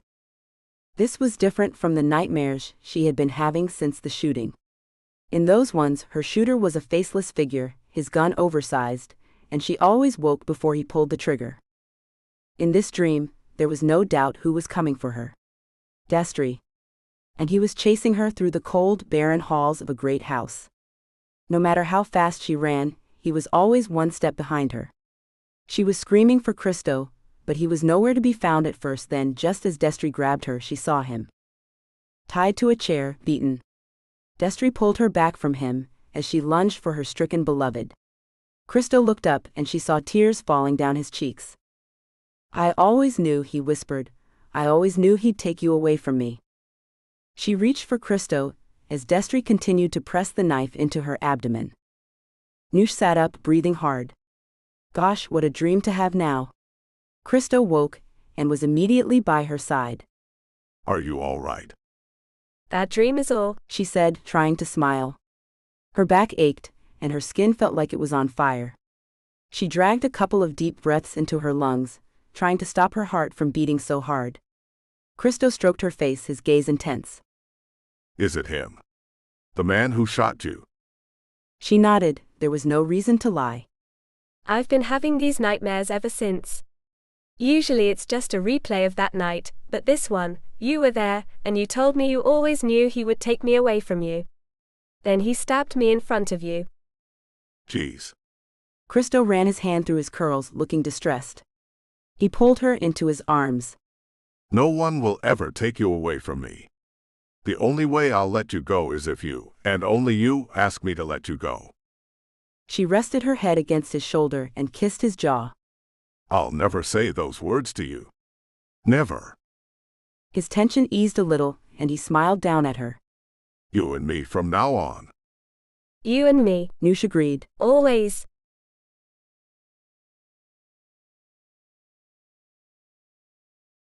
Chapter 14. Christo smiled over at her in the car as they drove back into Manhattan. You have a sulky face. Noosh grinned. Just thinking about our little piece of heaven. That week went too quickly. He touched her cheek. Say the word, and we'll go there forever. Italy has radio stations too. So tempting. She sighed. But I still owe Ali so much, and I need to fulfill my obligation to her. She's really helped me so much, and she's become like a big sister to me. I can't just up and leave. She leaned over and kissed his cheek. Ask me again in a year. Christo grinned. Don't think I won't. She chuckled as he pulled the car into the parking garage of his building. I'm getting way too used to living in luxury. No more than you deserve. Well, you see, I need to make my own money, so we can have some kind of parity. Some kind, she added when he rolled his eyes. I know I can't compete with Mr. Moneybags, but I need to contribute. I'm no gold digger. I know that, Christo said as they got out of the car and walked to the elevator. They kissed on the way up to his penthouse apartment and were fooling around, teasing each other as the elevator doors opened. Christo stepped out and stopped. Noosh moved around to his side, confused, and then she saw him. The older man who looked so much like Christo could only be his father. Fagliano Montecito nodded politely to her, and then turned his attention to his stony-faced son. Christofalo, I've come to talk to you. Then you wasted a journey, Christo said coldly. He squeezed Noosh's hand. As you can see, I'm with my partner, and I have no wish to hear anything you say. Good night. Please, son. His father's voice quivered with real emotion, and Noosh was taken aback to see tears in the older man's eyes. I have come to make peace with you, and your lovely companion. Hello, Miss Taylor. Your beauty has not been exaggerated. Noosh looked with uncertainty at Christo, then spoke. Hello, Mr. Montecito. No, Noosh, it's Don Montecito, don't forget. Sweetheart, will you go inside while I deal with Don Montecito? She nodded, but before going into the apartment she looked back at him. If you need me, I'm right here. She heard Fagliano speak before she closed the door. Your lady is lovely, son. She closed the door and moved away, wanting to give them privacy. Their idyllic vacation seemed a million miles away now. Reality crashed in, she thought, and went to shower. Christo waited for his father to speak. Fagliano studied his son. You look well. I am. Fagliano sighed. Look, Cristofalo, there is no way other than this to say I'm sorry. I'm sorry for my behavior, for striking you. For humiliating me. Of course. Son. I reacted badly to something that was out of my control. It is a failing, I know, and I have no explanation. Your anger issues are long-standing, Dad. Mom knew that. Fagliano's face shut down. Let's not bring your mother into this. Why not? You beat her too. Christo could see his father's anger roiling beneath the surface, and he was glad. He was deliberately goading Fagliano now, wanting to prove his father hadn't changed one little bit. To his credit, Fagliano kept his cool. Christo, whatever my past mistakes, I am trying to settle things between us. You've apologized. Things are settled. Now we need never see each other again. That's not what I want. Fagliano looked towards Christo's apartment. From what I have seen, what I have heard, I might soon have a daughter-in-law whom I would like to know. From what you've seen and heard. So you're spying on us, on Noosh? Great way to build fences, Dad. Christo's laugh was humorless, and he turned away from his father. Fagliano stopped him, a hand on his arm. I will go now, but remember, if you need me. Christo shook his father's hand off. We won't. Goodbye, Dad. Christo went inside the apartment and closed the door in his father's face. For a long moment he stood in the dark hallway, breathing deeply, letting his temper calm. He closed his eyes and wondered why his father still had this power over him, to make him feel like a kid, a naughty child instead of a man. He knew his father of old. There was no way he was making these overtures without a motive. And the fact that Noosh was now on his radar made Christo feel sick. His father would have no qualms about using Noosh to get to Christo, and with Noosh's sweet nature. Baby? At the sound of her voice, he opened her eyes. She looked at him uncertainly. Are you okay? He opened his mouth to say yes, but he couldn't lie to her and just shook his head. Noosh came to him and pulled his head onto her shoulder, cradling it and pressing her lips against his forehead. It's okay, she whispered. It's okay, baby. I'm here. Christo knew at that moment that he was deeply in love with her, and that nothing would ever come between them. But of course, he was wrong.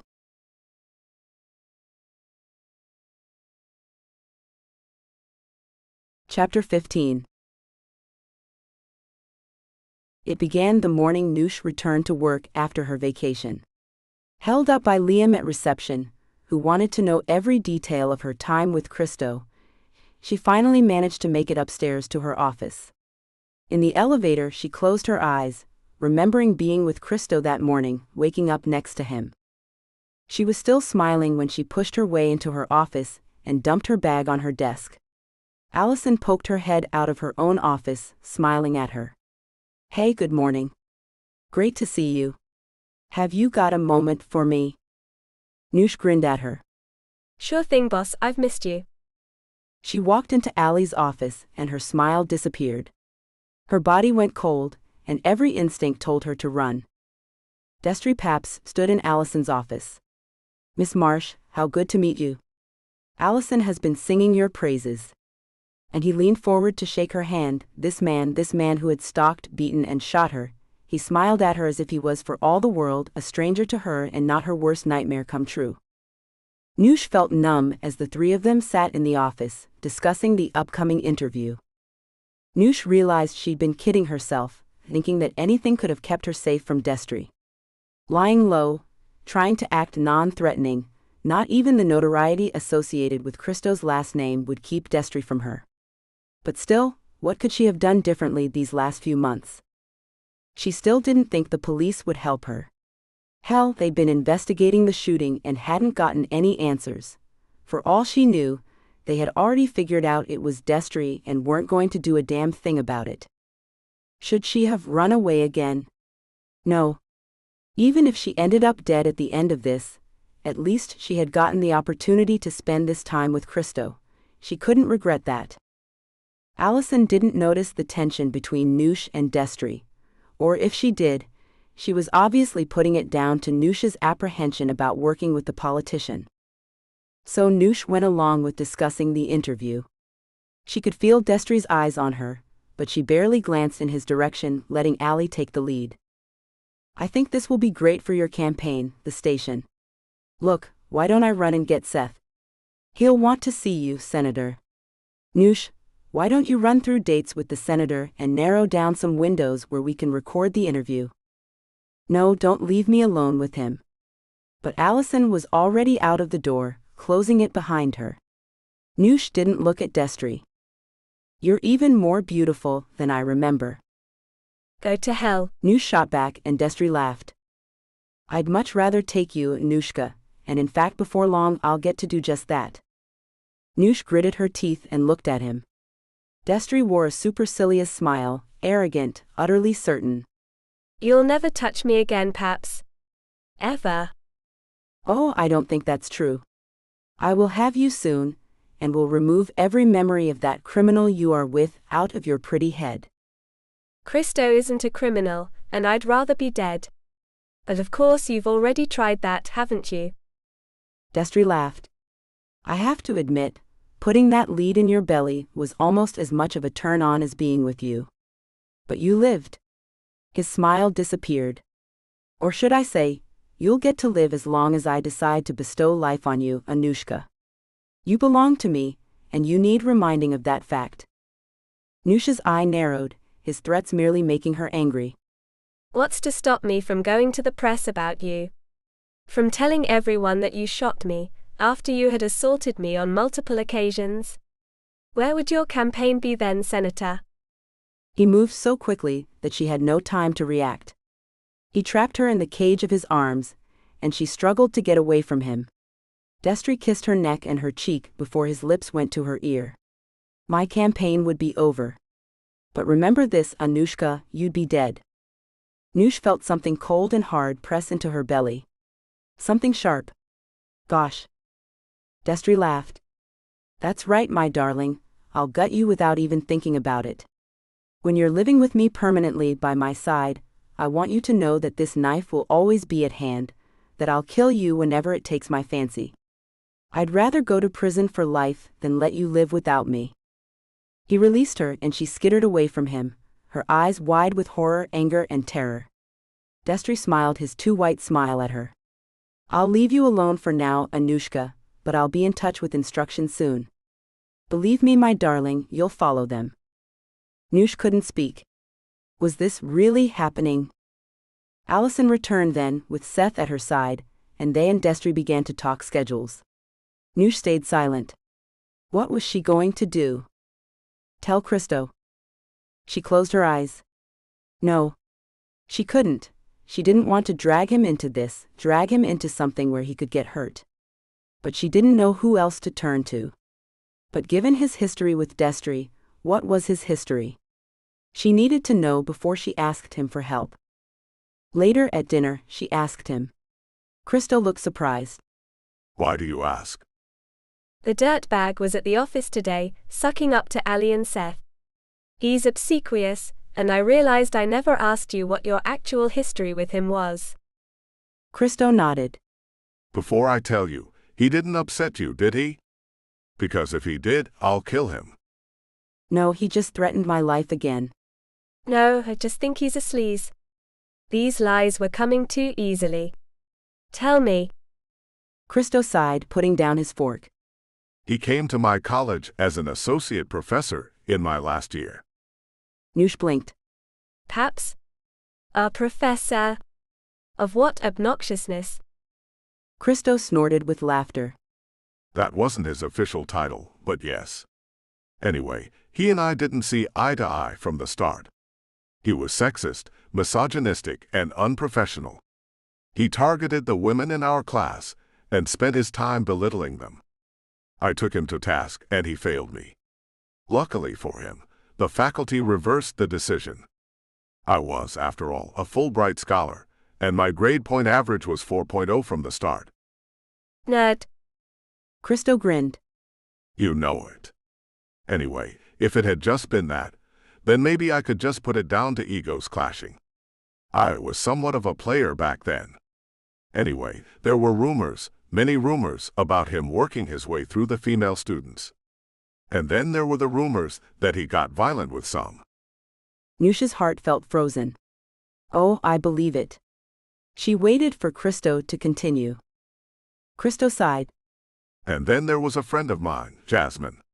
She was amazing. Noosh, you would have loved her. Did you and she? Oh no, I wasn't Jas's type. You might have been.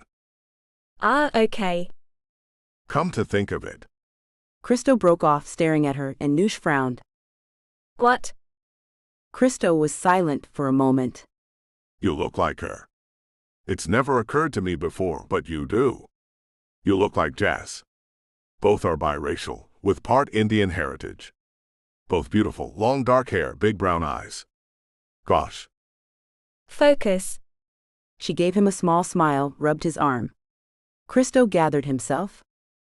He pursued her, quite blatantly, after graduation. She complained to the authorities, but he already had so much influence that they did nothing. Christo's voice broke. She disappeared, Noosh. I'll never know whether she went into hiding or if he had something to do with it. I know what I think, but I can't prove it. Noosh closed her eyes. She would bet her life Jasmine was dead, killed by the monster that was Destry Paps, and he was going to kill her too. Well, Destry, even if you manage to kill me, I'm going to go out fighting. Fighting to live, fighting for a future with this incredible man. Christo. Christo, lost in his own memories, blinked and smiled at her, touching her face. Yes, darling. I love you. I'm in love with you. Her voice was strong, not wavering in the least, her gaze steady on his. His answering smile was all the proof she needed, even before he spoke.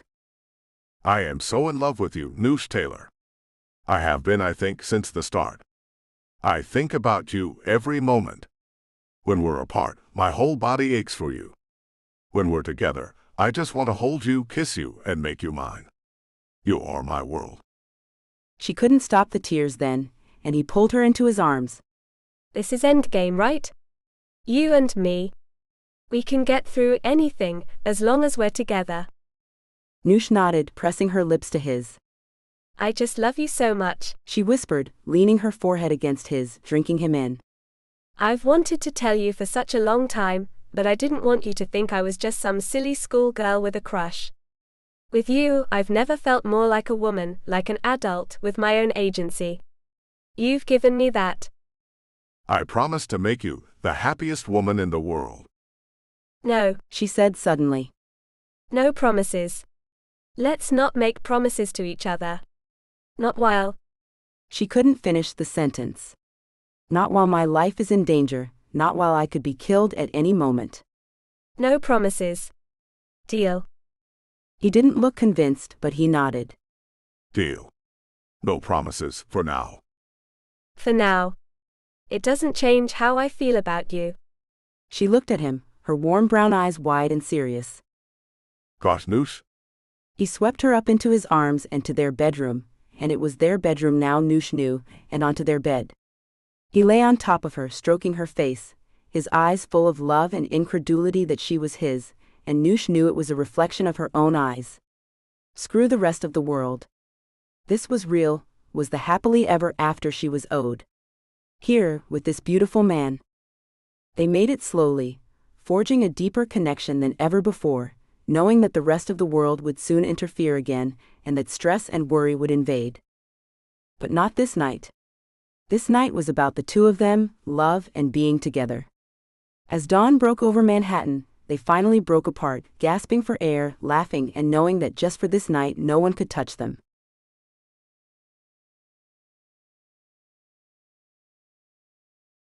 Chapter 16.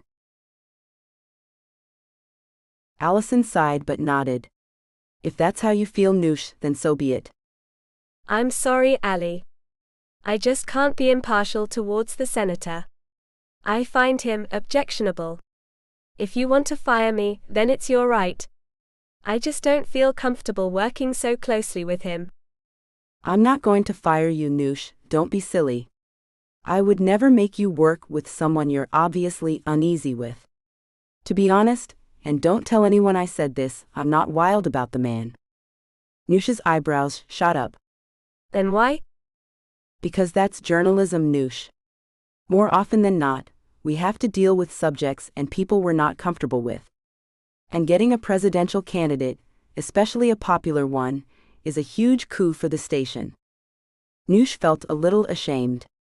I guess I'm showing I'm not cut out for this job. The story I canned, the BBSM one, what if I told you I was thinking about finishing it? Allison perked up. Really? She grinned. And it has nothing to do with that gorgeous man of yours. Noosh laughed, her chest lightening. Actually, it has everything to do with him. You asked me how we knew each other, remember when I went to that club back then? Before the shooting. Of course.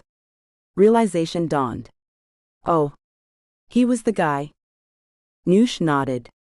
Cards on the table. He was there and I wanted him. So I slept with him, but then he was in a bad place. He wasn't ready for me. I could see it in his eyes, Allie, he was in so much pain. But he never forgot me. Her voice was soft and Allie smiled gently at her. You love him. I do. So much, Allie.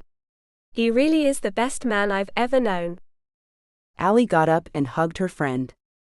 I'm very happy for you, sweetheart. Christo is the polar opposite of his father, and of someone like Paps.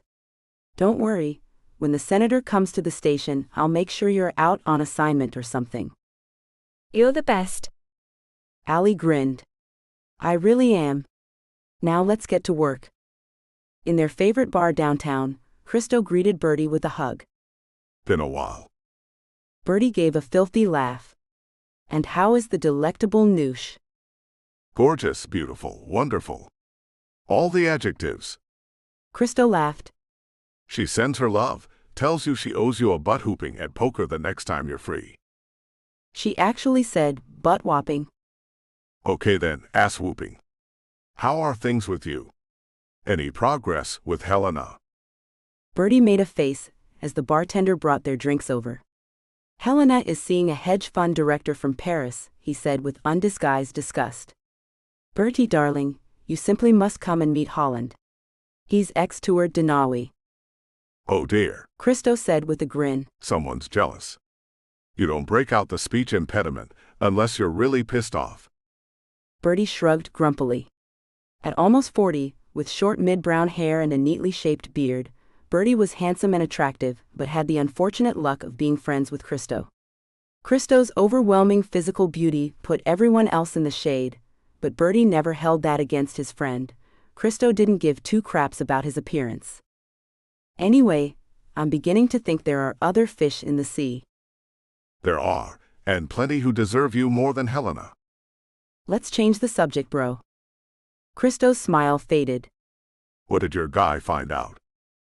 Bertie filled him in on what Alan had told him.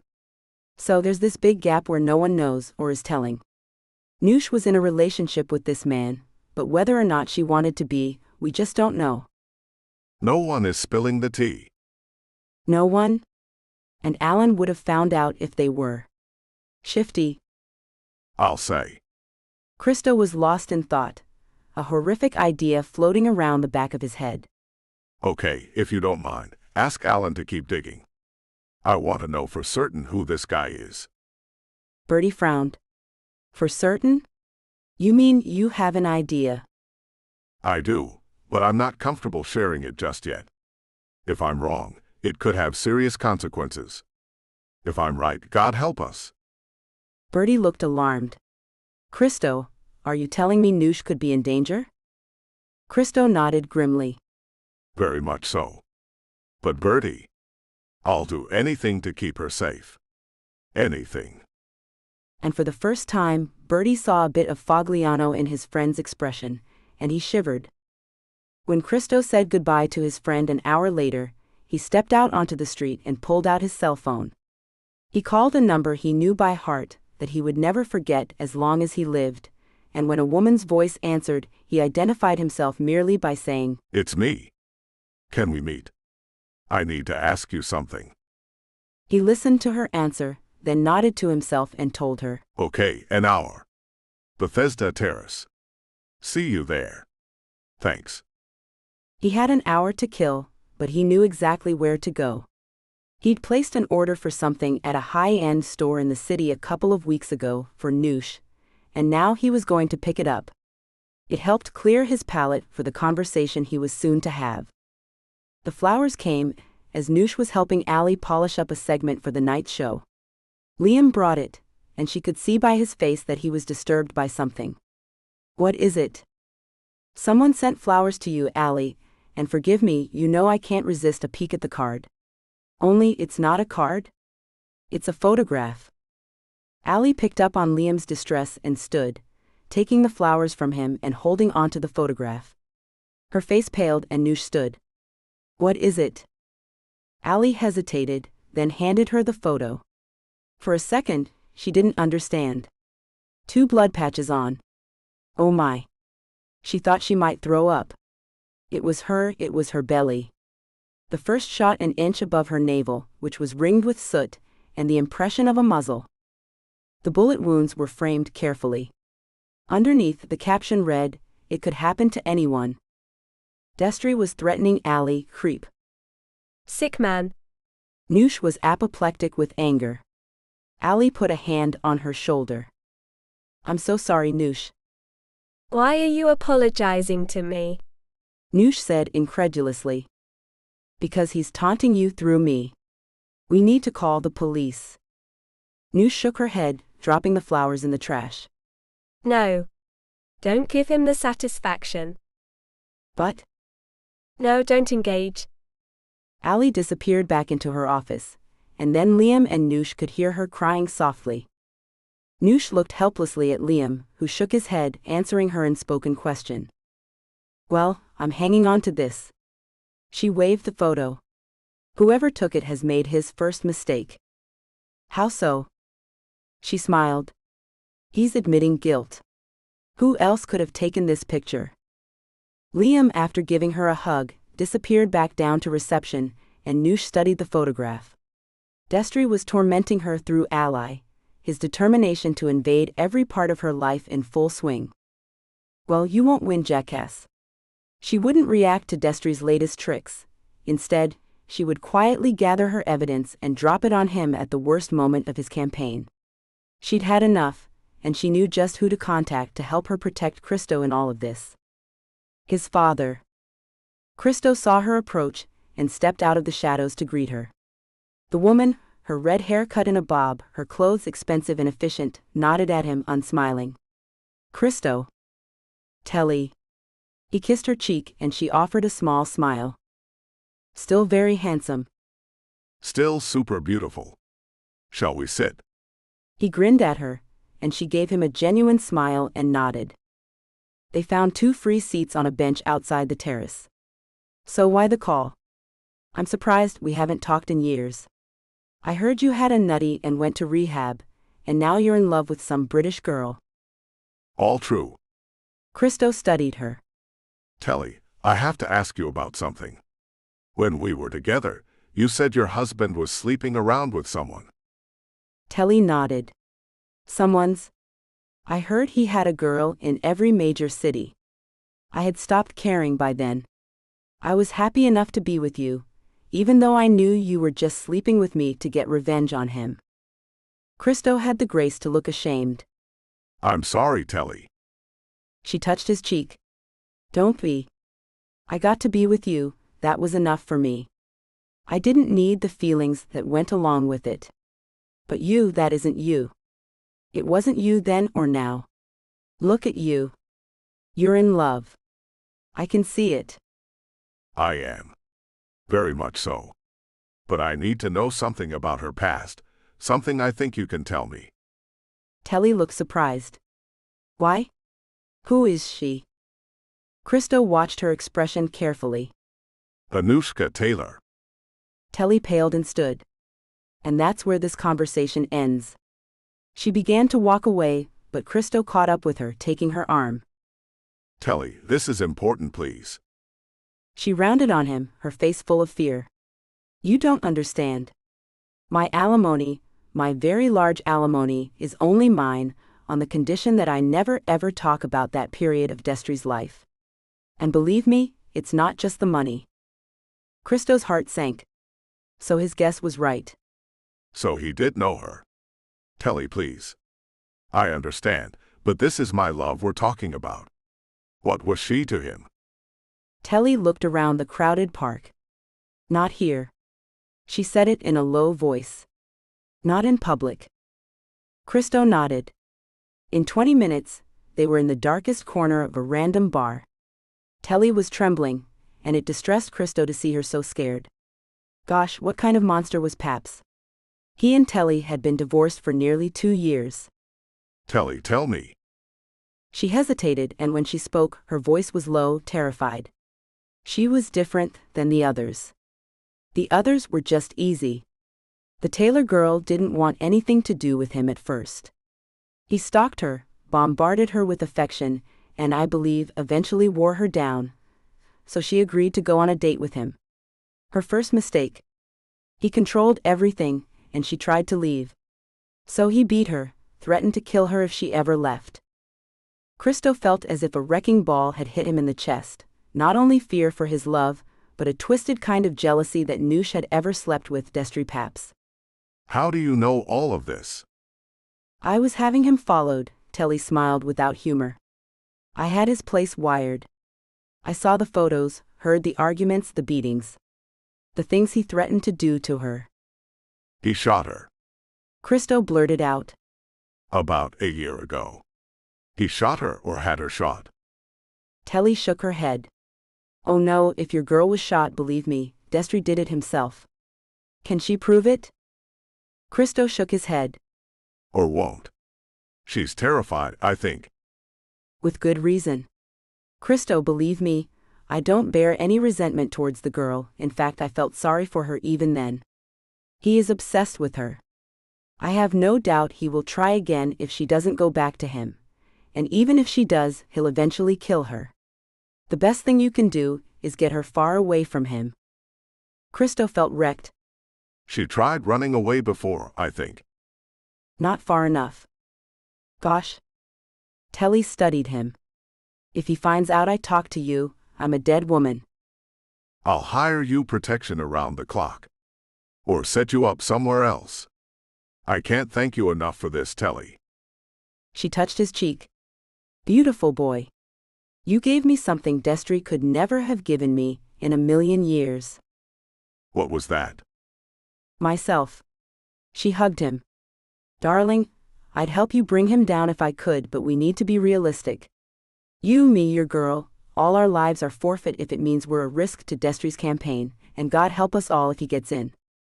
I mean it, telephones. I will protect you. However much it costs, wherever you want to go. She smiled at him and kissed him full on the mouth quickly. You would have been easy to fall in love with, kid. Look after your girl. Look after yourself. And she got up and walked away, with Christo staring unhappily after her.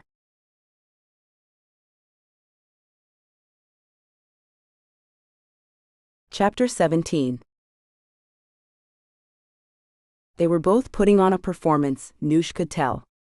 Something was bothering Christo, but she couldn't reasonably ask him to dish when she had secrets of her own. Instead, they both pretended nothing was wrong, and for now, she'd take it. They shared a meal they'd cooked together, and then Christo asked her to sit with him on the couch in his living room. I have something for you. He brought out a Tiffany bag, and Noosh looked vaguely alarmed. He saw her expression and chuckled. Don't worry, I'm not proposing yet. Noosh looked relieved. But, he added with a grin, it's gonna happen sometime in the near future, so suck it up. She giggled. Close your eyes, beautiful. She felt him fasten something around her neck. Okay, you can look. Noosh opened her eyes. A delicate white gold chain hung around her neck, a charm nestled between her chest. She picked it up. A tiny dragonfly picked out in diamonds. She felt tears in her eyes. Oh, Christo, it's perfect. He swept her hair back behind her ear. I wanted to get you something, but I know you're not into big flashy jewelry. I love you, little one. Noosh pressed her lips against his, and they kissed for a long moment. I love you too, big guy. Thank you for my present. She stroked his face, gazing into his eyes for a long moment, then grinned. She got up. Come on, I have an idea.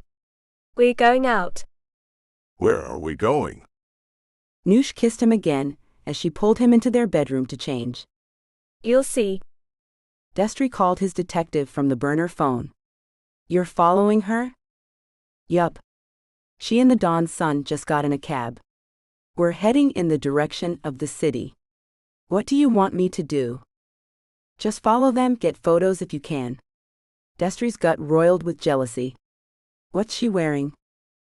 Red dress, one of the wraparound things. I gotta give it to you, she's stunning. Mind on the job, please. His detective gave a dark chuckle. Just saying, man.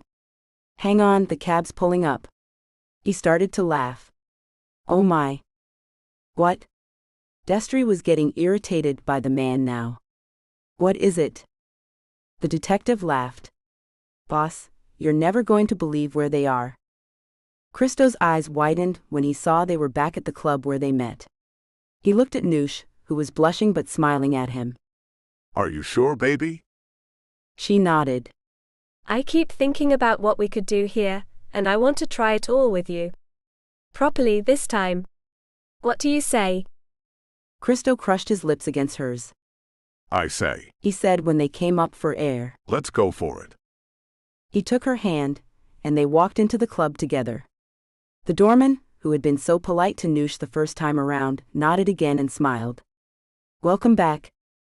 She grinned shyly. You remember me? Of course, ma'am. I think it would be hard to find a man who wouldn't remember you. No disrespect, sir. Christo grinned at him. None taken, you're absolutely right. As they walked into the club, Christo nodded at the people who knew him well, and felt a surge of pride when they looked at Noosh with admiration and unconcealed desire. And she's with me, he thought, feeling wiped out by love for this woman, this brave, generous woman. I love you. He murmured into her ear, and she pressed her body against his, swaying to the slow beat of the sensual music playing in the club. Noosh looked up at him from underneath her lashes, and he felt his body react to her beauty, the desire in her eyes. I love you, she whispered and pressed her lips to his. Gosh, she drove him crazy. Come with me. He led her to a small room, and for a moment she looked confused. In it there was no bed, no equipment, and it was barely large enough to fit more than 2 people. One wall was glass, and grinning, Christo flicked a switch. Suddenly, the rest of the club was visible through the window. They call this the box. It's so people can watch us, if that's what you want. Let everyone see your spectacular body. Sometime later, after Christo showed her what it was like to be her master, he said, I love you, pretty girl. I love you too, handsome. How did I do for my first time? Christo laughed. Wonderfully. Thank you for indulging me. It was honestly my pleasure. Damn, that was intense. They finished, and decided to lay for a few minutes.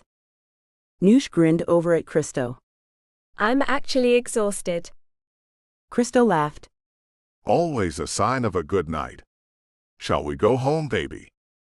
Noosh rolled onto her side and snuggled into his chest. Pizza first? She said hopefully, and he laughed. You got it, sweetheart. Destry watched them sit in the pizza place, sharing pizza slices and laughing together. When his guy had called him and told him they were at the private club, he could hardly believe it. He hadn't believed it until he saw them leaving, disheveled and obviously post-coital. So the little skank was into pleasure and pain, huh? Jealousy twisted in Destry's gut, and he fingered the gun he always carried with him, not the one he'd shot Noosh with, of course. That one was hidden far, far away from here. He could hunt them down now, shoot them both. But it would be disastrous for his long-term plans.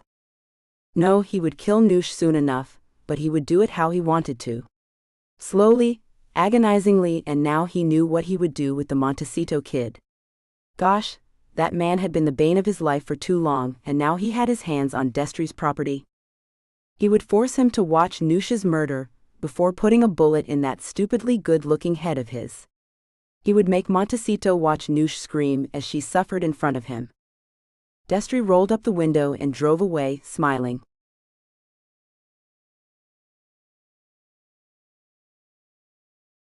Chapter 18. Noosh felt her face burning as Allison read through the new story she had written, and when Allison gave a hoot of approval, she could have died from embarrassment. Allison took her spectacles off. Noosh, do you know how good this is? Noosh chuckled. I hope so. It was well researched. Allison laughed, looking at her with new respect. I'll say. Lucky girl. With that gorgeous man? I'm very happy for you, Noosh. And this, she waved the story in her hand. This is perfect for your debut story. I take it Christo's okay with you telling this story? He is. He supports me 100%. Noosh couldn't help smiling at the thought of Christo. Good. Then work on your soundbites and get them processed. You can head into the editing suite once we're done with the senator's interview. Sure you don't want to stick around for him? Noosh's smile had faded at the mention of Destry. Definitely not. I don't mean to let you down, but I can't be around the man. Allie nodded. One day you'll tell me the real story, but for now I respect your wishes. She handed the story back to Noosh and smiled at her. Great job though, Noosh. Congrats. Thanks, boss.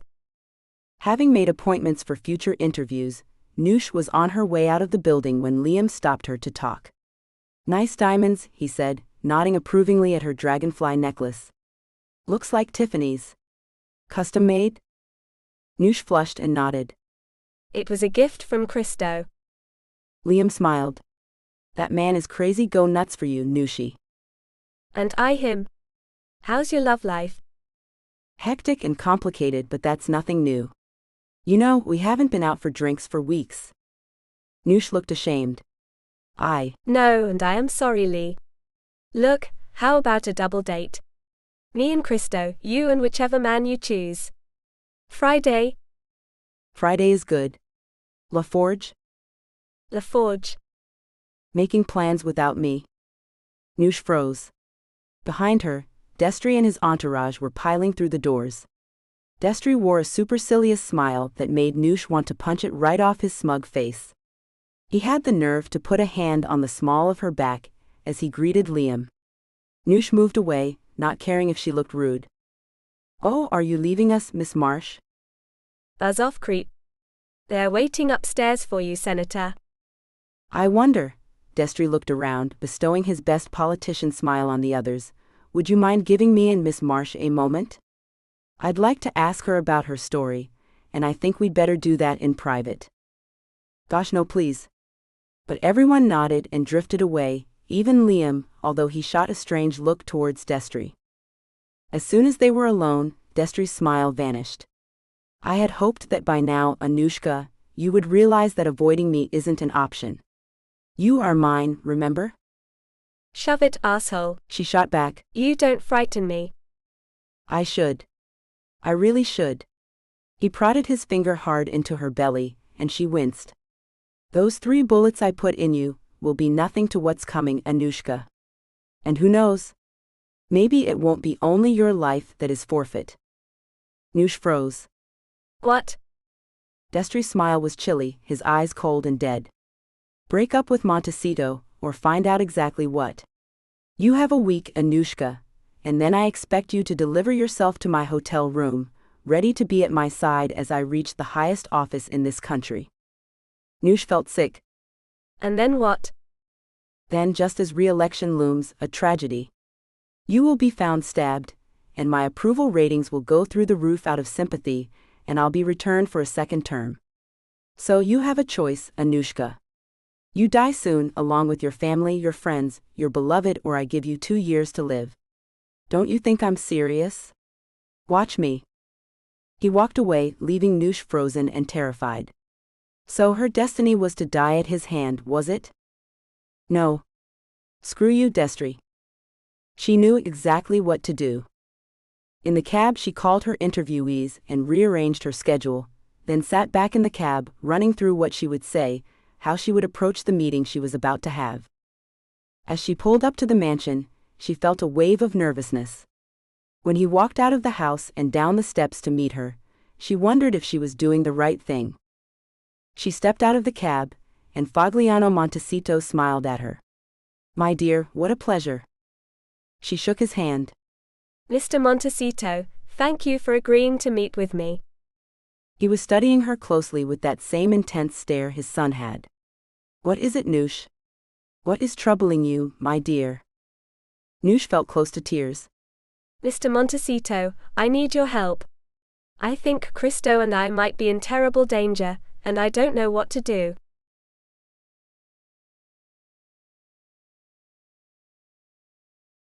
Chapter 19.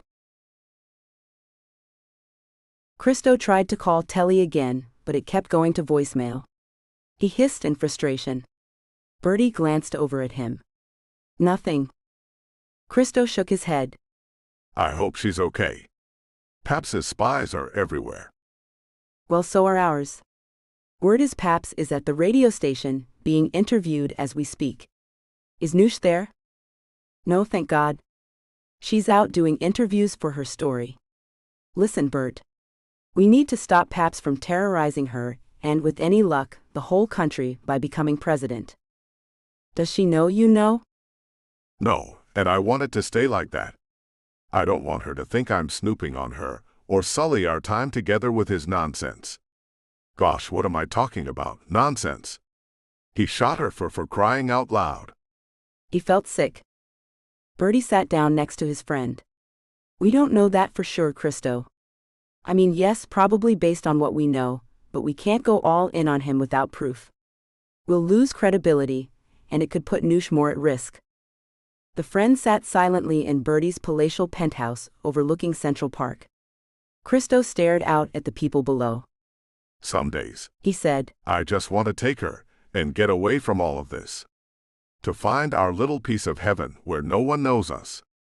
He looked back and saw the concerned look on Bertie's face and smiled sadly. Oh, I know. Running away would be a bad idea. We need to make sure Noosh is safe.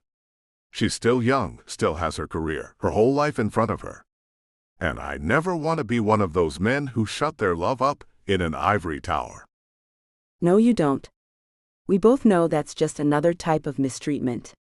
Bertie was quiet for a moment, considering. There is someone we could go to for help. Christo was confused for a moment, then his expression cleared. No. No way. Bringing my father into this would be disastrous, Bert, and you know it. Would it though? Christo turned away from his friend, not wanting Bertie to see the desperation in his eyes. Because he, too, had wondered if his father could do something about Destry Paps. He certainly had the connections. Christo sighed. No. It would mean going back on everything he had ever fought for, all his autonomy, his independence from Fogliano and his business. No, Christo, would figure this out. He and he alone would bring down Paps and give Noosh her life back. He turned to Bertie. No, Bert. This stays between you and me. Understood?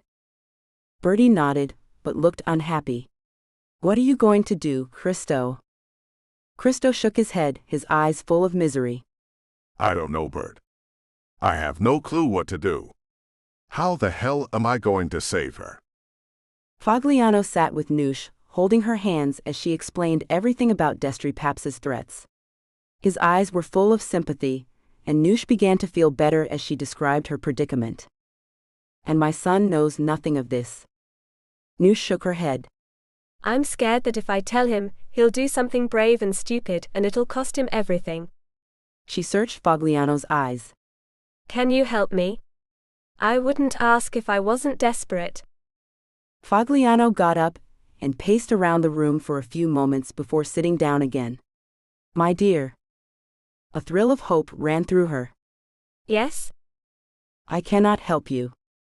The weight of disappointment and grief came crashing down on her. I understand. He smiled a little. I know it's not what you wanted to hear, but hear me out. I cannot help you, while Christo remains in the dark about this situation. I won't lie to him anymore. Lies and secrets have already cost me his love. He reached over and patted her hand. What I will do is provide discreet protection for you. Noosh felt hopeless. But you can't protect everyone all the time. My parents, my colleagues know. It's okay, I'll figure this out. Thanks for your time. Fogliano studied her. You are a very brave woman, except for one thing. You need to trust that Christo will do the right thing for you. Even seeing you together for that short time, the night I came to his apartment, I could see it. You belong together. He loves you with the same kind of intensity that I loved his mother. And I know you feel the same way. If it were just my life, I would never have bothered you, Noosh said quietly. But the thought of anything happening to Christo. Tell him, sweet girl. Tell him, and we'll figure this out together. Noosh half smiled. You want him back? I do. In that way, I think we can help each other. In the meantime, stay safe. I'll try. In the cab on the way back into the city, she reflected.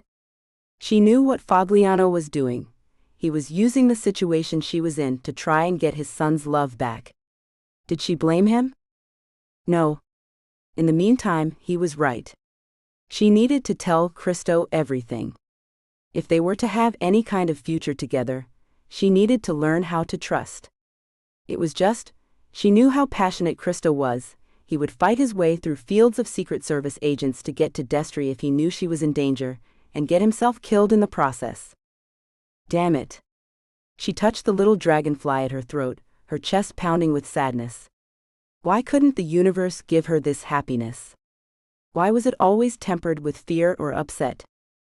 Noosh leaned her hot forehead against the window, and prayed the cab driver didn't see her silent tears fall. When she got back to the radio station, Liam was uncharacteristically quiet. She frowned at him. What's up? Stuff hit the fan, he said, then pulled her aside. The interview did not go well. Allie asked him about the stuff that's been going on in Washington, about the intimate scandals, and he went crazy. Absolutely freaked out on her. Walked out. Allie's in shock and Seth is fuming. Oh my. What on earth did she say to him? Not sure. Maybe you should go up. Allie probably needs to see a friendly face at the moment. Noosh nodded. Are you okay? Yeah, just. What a jerk. You have no idea. She hugged him. Come up in a while when things have settled. Laters. She rode the elevator up to the studio, dumping her bag on her desk. It was too quiet. She went to find Allie. Her boss was in her office, her face pale, but Noosh could see the anger still in her eyes. She knocked tentatively at the door, and Allie waved her in. I want to congratulate you, Allie began, making adrenaline spike through Noosh's system. Was she in trouble? On your incredible judgment of character. Destry Paps is a jerk. Noosh breathed a sigh of relief. Yes, he is. What the hell happened? Allie tapped her pencil on the desk in annoyance. I asked him a question that hadn't been cleared. I always do that. The people who come on my show expect the difficult questions. And the question I asked Noosh wasn't even personally directed at him. I asked the other candidates the same question. The harassment question? That's pretty standard nowadays, isn't it? Colbert, John Oliver, those late-night guys are asking the same thing. Right? And Paps went ballistic. I just don't get it. I do. Ask someone who hurts others, on the record, about harassment when he's running for the highest office in the land. Of course, he's going to flip out. He was arrogant enough to believe you wouldn't dare ask the great Destry Paps about it. Arsehole. You told me he was a nightmare, and I didn't realize how right you were. Allie studied her for a minute, then got up and shut the office door. Noosh, there's more to your hatred of Destry Paps than just instinct, isn't there? She sat down on the corner of her desk, and Noosh met her gaze without saying anything. A strange expression crossed her boss's face, and she drew in a shaky breath as she looked at her young friend. My God, Noosh, what the hell did he do to you?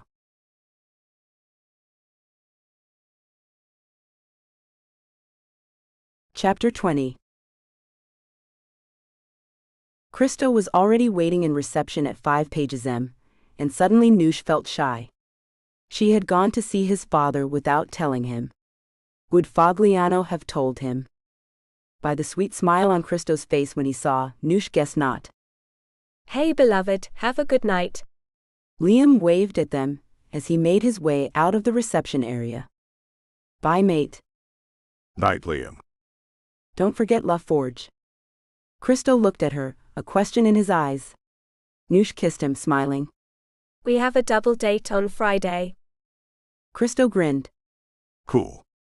How are you, my darling? Terrified. But she kept a smile on her face. Better now that you're here. Allie had a difficult day, so I spent most of the afternoon trying to cheer her up. Good friend. And as such, I think you should feed me. She dragged him out towards the car. I am starving. When aren't you? Christo rolled his eyes and she backed up and kissed him. Get in the car and drive Montecito. Minutes later, they arrived at a restaurant. They ate, then went home to sleep. They fell asleep just after midnight, but were woken at 3 o'clock by a call from a sobbing, hysterical Allison, calling them to tell them Liam was dead.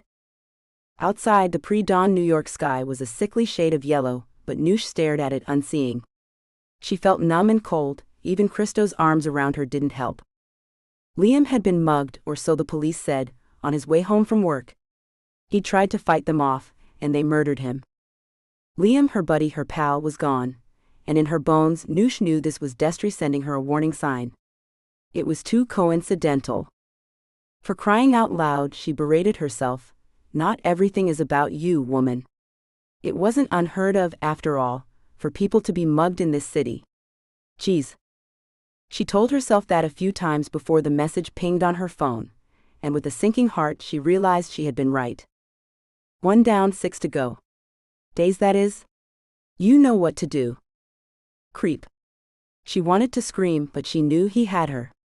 His meaning was clear. Break it off with the man you love and be mine, or I'll kill them all. Another message came soon after. Make an excuse, and meet me in the alleyway next to the hospital in 10 minutes. Be even a second late, and I'll give the order for your mother to be killed. All the air was pushed from her lungs, and reining in all the panic she felt, she turned to Christo. I need a minute. I need some air. It's not safe out there alone. She tried to smile at him. It'll just be for a minute. Reluctantly, he let her go. Like an automaton, Noosh walked down the stairs and to the alleyway behind the hospital. Good. You're early. Noosh walked straight up to him. Kill me. Now. This minute. Because I would rather die than spend a moment longer being hunted by you. Destry smiled. You're under the impression you're in charge here. In case you still think that. He handed her his phone. On it, a video was playing, a live stream. 2 people tied to chairs, beaten. Noosh almost passed out. Her parents. No, please. Let them go. My pleasure. You just have to do one thing. Break up with your boyfriend. But here's the rub, Noosh. You'll be wearing a wire, because I want to hear it. I want to hear you break his heart. I want to hear you tell him you don't love him, that you never did. Noosh gasped. You really are a psychopath. Did you have Liam killed, or are you just using a tragedy for your own purposes? You know the answer to that, Anushka. Destry touched her face and she winced away from him. He looked over her shoulder. Do it. Noosh turned to see one of Destry's goons behind her. Helpless, she let him wire her. This was really happening, and there was nothing she could do to stop it. Oh gosh. Destry's expression was hard as stone. When you go home, tell your boyfriend you're leaving. I'll send Jerry to pick you up. You know what to do. He grabbed her face, pinching it hard between his fingers. I'll be listening. When I think you've done a good enough job, I'll release your father. When you're at my apartment, I'll give the order to release your mother. How do I know you're not lying? Destry gave her a wintry smile. You don't.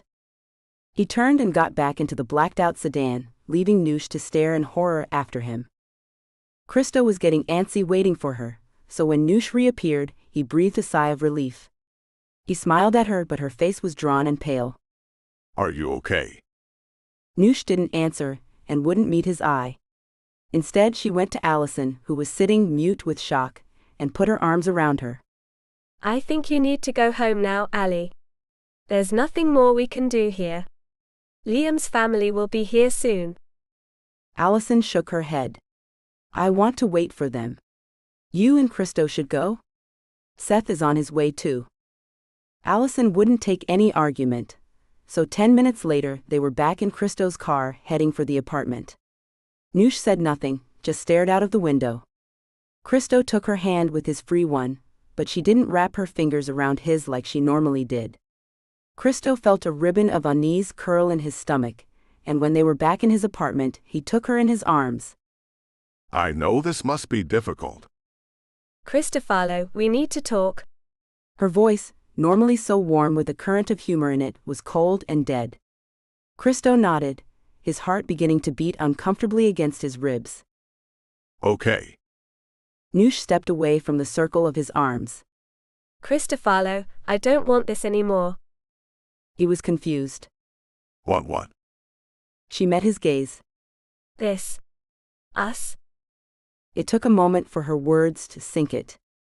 What the hell are you talking about? It's over. It's done. Christo shook his head as if to shake her words from his brain. Noosh, you're upset. Please, let's just calm down and regroup. I don't love you, Cristofalo. It was like a sledgehammer to the heart. Christo stared at her in disbelief. What? I don't love you. I don't think I ever did. This was a fantasy. I don't belong in your world. I thought I did, but you see, I was only ever interested in your money. Rubbish. That's not you.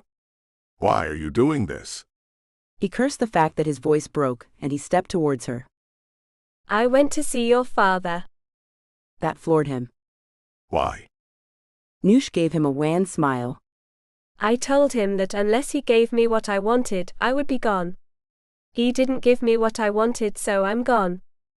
Christo ran his hands through his hair, staring at the woman he thought he knew and didn't recognize her. Who are you?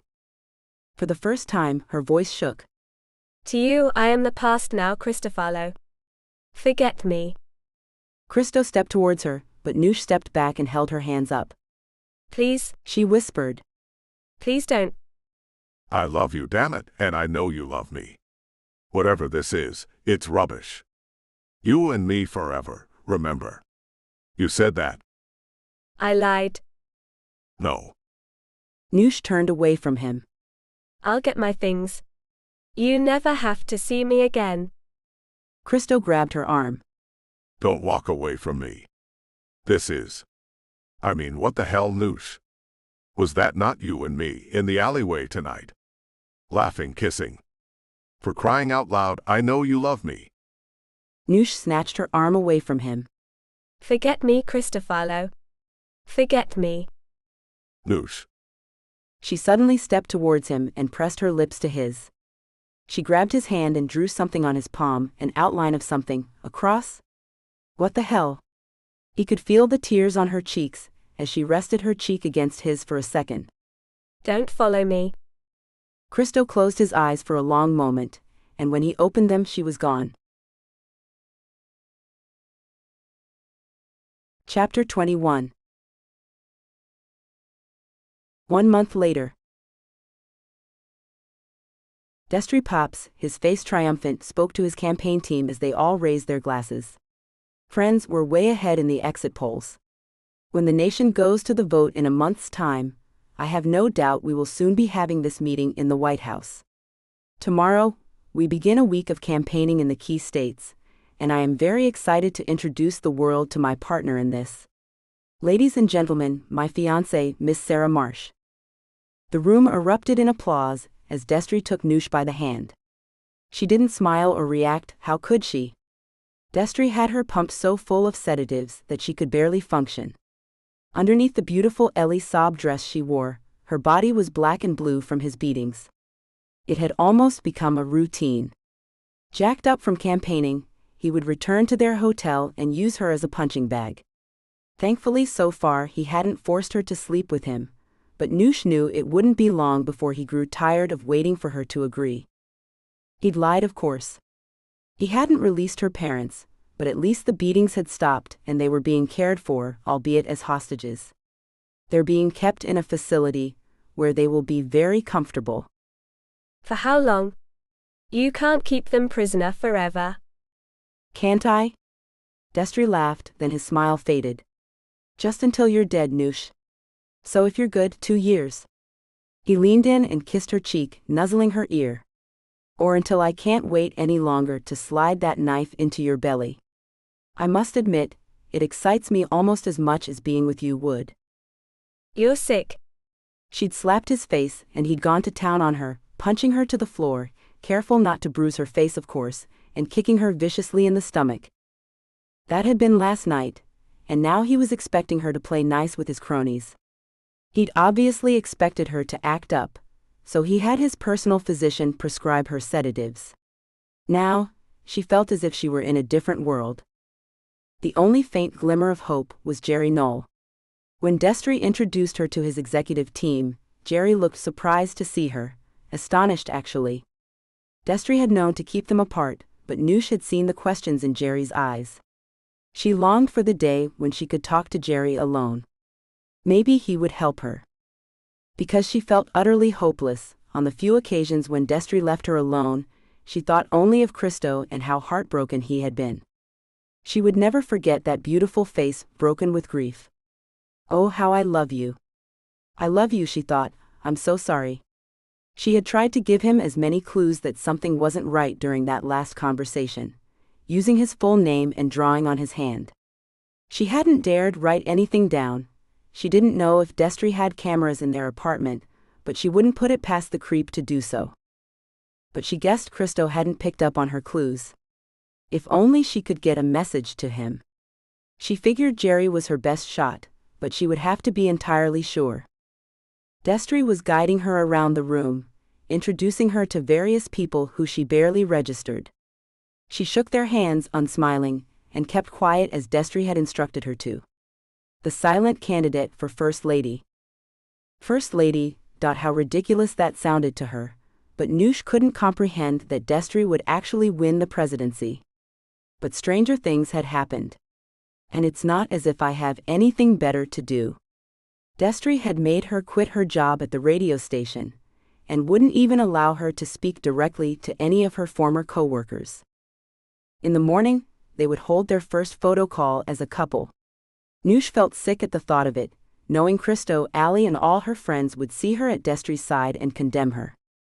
Destry might control her outward behavior, the way she was to dress, what she said, but he couldn't control the misery in her eyes, and she intended to let them do her talking for her. "Please, Christo, my love, my heart, watch my eyes, in them you'll find everything you need to know. Please." The next morning, Christo sat in his farmhouse where he had retreated after Noosh had left and watched the morning news, torturing himself by watching every story on Paps and Noosh. Christo could barely stand to look at her, so beautiful, so cowed by her tormentor. What the hell was wrong that she would go back to him? "He shot you for crying out loud, Noosh. I know you hate him as much as I do. I might have some news on that front." Christo jumped as Bertie's voice came from behind him, then he got up to hug his friend. Bertie had been his rock for the last month, the only reason he hadn't fallen off the wagon or offed himself. Bertie had been the one to calm his pain and his anger, and had been unwavering in his belief that Noosh had not left Christo voluntarily. "That girl loves you with all her heart, Christo. There's more to this than we know." And now he gave Christo a folder. "What we've found out so far. Her parents have been missing for 6 weeks, and what do you know, powerful people within the Met have sidelined the inquiry into their disappearance." Gosh. Christo looked through the papers. So Paps had them snatched. "Looks like, and if he threatened them." Christo nodded. But it doesn't make sense that Noosh wouldn't come to me. And why the hell did she go see my father behind my back? Bertie held his hands up. "That you're going to ask him yourself, buddy. He won't talk to me." He gave a small grin. "Fogg and I have never gotten along." Because you don't take his crap. Christo said darkly and then sighed. But if Noosh went to him asking for money. She said that? Well, no, but the inference was there. Bertie's mouth set in a grim line. What were her exact words? That she went to my father and asked him to give her what she wanted, or she, and I remember this, she said she was gone, and that he didn't give her what she asked for. Bertie was quiet for a long moment. "Well, it certainly doesn't sound good, but Christo, we need to know what she asked for. I'd bet my life it isn't what we think." "So, I'm going to have to see my father." "If you want your lovely girl back, yes." It was Christo's turn to be quiet. "I just have this feeling. Paps will kill her, Bertie. It's what he wants. He wants to control her life, and then he wants to kill her. We have to do something." Another story flashed up about Destry and Noosh, with close-ups of them. Bertie and Christo watched, and then Bertie gave a small laugh. "Look what she's doing, Christo." Noosh, pale and drawn, had her fingers at her throat, playing with her necklace as the camera zoomed in. She was tapping the dragonfly pendant subtly, but repeatedly. Christo thought back to when he had given it to her, then the terrible day she'd left him. Damn. "What?" Christo turned to his friend, life coming back into his eyes. She was telling me even then that what she was saying wasn't real. Shucks, I never got it. Bertie looked confused, even more so when Christo grabbed his hand and traced a pattern on his palm. What the hell? What was that? What shape? I don't know, dude, a cross? Christo smiled for the first time in weeks. No, man, it's a dragonfly. It's our safe word. She was trying to let me know she was in danger. He nodded at the television. And that's what she's doing there. She's asking for my help. He got up, grabbed his coat, and headed for the door. Bertie, still a little bemused, trailed him. Where are we going? Christo, his eyes alive with anger and hope, smiled grimly at him. We're going to see my father.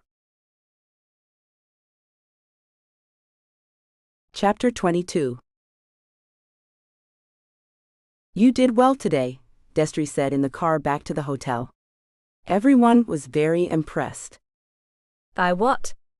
The sedatives were wearing off now, and Noosh felt cantankerous and wanted to goad him. The dead-eyed half smiles, the look of disgust every time your filthy hands touched me. Destry gave a half smile. It's almost like you're asking me to punish you. But then again, that's what you and the criminal were into, wasn't it? Tell me, did he spank you? Go to hell. Destry laughed. Well, I think tonight I'll be staying in your room. Noosh froze. No. It wasn't a question. And if you know what's good for you, Anushka, you'll at least pretend to enjoy it. Noosh turned to stare at him for a long moment. What happened to you, Destry? What made you like this? Destry didn't answer, and Noosh gave him a cruel smile. Did mommy not wuv whittle Destry enough? His fist connected with her face so hard that her head bounced into the window. Destry was on her then, unhitching his seatbelt and dragging her to the floor of the limousine. It took less than 5 minutes, but Noosh felt like dying the whole time. Concussed, she had no way to fight him off, and as Destry came inside her, she closed her eyes and wanted death. When she felt the steel against her skin, she opened her eyes. Do it, you creep. She grabbed the knife in his hand and tried to stab herself.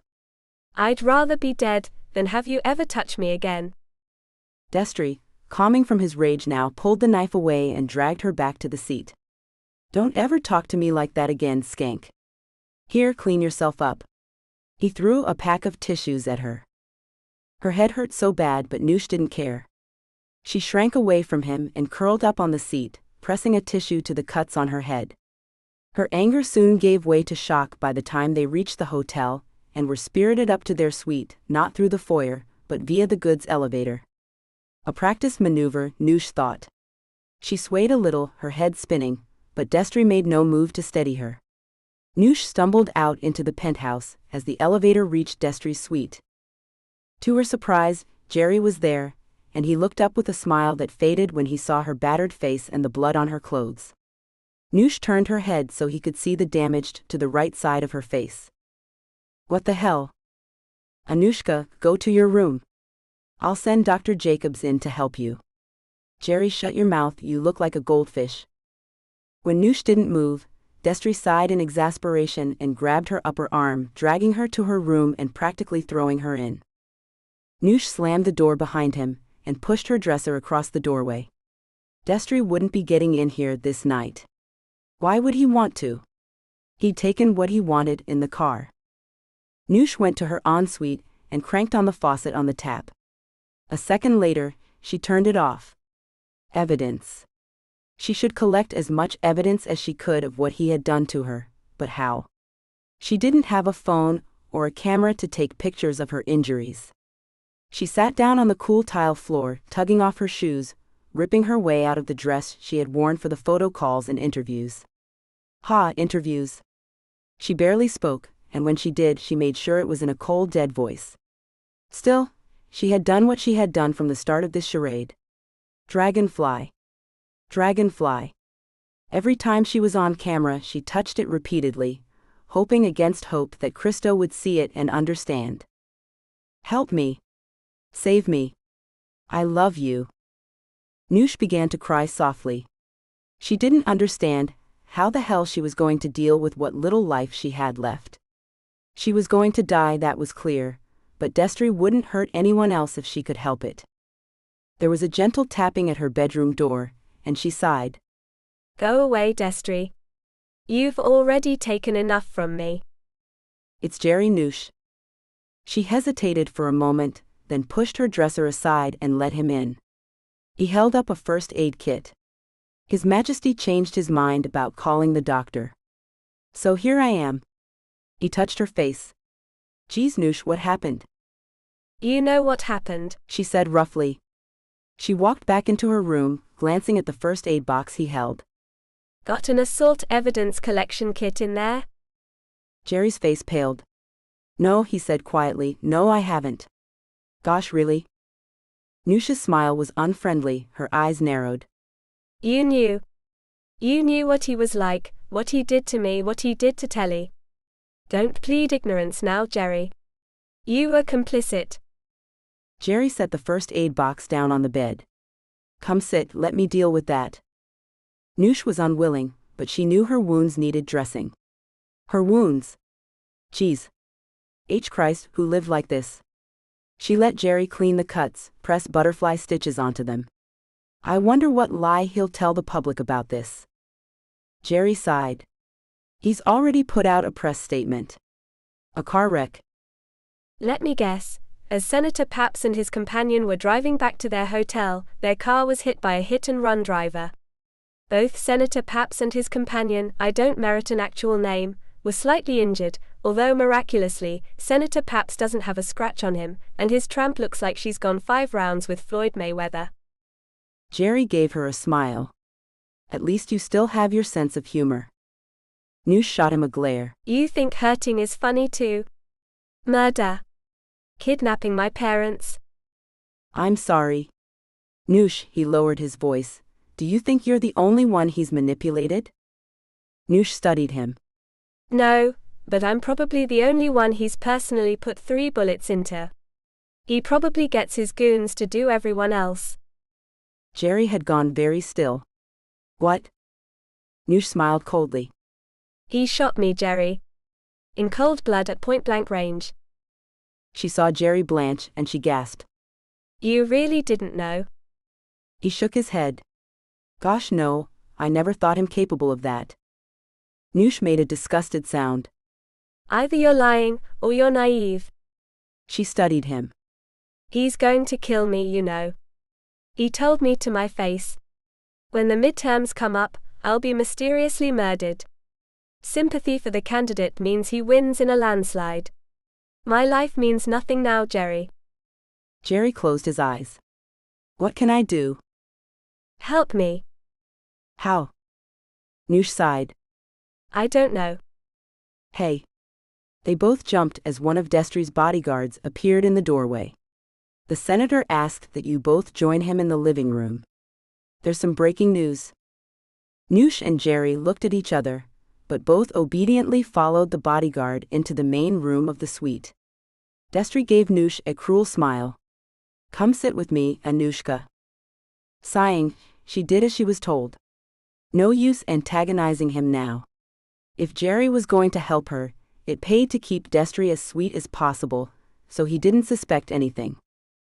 On the television, the news anchor was talking about a car being found by the Brooklyn Bridge. The vehicle was identified as belonging to Telly Wyatt, New York socialite, and the former wife of presidential candidate Destry Papps. Police indicate that, sadly, they believe Ms. Wyatt jumped from the bridge to her death. A source close to the Wyatt family told AP that Ms. Wyatt has experienced depression since her divorce, and that lately she had seemed secretive and withdrawn. Noosh felt shock travel through her. She glanced at Jerry, who looked as if he might pass out. Of course. She'd forgotten that Jerry had loved Telly. Well, that's going to save me a ton of money every month. Destry sat back, grinning. Some of his security chuckled uneasily, but both Noosh and Jerry stayed silent. Destry looked at them. Come on, that's a little funny at least. Destry? Jerry looked sick. He got up and went to pour himself a glass of scotch, not asking permission. Destry watched him with a smile. What's the matter, Jerry? Disappointed you missed your opportunity to sleep with my ex? Jerry downed his whiskey. My friend just died. Have some compassion. Noosh was astonished. Jerry never ever talked back to Destry. Ever. She tensed, waiting for Destry to explode. But Destry merely shrugged and ran a hand down Noosh's back. Don't be sad. All this talk of ex-wives has given me an idea. Something that will please our base and the more conservative members of the party. A wedding. Nothing flashy, nothing that looks like we spent campaign money on it. City Hall. Plenty of press. This week. No. Noosh shook her head and Destry smirked. You really don't have too much choice in the matter, Anushka. Set it up, he barked at Jerry and then got up, pulling Noosh to her feet. I'll be in my fiancé's bed until further notice. As she was dragged across the suite, Noosh turned to look desperately at Jerry. He gazed back and gave an almost imperceptible nod. It could have meant anything, but a rush of adrenaline and relief flooded through Noosh's body. He was going to help her.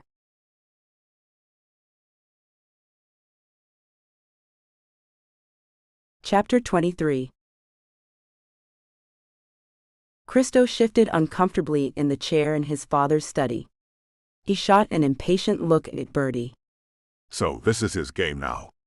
Keeping us waiting. Dude, chill. We're here for your girl. If Fogg wants to play games, let him. If it makes him feel superior, let him. Noosh's life is at stake, not your pride. Suck it up. Christo's eyebrows shot up and he smiled for the first time in weeks. Wow. Tough love time. Bertie nodded. You betcha. Christo chuckled. Well, all right then. His phone beeped with a message and he flicked through it. His smile faded. No. No, gosh. What? Christo dropped his head into his hands. Telly. Telly's dead. What the hell? Suicide. Oh my. I got her killed. Yeah, not so much. Both men jumped and turned to see the very much alive Telly walk into the room, flanked by Fogliano and his lawyer. Christo gaped at her and she laughed, coming to him and hugging the stunned man. Bertie smirked and looked at Fogliano. You behind this? Fogliano inclined his head gracefully. It's just the first move, my friend. As Telly released Christo, he looked at his son. Hello, Cristofalo. Christo steeled himself. Hi, Dad. The two men stared at each other for a long moment, then Fogliano put his hand on his son's arm. Why don't we all sit and discuss how we can get your girl back? I went to Fogliano because I didn't know who else to turn to. Destry has people in his pocket in government, law enforcement, and so many other places that you wouldn't believe. Telly looked at Bertie and Christo. I think, and correct me if I'm wrong, that Noosh had the same idea. She did. Christo looked at his father. Dad, I have to ask you something. Noosh, when she left me, she told me she'd been to see you, that she'd asked you for something, and that if you didn't give it to her, she would be gone. He drew in a deep breath. Dad, please tell me. Did she ask you for money? Fogliano smiled at his son. No, Cristofalo, she didn't come to me for money. She came to me for protection. For you. Christo didn't expect the rush of relief to hit him quite so hard, and he bent double, dragging breath into his lungs. Telly rubbed his back, and for a moment they all sat in silence. But you turned her down? Bertie, this time, asked the question he knew Christo wanted to ask. I did, Fogliano said carefully. My experience told me that if Noosh were to believe I was handling it, she would become less careful. As it turns out, I should have told her I had every intention of helping both of you. Cristofalo. Christo. I have done many things in my life, many things I regret, but none more so than the times I have brought pain to my family. You, your mother. I know you blame me for her death, and I blame myself too. I did not see how sick she was. He looked away from his son for a long moment. When we met, the love, Christo, the love we had for each other. I saw it in your Noosh's eyes. She adores you, loves you, would die for you, And I for her. Cristo said quietly, and Fogliano nodded. I know that, son. So quietly, I began to reach out to my contacts to see how we could bring Paps down and set Noosh free from his influence. I asked around, especially after she left you, supposedly for him. And what did you find out? Fogliano hesitated. We found where her parents are being held, a small holding on the Scottish borders. My men are watching, waiting for my cue to intervene. Cristo looked at him sharply. Why haven't you got them out? Because, Cristo, if Paps thinks he no longer has leverage over Noosh, he'll kill her. Calm down. Bertie's voice was hard. Cristo sighed. Of course I'm sorry. He looked at Telly. How do you come into this, and why fake the suicide? Telly smiled at him. After you and I spoke at the Bethesda Terrace, Fogliano approached me. I had you and Noosh watched, merely for protection's sake, of course, Fogliano added. I knew that if we were to bring Paps down, then Telly would be our way in. She could testify against him, and ruin his chances in the election. Therefore her life was in danger, so we cooked up the fake suicide. We'll drop her on him at the most crucial moment. How? A press conference, Telly said. I'm going to tell the total truth about Destry Paps. They'll paint you as a bitter ex-wife looking for revenge. Telly nodded. Quite possibly, but I have another ace up my sleeve. What? She smiled. Jerry Knoll. Destry is convinced he is loyal to him, and he is, except for one weakness. What? Me. Jerry and I have been seeing each other for a year or so. I credit him with my staying alive all this time.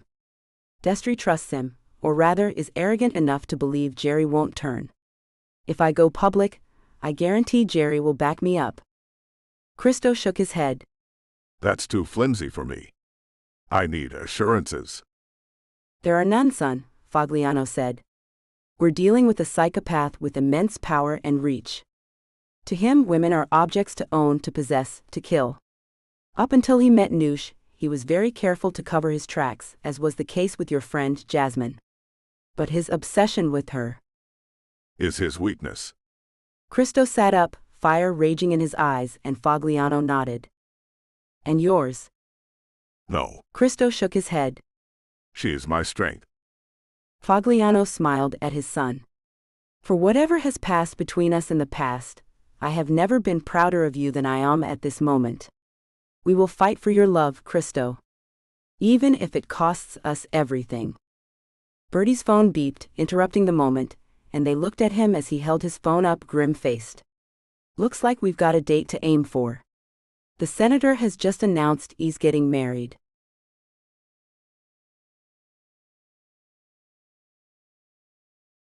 Chapter 24. Noosh lay under Destry's heavy, sweating body as he pumped away at her. She tuned out everything, wishing she could just decide to die, and that would be that. He hurt her every night now, and she had forced herself not to fight him. Keeping Destry sweet was one thing, however, pretending to enjoy being with him intimately was another.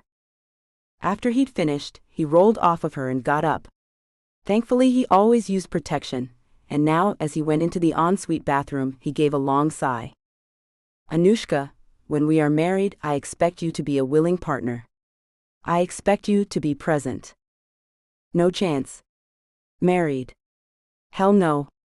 She sat up, waiting for him to leave the bathroom before she could bathe his stink off of her. He came back but grabbed her arm as she got up and pulled her back down on the bed. He ran a finger down her belly, tracing the scars there and smirking. In 2 years' time, I will drive you to a private cabin I have on Long Island. There I will take your life. Your body will be discovered, and I, devastated by my beautiful wife's death, will order a full investigation, and Cristofalo will be arrested and tried for your murder. He will be found guilty, the knife that killed you hidden in the home that you shared. He will go to prison, and be found dead soon after, shanked in the showers by some of his father's enemies. He will get it in the gut, like you, Anushka. That must be some comfort, knowing you and your criminal will die the same way. Destry said this all in a sing-song voice, but his words had the opposite effect than what he wanted, to frighten her. Instead, Noosh started to laugh. Destry's face creased in rage, but she kept on chuckling. You really are crazy, aren't you? Noosh pushed him off her. She got up and went to the drawer of the bathroom, pulling out a pair of scissors. She handed them to him. Do it now. Kill me. Stick those in my belly. Come on, you coward, what are you waiting for? She grabbed the hand with the scissors and pressed the sharp tip into her navel. Push it in. Gut me. Slaughter me, Destry, because I swear tonight is the last night you'll ever touch me. Don't test me, little girl. No, I think I will. This is it, Destry, this is the limit to my patience. Just who do you think you are? Go on, kill me, Christo, everyone I care about. Because I swear to you, you won't get away with it, you vile disgrace of a human. Destry grabbed her neck and forced her against the wall, choking her. Noosh felt the scissors press hard into her skin. You little tramp.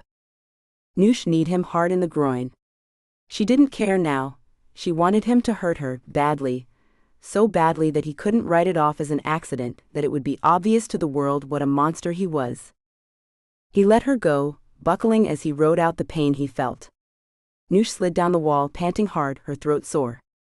Finally, Destry stood up, looking down at her with undisguised hatred. You will pay for that, Anushka. But not until we are married. Our honeymoon will be nothing but unimaginable pain for you. Remember that.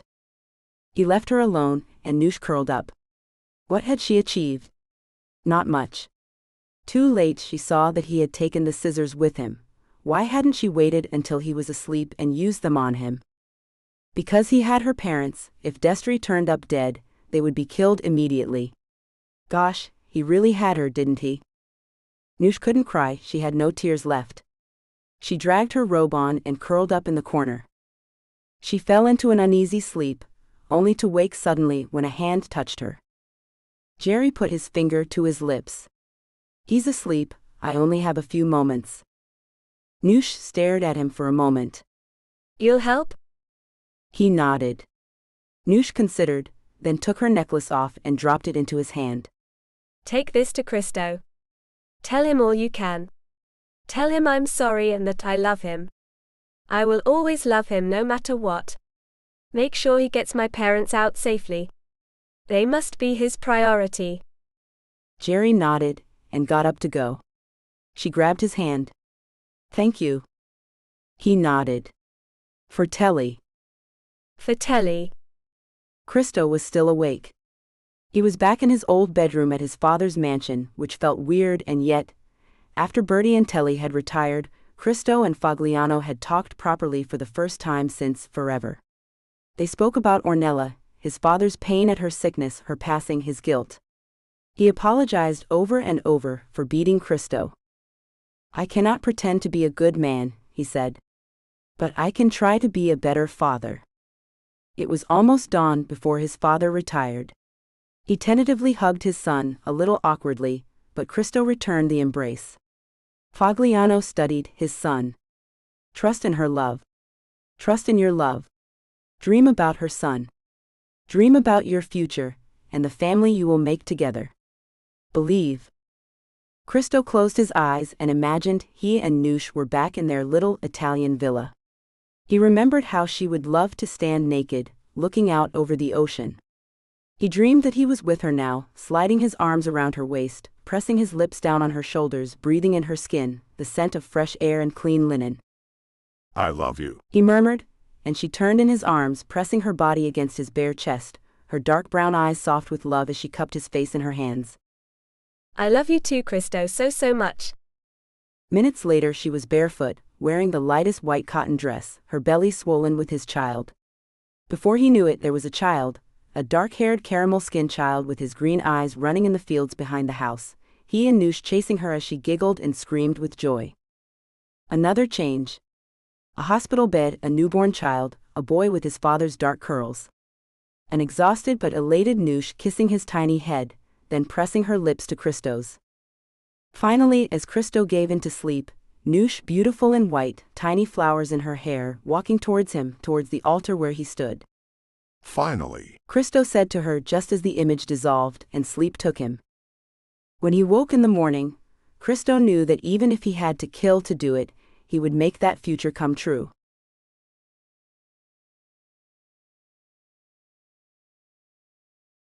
Chapter 25. Noosh woke on the day of her wedding, wishing she was dead. Jerry had gone AWOL with her necklace, and nothing had happened. Nothing. She felt betrayed and depressed, her last hope gone. Had Jerry changed his mind? Or had Destry discovered his lieutenant's duplicity and killed her only ally? It didn't matter. In a few hours she would be Destry's wife, and the thought made her gag, and it would be all over. She would kill herself if it weren't for the fact that Destry would have no reason to release her parents. She was utterly trapped. A minion of Destry's had brought her a dress to wear. Ivory, clinging to her every curve but still respectable, for the photos of course. The one thing he couldn't make her do was smile. Screw him. She dressed slowly, deliberately not brushing her hair, but Destry had thought of that of course, and sent in an army of makeup artists and hairdressers, and by the time she was led at gunpoint to the waiting limousine, she looked nothing like herself. Gosh, let this be over with. At City Hall, Destry had a fleet of journalists clamoring for the first look at his new bride. Unsmiling, Noosh stepped from the limousine to flashing light bulbs. Shaking, her fingers went instinctively to her throat, but found it bare. Not even her dragonfly to keep her from going insane. Destry had his hand wrapped around her upper arm, as he flashed his 1,000-watt smile at the reporters, answering their questions and laughing with them. Hey guys, I'd love to stay and talk, but I gotta get inside and make this little beauty Mrs. Paps. His smile disappeared as soon as they were inside, and Noosh noticed his security team had cleared the hallways. Destry marched them towards the courtroom. Noosh balked as he opened the door and she stopped, panic setting in. I can't do this. She looked at Destry with pleading eyes. Please don't make me do this. Destry smirked and dragged her into the room. The court bailiff looked startled. Is everything okay? Destry gave her a sincere smile. Oh, just being playful. That's what we do, we joke around. Don't we, darling? He looked at Noosh, and all she could see in his eyes was murder. She nodded dumbly. The bailiff looked unsure. Well, okay. The judge will be with you shortly. For a moment they were alone, and Destry grabbed Noosh's face. Don't forget, Skank, that it's only due to my goodwill that you're still alive. That I'm willing to give you 2 years. So make this good. Play your part. Or Mommy and Daddy might suffer the consequences. He let her go as the courtroom doors opened, and the judge came in, along with 2 of Destry's security team. Their witnesses. Noosh didn't even know their names. The judge ran through the procedure and then began. Destry had apparently paid him to be more flowery than usual for a courtroom marriage. As they got to the "does anyone object" part, Noosh felt the desperate urge to scream out, yes? Yes. I object, but Destry was standing too close, was gazing down at her, tension rolling off of him, daring her to speak. So she stayed silent and closed her eyes. I object. For a second Noosh thought she had conjured his voice from her dreams. She didn't want to open her eyes in case it wasn't true, but something made her look towards the sound. Christo. He stepped towards the couple, his eyes never leaving Noosh's face. I object, Your Honor. On what grounds, Mr. Montecito? The judge knew Christo? Noosh was confused. Christo smiled at her and her heart soared. He was really here for her. On the grounds, Your Honor, that the bride is in love with me. On the grounds that I love her more than my own life. He paused and looked at Destry. And on the grounds that this man is coercing the bride to marry him, on threat of death. That over the last few years he has tortured, kidnapped, stalked, hurt, and shot the bride because of his obsession with her. That he intends to kill her. Destry, stunned into silence by Christo's arrival, now exploded. Get him out of here. Judge, he's a crazy man, the son of a criminal. Behind Christo the door opened, and a fleet of police officers moved into the room. With them, a pale-faced Jerry. Destry's face drained of blood. "What is this?" Christo cleared his throat. "Judge, in 2 minutes there will be a press conference that you will want to see. The police here will escort us all to your chambers to watch it. I promise you, Judge, I mean no disrespect to your courtroom, I'm just asking, please indulge me." "Judge, order these men out for goodness sake." But the judge was studying Christo, sizing him up, and then he nodded. "I'll allow it, Mr. Montecito, but I must warn you. Should this be merely a ploy on your behalf to stop this wedding, I will hold you in contempt." Of course, Your Honor. Shall we? Destry had no choice but to join them all in the judge's chambers. He gripped Noosh's elbow painfully. "Don't even think about going to your criminal," he murmured to her. "You'll be dead the second he touches you." But Noosh couldn't take her eyes off Christo. "I love you," she mouthed, and he nodded, a small smile playing around his lips. Noosh couldn't help but feel hope for the first time in weeks. "He came for me." But her parents were still in Destry's custody, and there was no way she could risk doing anything until she knew what Christo's plan was. The judge turned on the flat screen in his office. He glanced at Noosh. "Ms. Taylor, would you like to sit?" She smiled at him. "I'm fine, thank you, Your Honor." He nodded and gave her a sly wink when Destry wasn't looking. "He's on my side," she thought incredulously. "There are good people in this world, I'd forgotten." She felt someone move behind her, and knew it was Christo. Discreetly, she reached a hand behind her and felt him squeeze her fingers. It gave her strength. The TV flashed on a podium, set up in front of a bank of photographers. It was with a gasp of shock that everyone in the room saw Telly Wyatt, very much alive, step in front of the cameras. Noosh shot a look at Jerry, who was gazing at Telly with undisguised adoration and relief that she was okay. Destry was still, his eyes narrowing as he watched his ex-wife begin to speak. Telly's voice was clear, and she didn't look nervous at all. "Obviously, contrary to recent reports, I am still here, still alive. I apologize to those I hurt by faking my suicide, but as you will see, the ruse was necessary to protect me from my ex-husband.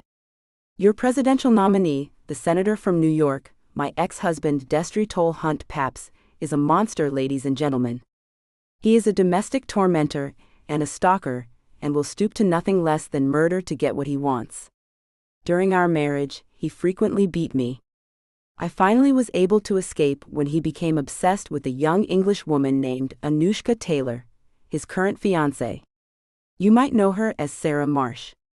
That's the name Noosh picked so that she could hide from Destry, but it didn't work. He hunted her down, and 8 months ago he shot and almost killed her." Telly paused and blew out her cheeks. "Now, I can see the skepticism on some of your faces. Am I just the bitter ex-wife? Sure, you could think that I wouldn't blame you. So I ask Ms. Taylor to come forward and tell her story. Except she can't. She is currently at City Hall, being forced to marry Destry against her will. Destry's people, the kind of people you don't see on the campaign trail, abducted her parents. They murdered her friend and co-worker. Noosh, if you're able to see this, I swear to you, this will not go unpunished. Destry, if you're watching, time's up, and not a moment too soon." Telly stepped from the podium, ignoring the barrage of questions coming her way. A man who identified himself as the head of the FBI New York field office stepped up in Telly's place. "I can confirm that a warrant for the arrest of Senator Destry Papps has been issued concerning some documents handed over to us by Gervais Knoll, Mr. Papps's assistant.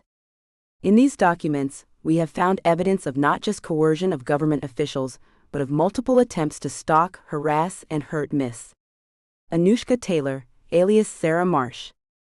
The room was frozen for a moment, and then Destry was up. "This is outrageous. Destry Papps, I'm arresting you for the abduction, assault, and attempted murder of Anushka Taylor." One of the police officers, a fierce-looking woman, stepped forward. "We found the gun, Mr. Papps. Or rather, we were led to it." He glanced at Jerry, who was staring at Destry with undisguised hatred. "You creep," Destry said, "you sniveling little creep." Christo, seeing Destry was about to blow, reached out his hand to Noosh. She grasped at it, but Destry was quicker. He pulled her back against him, drawing yet another gun from his waistband and pressing it against her throat. His eyes never left Christo's. "I'll kill her without even thinking about it, Montecito." My parents. Noosh, ignoring the pistol pressed to her neck, looked at Christo in desperation, not concerned for her own life now. They're safe. Christo was edging closer to them now, his eyes locked on the gun. My father's men found them and released them. Paps, it's over, give it up. Destry laughed. "It's not over, dirtbag, until I say it is. Do you honestly think anyone will come after me while I have her?" He glanced over at the police officers. "I swear I will kill her unless you clear a path out of here." Christo lunged for the gun, and Destry again was too quick. He shot Christo as Noosh screamed, "No," and struggled to get away from him to go to the injured Christo, who lay bleeding on the floor. Destry dragged Noosh out of the room, shooting his way out, helped by his security team as the police officers pursued them. Noosh was still struggling when Destry, cussing, growled in her ear. "He's dead, skank. He's gone. Don't worry, you'll soon be joining him." As she cried out, Destry brought the gun down hard on her head and everything went black.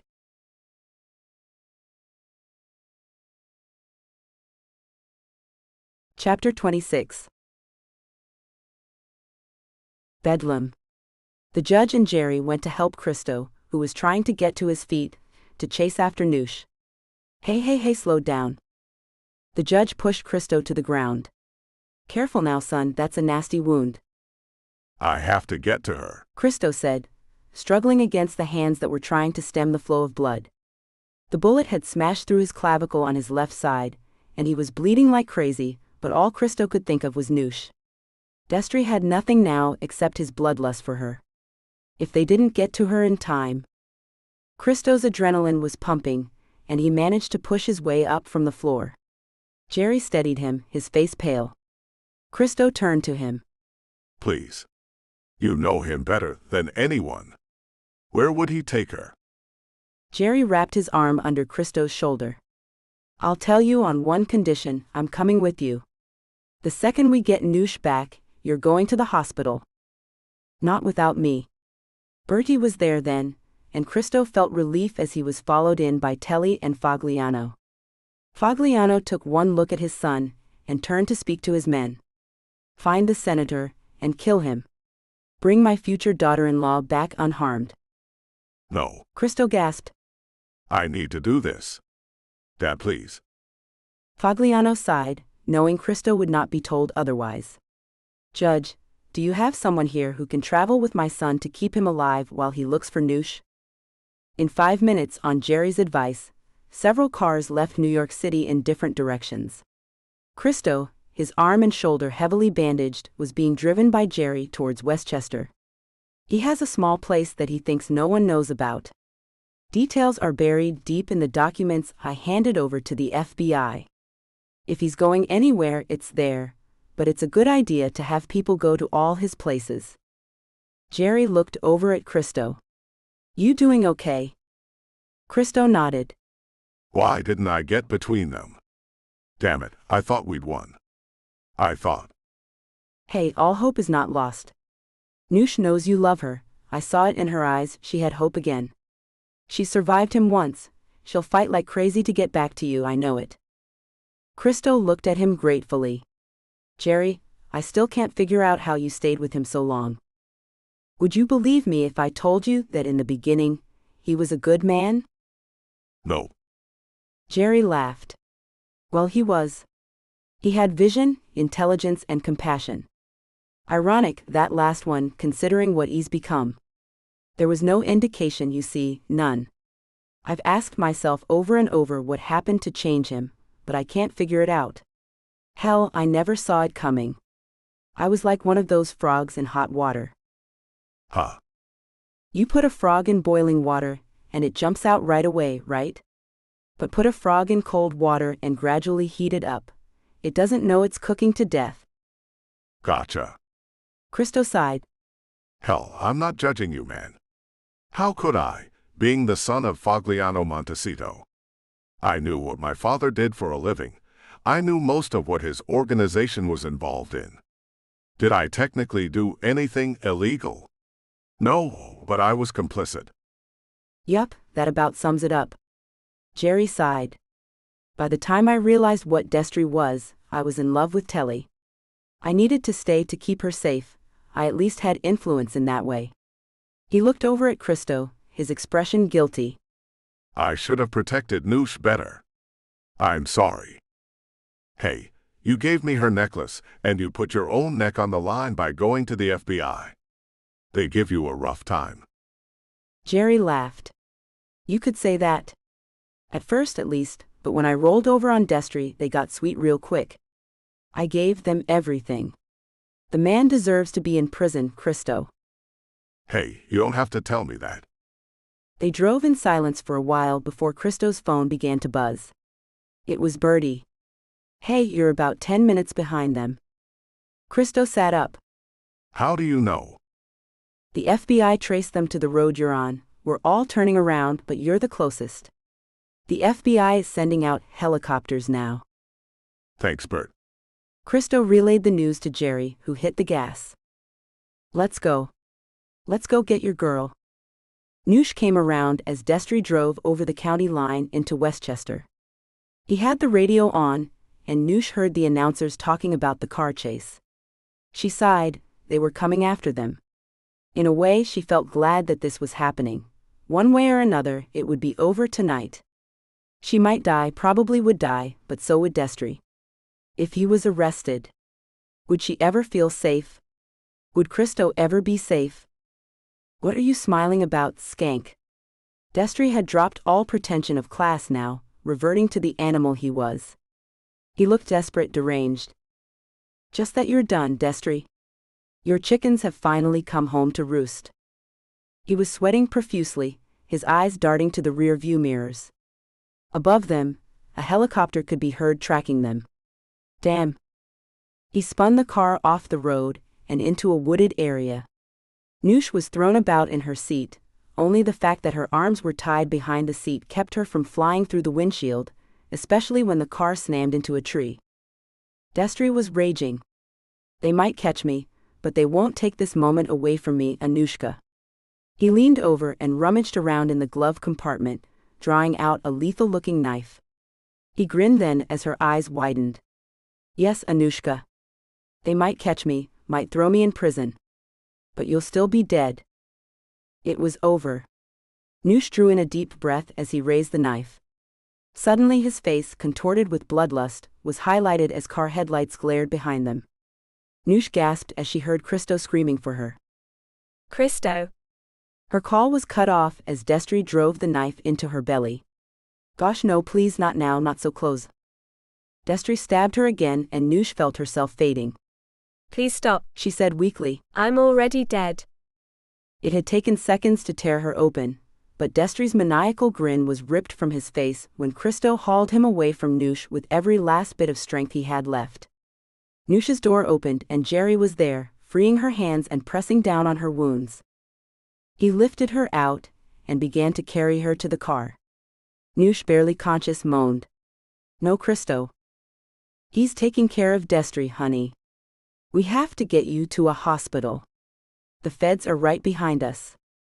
Noosh opened her eyes and looked around wildly for her beloved. She saw him struggling with Destry, bleeding heavily as Destry pummeled him. With only one arm in operation, even Christo's rage and grief couldn't compete. Destry kicked Christo in the head, knocking him back, then he lunged for his gun. Noosh's eyes widened as Destry turned towards them and pulled the trigger. Jerry stumbled, bleeding, and Noosh screamed. Jerry's eyes filled with pain. Tell her I loved her, he choked out before he tumbled to the forest floor, dropping Noosh. Pain racked her body, and she moaned, clutching at her torn belly. Destry staggered over, aiming the gun at her head. It's all over now, Anushka. Noosh closed her eyes, but then heard a yell as Christo threw himself at Destry, forcing him to drop the gun. As Christo tumbled Destry away from her, Noosh summoned up every last bit of her strength and reached for the gun. She staggered to her feet, her free hand pressed to the stab wounds in her abdomen, and stumbled over to where the men were fighting. Christo was weakening, she could see that, and her resolve strengthened. When she was immediately behind Destry, she aimed the gun. "Destry, look at me, you son of a gun." Destry whirled around, and Noosh shot him between the eyes without hesitation. He stared at her incredulously for a moment, before dropping. Noosh, feeling herself weakening from blood loss, gave him a humorless smile. "I'm glad you saw it coming, dirtbag." Destry slumped to the ground, eyes staring blankly. Noosh bent down and pressed the gun to his skull, and emptied the rest of the gun into his head. She didn't realize she was sobbing until she felt Christo's arms around her, pulling her away from her dead tormentor. Christo, his face racked in pain, wrapped his good arm around her, his lips against her forehead. Hang on, baby, please. I can't lose you now. Noosh gazed up at him, her eyes no longer full of fear or pain but soft with love. You came for me. After those terrible things he made me say to you. Don't think of that now. She heard cars approaching, help on its way, and knew she had to try to hang on. We get our happy ending, Christo. He smiled down at her through his tears. Yes, we do, baby. Yes, we do.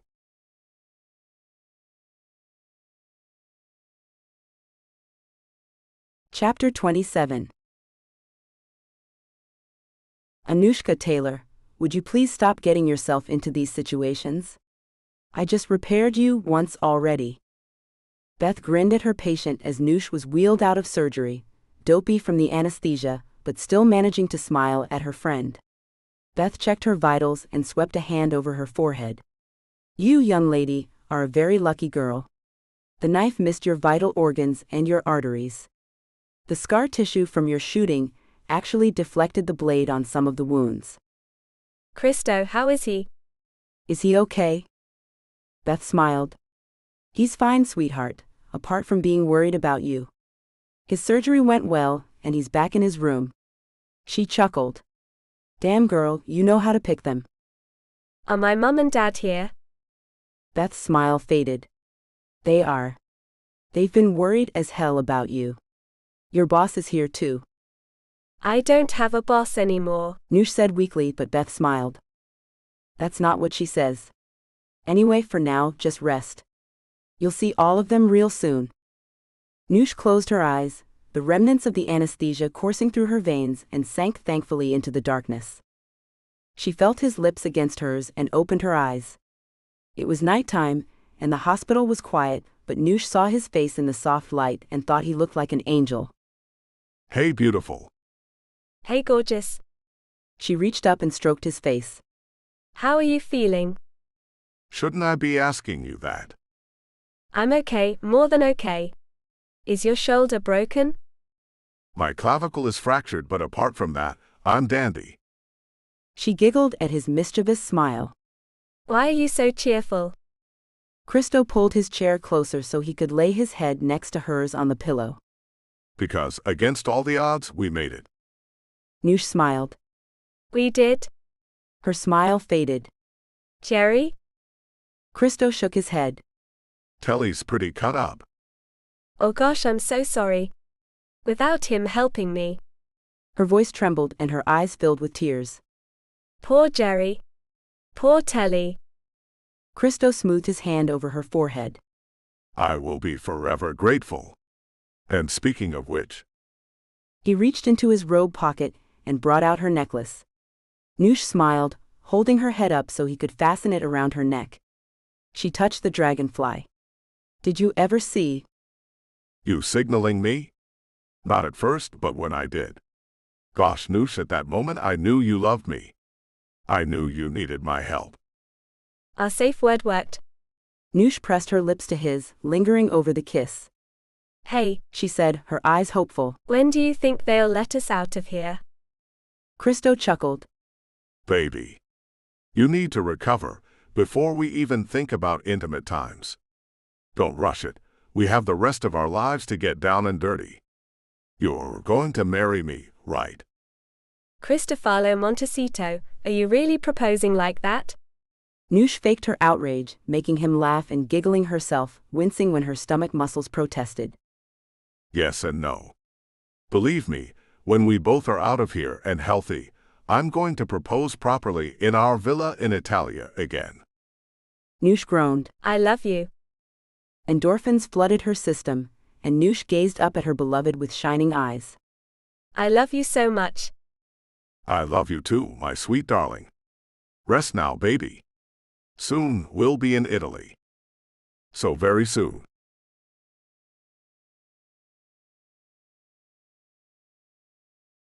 Chapter 28. It was the way he had imagined it all those months ago, when she was gone. Christo stood in the doorway of their villa, and watched Noosh as she stood at the cliff edge, looking out to sea. The Mediterranean sun had turned her already caramel skin a deep russet, and her hair, long, thick and lustrous, hung in a dark curtain almost to her waist. It had been a year and a half since Destry Pops had died, and every day since then, Christo had fallen even more in love with Noosh. Her bravery, her resilience, her huge heart. She had returned to work at the radio station and told her true story, knowing that people wanted to know. To Christo's amusement, she had interviewed his father and become his father's buddy, always giggling together whenever the family was gathered. Christo and his father had become closer than Christo ever believed they could be, and he credited Noosh entirely for that. Fagliano had all but turned into a legitimate businessman, cutting ties with some of the seedier contacts and turning towards more charitable pursuits. Christo pushed away from the stone doorway and went to her, sliding his arms around her waist. Noosh leaned back into him, turning her head for a kiss. Hey, gorgeous. Our last day. Ha! He nibbled at her earlobe. Don't put it like that. Say the final day before the wedding, and we're inundated with family and friends. Say it's the last time we can call ourselves single people. Say it's the last day that we have to wait to call each other Mr. and Mrs. Noosh giggled. Mr. and Mrs. Montecito. I like the sound of it. Christo pressed his lips to her temple. You know, I could take your name. Noosh smiled. You are sweet, but I will be proud to be a Montecito. Christo was unbelievably touched, and he gave a bemused laugh. I never thought I would hear anyone say that. Noosh turned in his arms and gazed up at him. There's a lot to be proud of, Christo, especially these last 2 years. I hope so much that you realize that. If there were a way to tell you just how much I love you, Noosh, I would say it, but there are no words. He kissed her tenderly and then grinned. Hey, kiddo, how about marrying me? She laughed. What about tomorrow? Done. Christo grinned widely and swept her into his arms. Did you know that in this part of Italy, it's traditional for the bride and groom to be intimate for the whole day, the day before their wedding? Noosh giggled, her arms locked around his neck. Are you making that up? Oh yes, but it's still going to be true today. Christo grinned down at her. In their bedroom, a warm breeze was blowing through the sheer white drapes billowing at the windows. Outside, they could hear the crashing of the waves on the rocks on the shore. They kissed softly while cuddling in bed. Christo covered her body with his. Noosh felt an incredible feeling of being somewhere between life and death, utterly lost in the man she loved. Ti amo, she whispered in his native tongue, and Christo smiled down at her. Bella Anushka, my love, my heart. Noosh woke on the morning of her wedding day, and felt 100% different from her first wedding day. She felt alive, vital, and almost sick with excitement. There would be no hurried city hall wedding for her and her beloved Christo. She turned on her side and watched him sleep. They'd had no time for the old custom of not seeing each other on their wedding day. He was almost 40 now, only a few weeks away, but he looked no older than his late 20s. She cupped his face with her palm, tracing her thumb over his cheek, marveling at his physical beauty. It was only made more appealing by his kind heart. She barely recognized the man who had taken her, and then thrown her out of that club in New York all those months ago. We've been through so much, baby. She whispered it so as not to wake him, but he opened those brilliant green eyes of his and smiled at her. I can't wait to begin the rest of our lives together, my darling Noosh. Good morning, beautiful. He leaned over and kissed her, gathering her to him. Happy wedding day, gorgeous. They spent some time in bed together, drinking each other in, until they both looked at the clock regretfully. Their wedding planners would be here in less than an hour. Christo waited until Nush's mother, Preeti, had borne her daughter off to get ready for the wedding before he got Bertie. Bertie was leaning against the outside wall, watching Nush's father, Bernard, and Fagliano chuckling with each other over a bottle of very expensive scotch. Bertie nodded at them as Christo joined him. I hope Nush knows she might have to support her own dad while he staggers up the aisle. Those two are already 3 sheets. Christo grinned. Nush's father was a quiet and staid man, but he had hit it off immediately with Fagliano, much to everyone's surprise. Their friendship had eased the potential difficulties of being unable to pay for his daughter's wedding himself, something Christo and Nush had worried about. Fagliano had taken Bernard aside after their engagement party. My dear Bernard, there is something I must ask you from a father to a father. Nush tells me that you have always provided for her, no matter how strained things became, that she never wanted anything. I see it in her personality, her warmth, her love. She credits you and Preeti for it.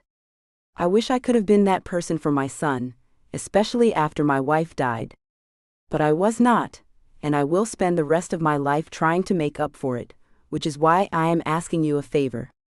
Please, Bernard, let me pay for the wedding. It is such a small thing for me, but it would mean the world. Bernard Taylor had known the other reason for Fagliano to say this to him, but he was grateful that Fagliano went out of his way to make it seem as if Bernard were doing him a favor. Now Christo took Bertie aside. So the farmhouse. Bertie grinned. The new buildings will be finished by the time you and Nush get back from India. The contractors we chose are superb, I'm glad to say. Leave the rest to me, buddy. Thanks, man. Christo smiled with relief. She's going to love it. Bertie laughed aloud. You and Nush both. Now let's get you ready. Preeti helped her daughter into a beautiful white sari, a nod to Preeti's heritage that Nush had insisted on.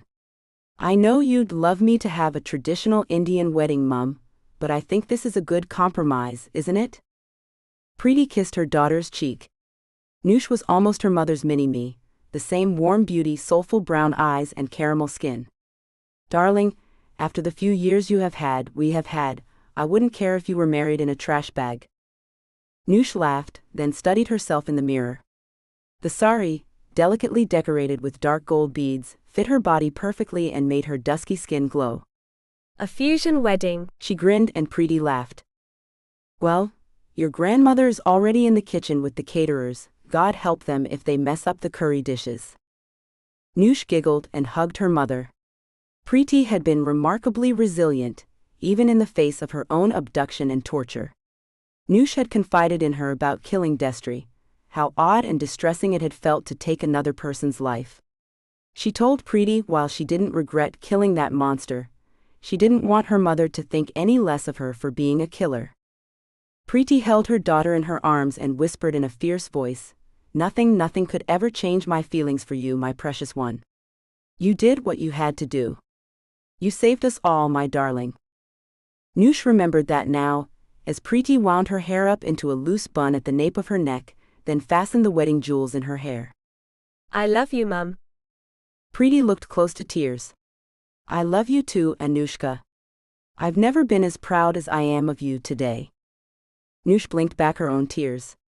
Mustn't ruin your great makeup work. She grinned at her mother with shining eyes. Preeti touched her cheek. You never needed much. Your beauty shines from inside you. A tear did escape then. I get it from my mum and dad, Nush said softly. The moment was ruined by the alarm clock making them both jump, then laugh. Nush looked at Preeti and gave a shaky sigh. It's time. It's time.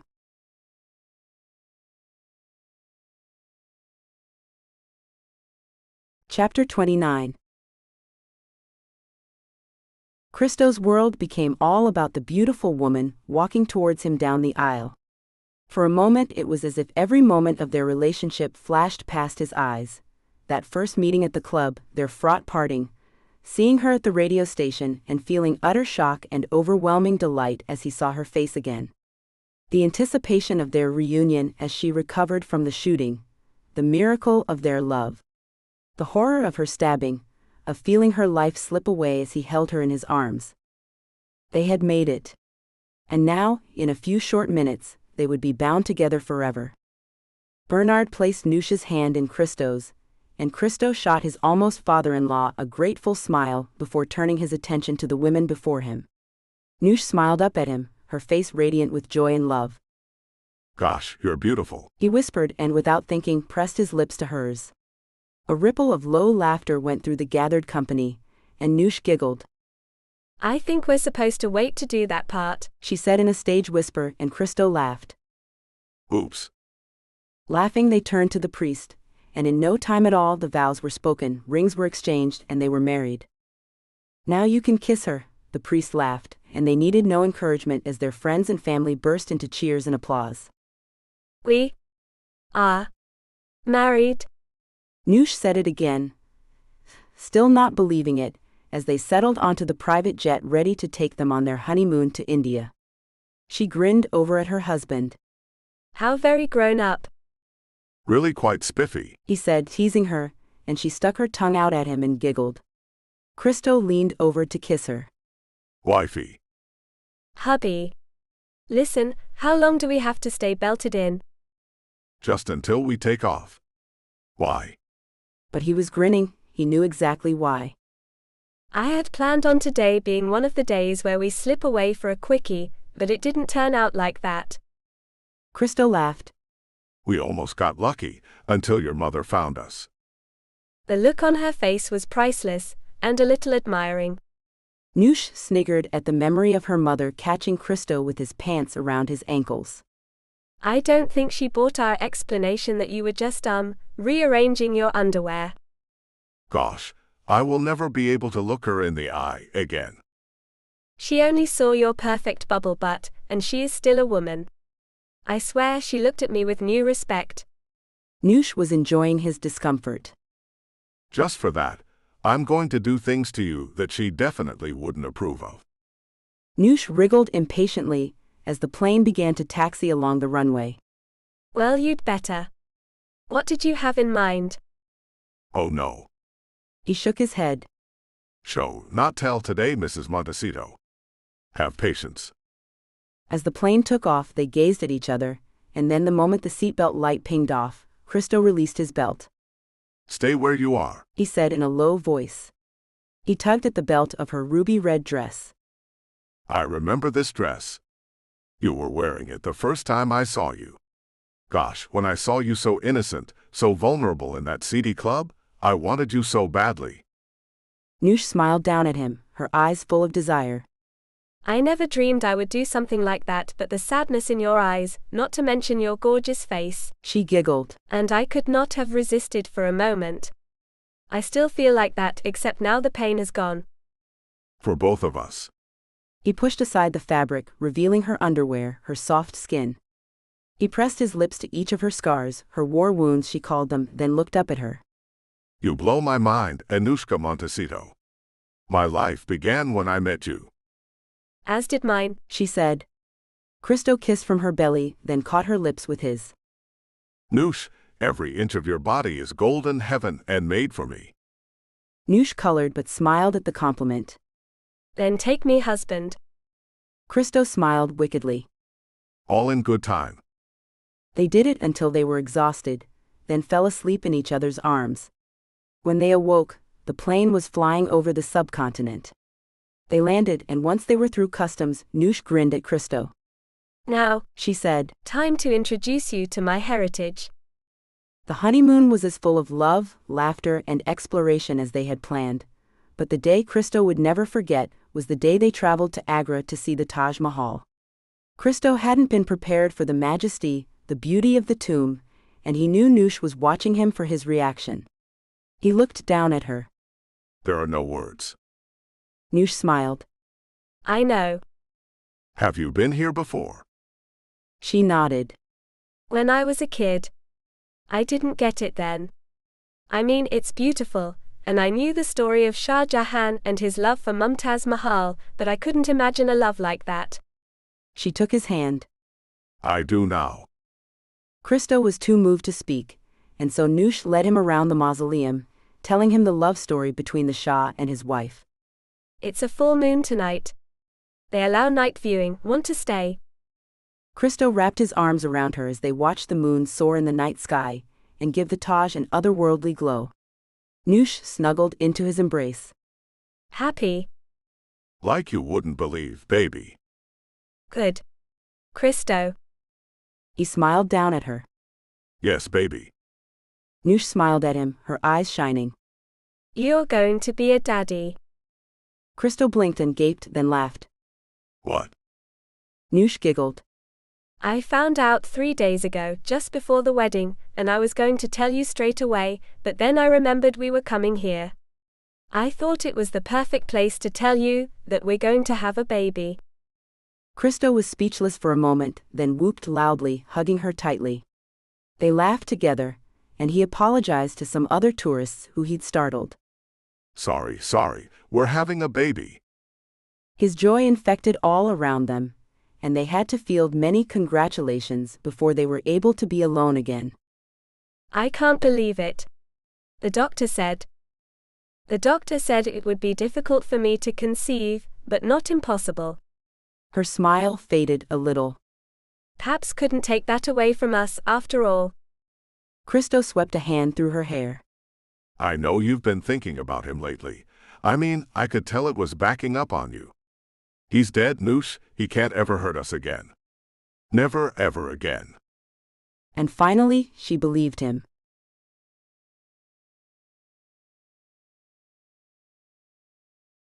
Chapter 30. Mumtaz Montecito. No. No way. Noosh giggled as they drove back to the farmhouse from the airport. She stroked his cheek as he drove. The Indian sun had turned his olive skin a deep gold. It made his bright green eyes and his almost black hair even more affecting and desirable. He grinned at her. Careful. Last time you looked at me like that, I done gone and got you good and knocked up. Noosh laughed. Their Indian honeymoon had been perfect, and now they were returning home to begin their lives together and await the birth of their first child. They had figured out, roughly, that Noosh must not be more than a couple of months pregnant. Which leaves 7 months for us to get the farmhouse childproofed. Your workshop, for example, had better be locked. Can you imagine a baby in there, crawling around? She shuddered. If it's a boy, I'll get to teach him wood turning. Dinosaur. What if our daughter wants to be a carpenter? Her too. Christo said hurriedly. Sorry, that was bad. You're forgiven this time. And besides, our daughter will be too busy curing cancer and winning Oscars to be carving wood. That's an eclectic career path you've chosen for her. They continued to rib each other, joking around until Christo pulled into the long driveway to their farmhouse. As they approached, Noosh exclaimed in surprise. What on earth? There were 2 new buildings on the site, one next to Christo's workshop and one built onto the farm next to their bedroom. Noosh looked at Christo questioningly. He grinned. My wedding present to you. Let's get settled and I'll show you around. The brick building next to Christo's workshop turned out to be a recording studio, small but with state-of-the-art equipment. Noosh couldn't believe her eyes. Christo grinned at her. I know you want to start doing independent documentaries for the station and for yourself. I thought this would help. Noosh put her hand to her mouth, so utterly shocked that she couldn't speak for a moment. Gosh, Christo, this is incredible. Thank you. She threw herself into his arms, any fatigue from the journey forgotten, and kissed him madly. You like? Gosh, yes, can I play? Christo laughed. Of course, but hold that thought. Let me show you the other room. I think you might enjoy that one even more. Noosh gave him a quizzical look, and then began to smile. Lead on, hubby. She was right, the room did lead off of their bedroom, and when Christo opened the door, Noosh saw why and started to laugh. Oh, you naughty boy, Mr. Montecito. The room featured a bed, swathed in pure white mosquito netting, but it was the only innocent-looking thing in the room. Along the walls, stocks, handcuffs hanging from the walls, and racks of riding crops and whips. A white cadenza stocked with dildos, vibrators, gags, leather belts, and straps. On the nightstand next to the bed, lube, massage oil, feathers. Noosh went around the room, touching everything, a slow smile spreading across her face. Christo waited for her reaction. Noosh went to him and stood in front of him.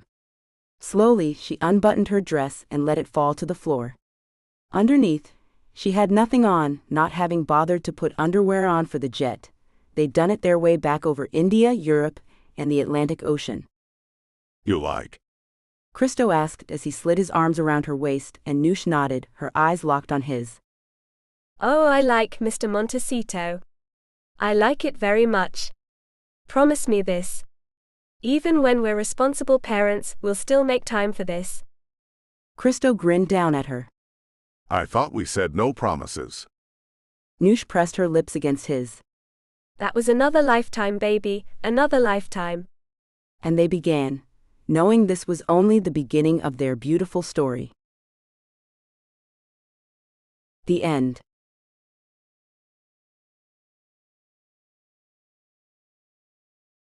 No Promises Extended Epilogue.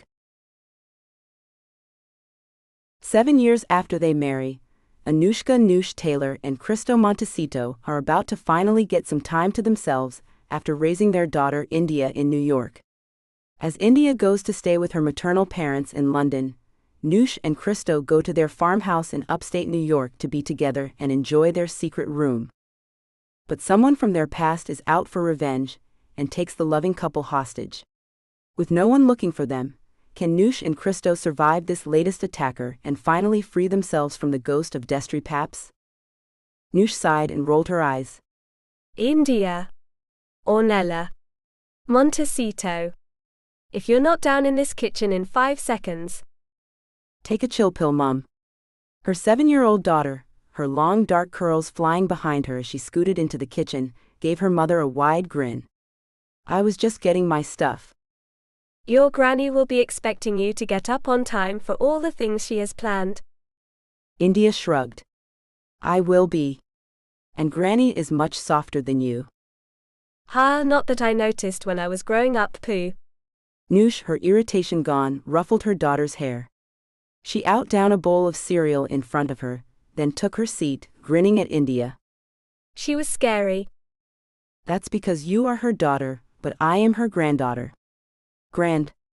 That means I don't get told off as much as you. Is that so? Noosh was amused by her daughter's logic. In that case, I bet she doesn't let you eat candy though. No. Unless it's Indian sweets, then it's okay. Noosh sighed. Her mother's traditional Indian sweets were utterly addictive, being that they were stuffed full of fat and sugar. Not too many though, Pooh. I know. Is Daddy up yet? Noosh chuckled. The only person I know who can sleep longer than you. As she spoke, she heard Christo shuffling sleepily into the kitchen. Pretending not to see him, she winked at India. Well, he sleeps so long because he's a very, very old man now, Pooh, and... Her words broke off as Christo tickled her, and she shrieked with laughter. India grinned at her parents, used to seeing them playful and fun-loving. Silly, she said, waving her spoon at them. Christo kissed the top of her head. You know it. Ready for your London vacation. India nodded. Nina should be here soon. Nina, their trusted nanny, was flying to London with India to safely deliver her to her grandparents, and then going on to a 2-week holiday with some of her friends to the capitals of Europe, a gift from Noosh and Christo for her hard work over the years. Noosh smiled but then felt a little pull in her chest. This would be the longest they would be separated from India since she had been born, and while India was very excited about the trip, Noosh felt a pang of worry about her daughter being an ocean away. As it turned out, in a whirl of last-minute packing and passport hunting, Noosh didn't have time to get weepy with her daughter. She and Christo hugged India at the gate and waved her and Nina off. Only then did Noosh get a little tearful. Hey, Christo pulled her into his arms and pressed his lips to her forehead. she's going to have a great time. And sweet baby, so are we. Noosh laughed then. They were leaving the city now to travel to their farmhouse upstate for a vacation, and to utilize their very own playroom.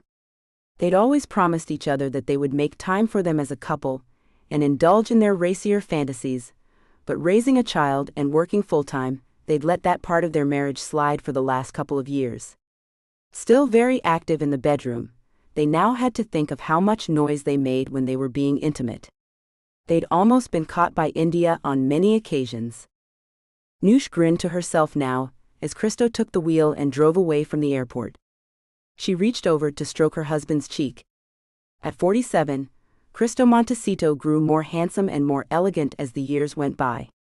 His dark curls were shot through with silver now, but his dark eyelashes and bright green eyes were as vital as ever.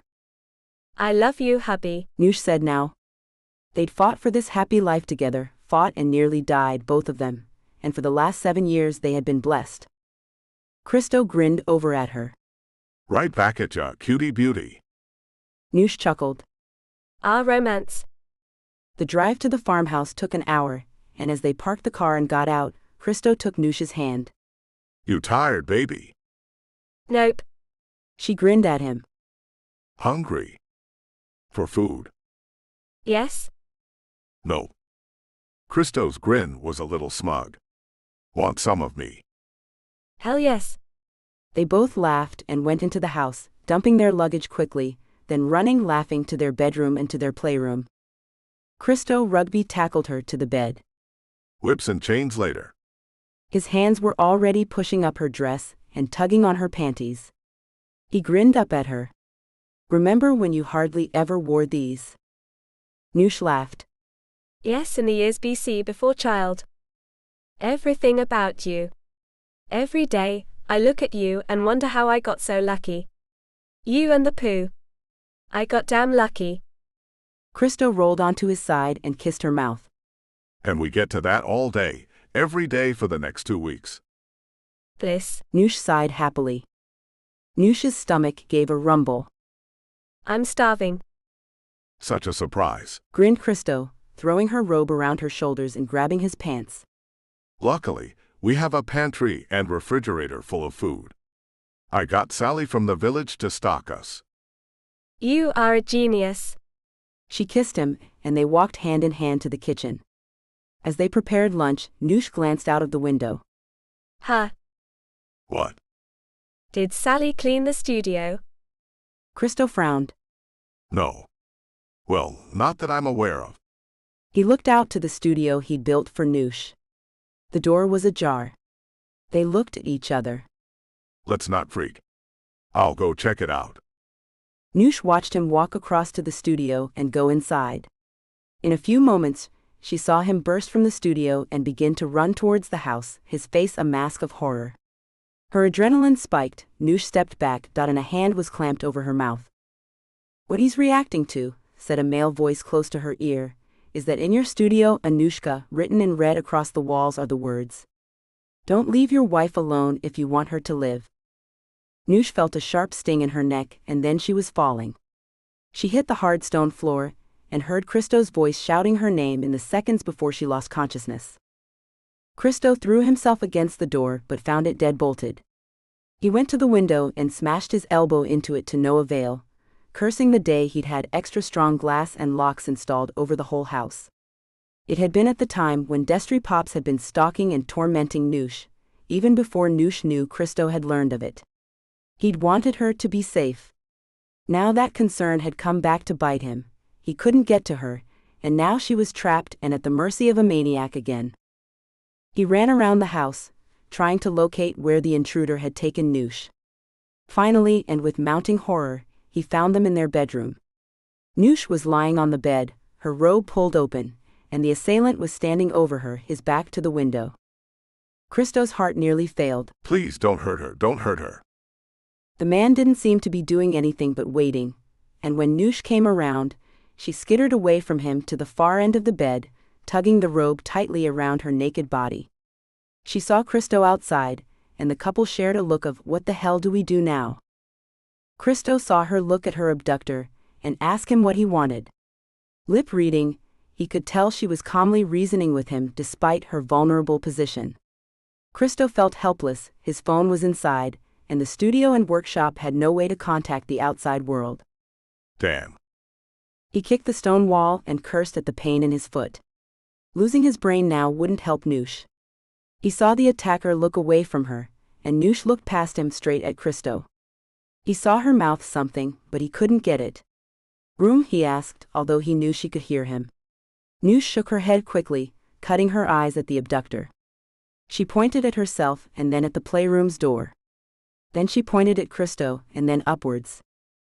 Roof. Of course. Christ gave a quick nod and took off.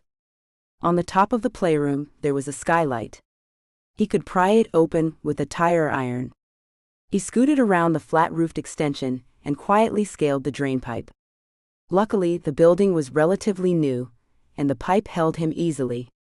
His heart was pumping, banging hard against his ribs, but inside his terror there was peace. Noosh wasn't panicking, she wasn't giving up, she was thinking strategically. Teamwork, he thought with a wry smile. He dropped silently into the playroom and looked around for the heaviest thing he could find. He picked up a solid silver butt plug, but even that wasn't heavy enough to knock someone out, was it? The ridiculousness of the situation almost made him laugh, but then he pressed his ear to the door and waited for his opportunity. Noosh gazed at her attacker evenly. The medicine he had given her had worn off quickly, which led her to believe that he had never used them before. In fact, he looked nervous now, as if now that he had her, he didn't know quite what he wanted to do. Who are you? What do you want? Who I am doesn't matter. All you need to know is that I'm going to kill you. Noosh was unfazed. How startlingly original, she said, her British accent making the sarcasm even more cutting.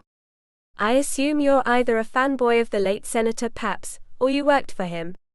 Which is it? I was one of the senator's closest security guards. Huh. I don't remember you, but then again, why would I notice such an insignificant little man? And how long did you stay in prison? Let me guess, 7 years? And instead of getting out and beginning to build a new life for yourself, you're seeking revenge. Well, goodness me. You think you're the first? He looked uncertain for a moment, then drew a knife out. Listen, skank, I haven't got time to waste. Noosh made a face. See, I'm just not in the mood to be murdered today. Anyway, good luck getting through this scar tissue. She opened her robe and pointed to her belly, which was crisscrossed with silver scars, almost fading. See, I survived being shot at point-blank range and being stabbed, so if you think I'm going to sit here like a good little girl and take your knife, nah, I don't think so. Distracted not just by her scars but by her beautiful body, her attacker was discombobulated when a second later, Christo burst through the playroom door and tackled him. Noosh cheered her husband on as he overwhelmed the attacker and forced him face down on the ground. Noosh scooted off the bed into the playroom and grabbed a set of handcuffs and a crop. Christo. She waved them at him, and grinning he cuffed the attacker's hands behind his back and hauled him into a chair. Noosh tied the knot on her robe tightly and grinned at Christo, who stood back, his relief palpable. Had to show him my body, love, but I think I distracted him enough. Christo couldn't help snorting with laughter. Noosh was actually enjoying this. Maybe it wasn't only this intruder who wanted revenge. He put his hand on her back and realized that underneath the bravado, she was trembling. He pressed his lips to her forehead. It's over now, baby. How touching. The attacker spat at them, and Christo, in no mood to put up with any rubbish, cold-cocked him. Noosh waited until the man's head finally came to rest, and he opened his eyes. What's your name? Dennis. Noosh laughed. Dennis the Menace. Dennis looked confused. Never mind. Look, here's what's going to happen now. We're going to call the police, and if I'm right, you'll be heading back to jail very, very soon. Of course, we can exaggerate to the police what you did to us, to me, and make it so much worse. And why shouldn't we? Both Christo and Roger looked at her, confused. Noosh's smile disappeared. Or you can tell us if any more of your cohorts are planning similar assaults on my family. Why should I? Noosh walked slowly over to the knife Christo kicked out of Dennis' reach, and picked it up, careful to hold it between folds of her robe. Article 35, Dennis, of New York State's Defense of Justification Law. A person may, subject to the provisions of Subdivision 2, use physical force upon another person, when and to the extent he reasonably believes such to be necessary, to defend himself, or a third person, from what he reasonably believes to be the use or imminent use of unlawful physical force by such other person. You broke in, attacked me, then told me outright you were here to kill me. She moved suddenly, pressing the knife to his neck. Dennis's eyes widened in terror. Christo watched her carefully but did not stop her. Noosh's anger was palpable. I could kill you right now, and never spend a second in jail. I memorized that law the day my daughter was born, so I could protect her, whatever that meant. So I could kill you, and tell the police it was a clear case of self-defense. Do you know how tempting that is to me, Dennis? I spent years thinking your creep boss would kill me, and God knows he tried. He pressed the muzzle of a gun to my belly, and shot me 3 times. He beat me, threatened the man I love, kidnapped my parents, and then shot Christo. And then he stabbed me because apparently, I hadn't suffered enough. She pressed the blade harder into Dennis's skin. I put 5 bullets into his head, Dennis.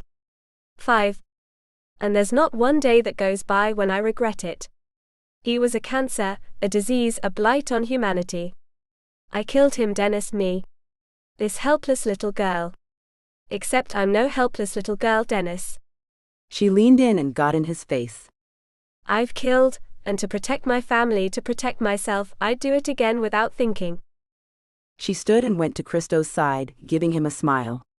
He was looking at her with such admiration and love that she felt like a queen. Christo wrapped his arm around her waist. You got anything to add, baby? She nuzzled his neck and nibbled his earlobe. Yeah, sneered Dennis, recovering from the shock of Noosh's rage. Man, you are whipped. Christo tilted his head to the side and grinned. Hell yes, I am. And grateful for it. Because this little boss here is the woman I love more than life itself, and you douchebag messed with the wrong woman. Noosh baby, you want to go call the police, or should I? I'll do it. You keep an eye on this tosser. When they were alone, Christo's smile faded and he stepped forward towards the prisoner. You didn't answer my wife's question, jerk. Who else is out there? Who else is coming for us? Dennis's shoulders slumped. No one, and that's the truth. I haven't heard a thing, but most of them are still in jail. Most of them. Fields Green got out a few days before me, but he took off to Mexico with his girlfriend and their kids. You can check. Christo studied him. Were you really going to kill my wife? Dennis nodded. I was. She killed the senator. She sent us to jail. No. Christo's voice was rough. Paps did that when he hired you to do his killing for him, and you did that when you took his money and did what he said. Now you'll pay the price for that. When the police had come to take Dennis away, the lead detective talked with Noosh and Christo. 3 strikes, so he's in jail for the rest of his life. H looked admiringly at them both. You two are a formidable team. They thanked him, and after they were alone again, thankfully, they slumped onto their couch and breathed out. They looked at each other for a moment, then started to laugh. What the hell just happened? Noosh was crying with laughter, and Christo grinned, pulling her into his arms. You were the baddest on the planet. Gosh, Noosh, that whole speech. I honestly thought you were going to kill him. Would you have stopped me? Christo shook his head without hesitation. He would have deserved it. Noosh kissed him. You are my champion. No, I wasn't going to kill him, but I needed him to believe I would. I needed to yell at him, to get all that latent anger out. I never got to yell at Destry before I killed him, and I think... She sighed. I just needed to say my anger and hurt aloud to someone. She grinned wryly. Dennis sure picked the wrong target. Christo pressed his lips to hers. Gosh, If I could love you more than I already do. It really is all over now. Thank God. She leaned her forehead against his. For a few minutes they sat in silence, letting the tension seep from their bodies. I'll tell you something. Noosh grinned. She knew this tone in his voice. Oh yes? You being the queen and everything. That was such a turn on. Noosh giggled. They both laughed, and then Noosh got up, hauling her husband to his feet. Well, I wouldn't want to waste that big boy, and you know what? I'm in the mood for some playtime. Christo smiled as he let her lead him to their playroom. You in charge, baby? Oh yes, boy. A while later.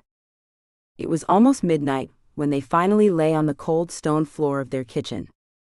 Noosh sighed happily and rolled onto her side as Christo hooked his arm around her. She snuggled into his warm body.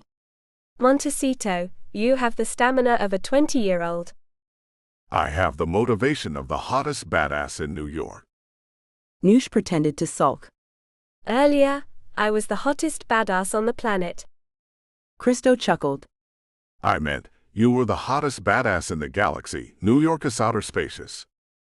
Nice save. Noosh laughed and kissed his neck. Baby, I was thinking. We didn't finish our conversation about having more kids. I will admit now I'd love another one. Christo looked down at her. You would. Good.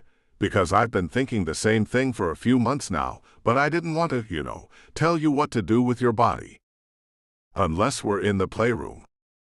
Unless then. He smiled and traced a finger over the small tattoo on her lower abdomen. The dragonfly which matched the one on his shoulder. They'd had them done to celebrate their 5th wedding anniversary, 2 years ago. Noosh gazed at him. It's breakfast time in London. Let's call Indy and tell her she might have a sibling soon. Christo pressed his lips against his wife's. You have given me everything, Noosh Taylor. Noosh Montecito, she said with a grin. And right back at you, baby. Now let's go call our daughter. 11 months later, Theodore Teddy Montecito was born, and as his adoring parents introduced him to his older sister, they knew at last their family was safe, and that their future at last was one purely of love and hope and dreams. The end.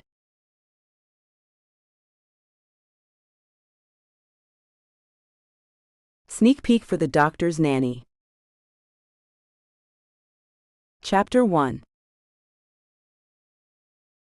Alex. A soft rain fell as I made my way into St. Christopher's General Hospital in Seattle, Washington. I was there to meet with the board about getting rights to practice in the hospital, but I wasn't looking forward to pleading my case to anyone. She died a year ago, and I was ready to move on with my life again. Yet, there was some opposition to me getting back to work. Not many men bury their wives when they're only 29 years old. Rochelle had all the money in the world, but none of it could save her from ovarian cancer. She left me and our daughter, 3 years old now, and the empty space she left felt enormous. I was tired of looking at all the places she'd left empty, her side of our bed being at the top of that list.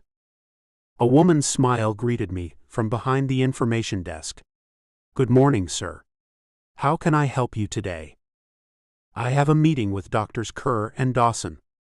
I ran my hand through my hair, then shoved them both into my pockets. "Which Dr. Dawson?" she asked.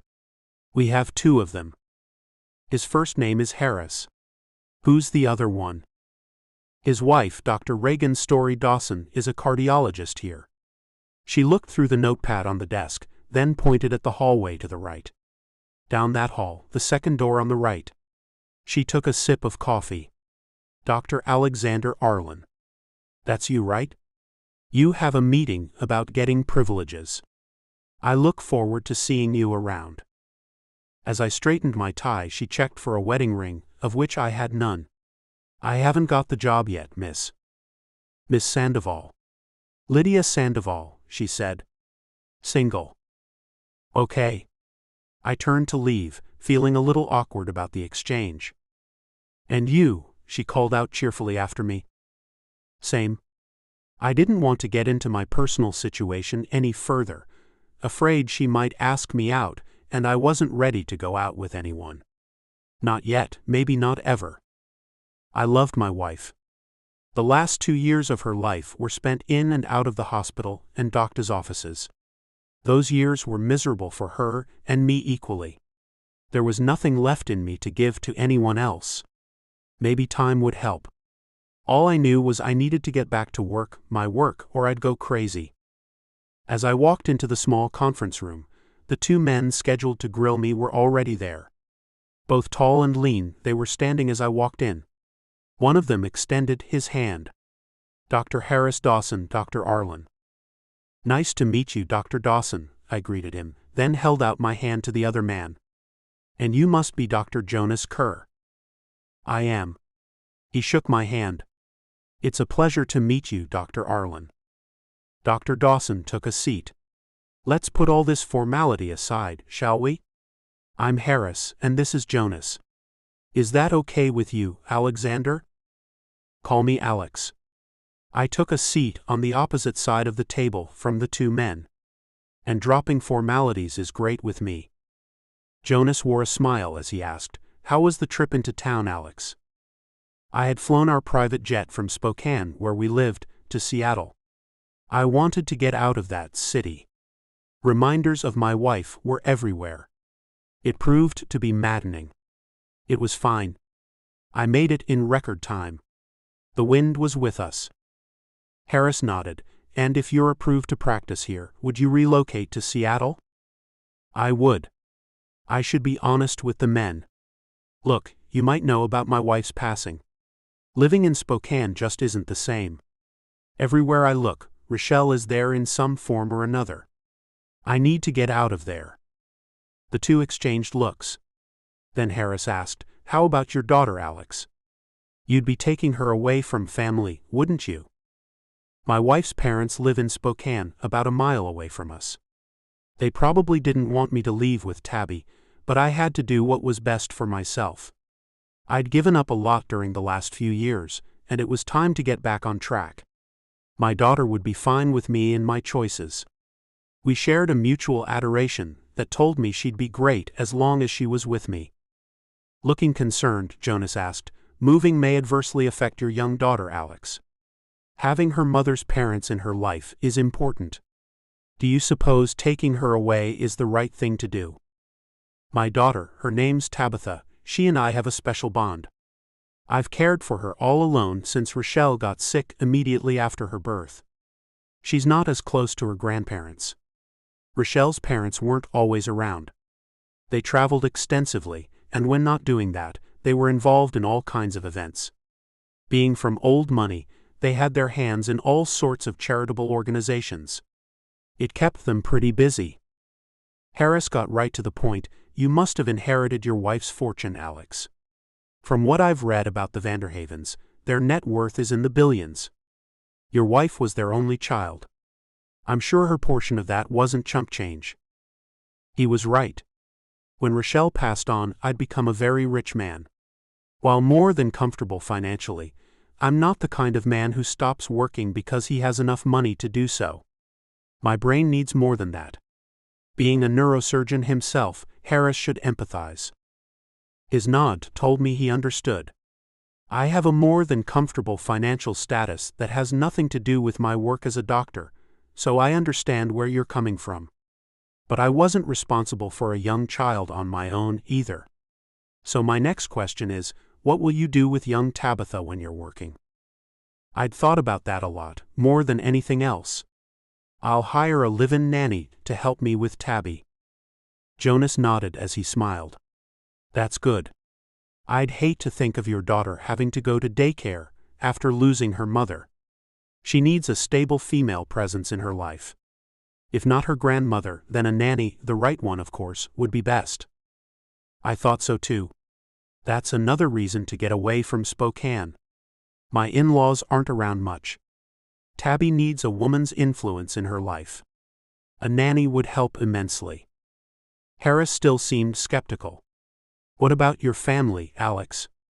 Is anyone available from your side to be that female presence for your daughter? I shook my head. No sisters, only one younger brother. And Mom and Dad have their own things to do. They live in Colorado.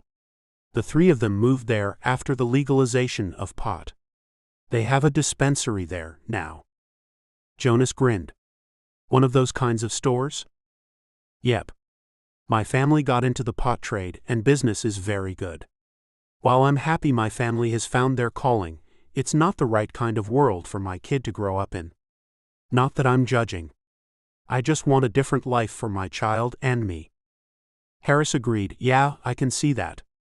So you've been thinking about this for a while. You're not making any rash decisions or running away, you just want to change your life a bit and get away from all the reminders of a lost love. Yes. I was tired of living in the place I once shared with the woman I'd fallen in love with, practically at first sight. It's time to start fresh. And I'd love to make that fresh start right here with you guys in this hospital, where I can help the most people while still having time for my daughter. How much time would you need to relocate and get settled here, Alex? Harris asked. Good question. He's considering me. A month. It would take that amount of time to find a suitable home and a babysitter, too. I wouldn't leave Tabby with anyone but the one I hired. I want her to feel stable and safe. Having her doted on by too many people would undermine her security. I didn't want that. Harris tapped his pencil on the pad of paper in front of him. We'll give you 2 months to be on the safe side. He looked at me. I'm a father too. You'll need time to make sure your daughter is settled well with the new living situation and her nanny. So we'll see you here in 2 months. If you need my advice on finding adequate housing, check out Janelle's real estate agency. She's a natural when it comes to finding homes for Seattle's more affluent residents. Jonas gave me another big smile. Welcome aboard, Dr. Alex Arlen. I can't thank you two enough. I got up, shook both their hands, and felt a smile plaster across my face. This is such good news. You have no idea how excited I am to be coming here. Jonas stood. The rain isn't going to bother you. I love it. I never minded the rain. The smell of it invigorated me in a way little else did. I can't wait to get things in order and get my life going again. It's been an eternity since I got to be me. Well, it's not just you, Alex, Harris reminded me. Keep your daughter at the top of your list. I am. He had no idea how much at the top Tabby was. Tabby's my only link left to Rochelle. She's the spitting image of her mother. It's funny when I see things around our home and the town she had so much to do with, I feel sad. But when I look at our daughter and see her mother in her, it makes me happy. Jonas looked at me with sad eyes. I can't imagine what it must feel like to lose someone at such a young age. No one expects to be 30-something and a widower with a small child. No, you don't. If anyone had told me Rochelle and I would only have 2 years of marriage before she was stricken with a cancer so fierce nothing could combat it, I would have said they were crazy. Harris patted me on the back. Life will be different here. No ghosts to torment you, Alex. No ghosts? Did I truly want to leave Rochelle behind? Our bed proved to be a place I hardly ever rested anymore, because I felt her in it. I would wake up, think I could hear her breathing, then reach out to find no one there. In a new place, a new bed, I wouldn't feel her there. Is that what I really want? Am I ready to do this? Or is this a terrible mistake?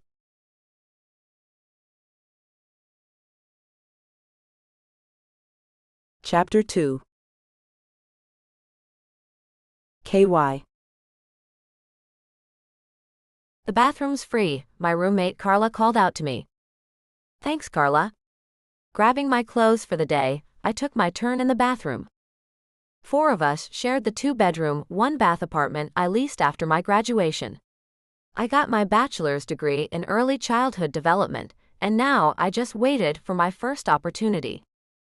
I signed up with an employment agency that specialized in finding jobs for au pairs. And I already landed my first interview. A new doctor had moved to Seattle and needed a live-in governess for his 3-year-old daughter. As I showered, I tried not to get my hopes up too high. That job must be coveted by many. To reside in the posh house of a doctor would be like a dream come true. I'd grown up in a modest home in Seattle's Ballard neighborhood. My father worked as a parts manager at a car dealership. Mom worked at a health food store as a cashier. I worked my way through college with a job at the same store as Mom. Living at home allowed me to pay my way through school and avoid getting into debt to get my degree. I had Mom and Dad to thank for that. Well, them and some sacrifices of my own. I sold my car and bought a bus pass instead. Making payments on the car and insurance didn't leave me much, so getting rid of it allowed me to spend more on my coursework. Plus, I always took my own sack lunch and never went out, choosing to use my funds on opportunities. After college, I continued working at the store for another year. With no debt, I was able to move in with my friends at their steady coaxing. Carla was my bestie, and she said I wasn't being true to myself by living at home. She claimed it stunted my natural human growth.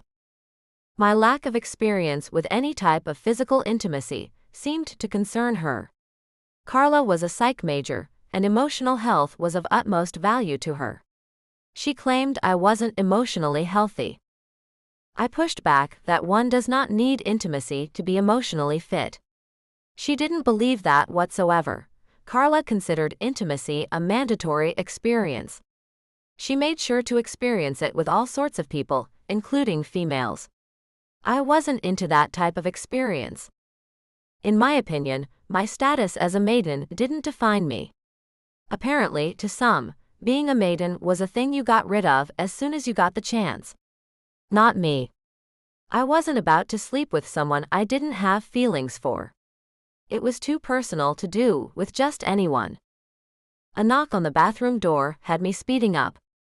I'm almost done. Okay, try to hurry please, my other roomie Lane said. I've got to pee. Having only one bathroom sucked. Without putting the conditioner in my hair, I got out and dried off, hurrying to get dressed and out of the way.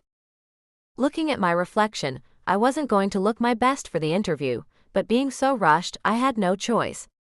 Leaving the bathroom, I went to my bedroom to put my hair into a bun and a touch of mascara on my lashes before leaving the apartment.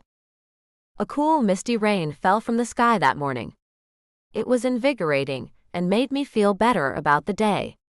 Everyone looks dewy in this type of weather, not just me. As I walked to the bus stop, I tried not to think about the interview. I worried that this father might pick someone older and more experienced. At 22, with no practice, my chances were slim to none. However, the lady at the employment agency said that the interview experience was beneficial to me. It may help me to do better in future interviews. Getting off the bus at the employment agency, I started to feel a little sick to my stomach. My nerve surprised me. I never had an interview before. Not even for the job at the store. Mom arranged that for me. I had nothing to do but show up. A shiny black Jaguar sedan was parked in front.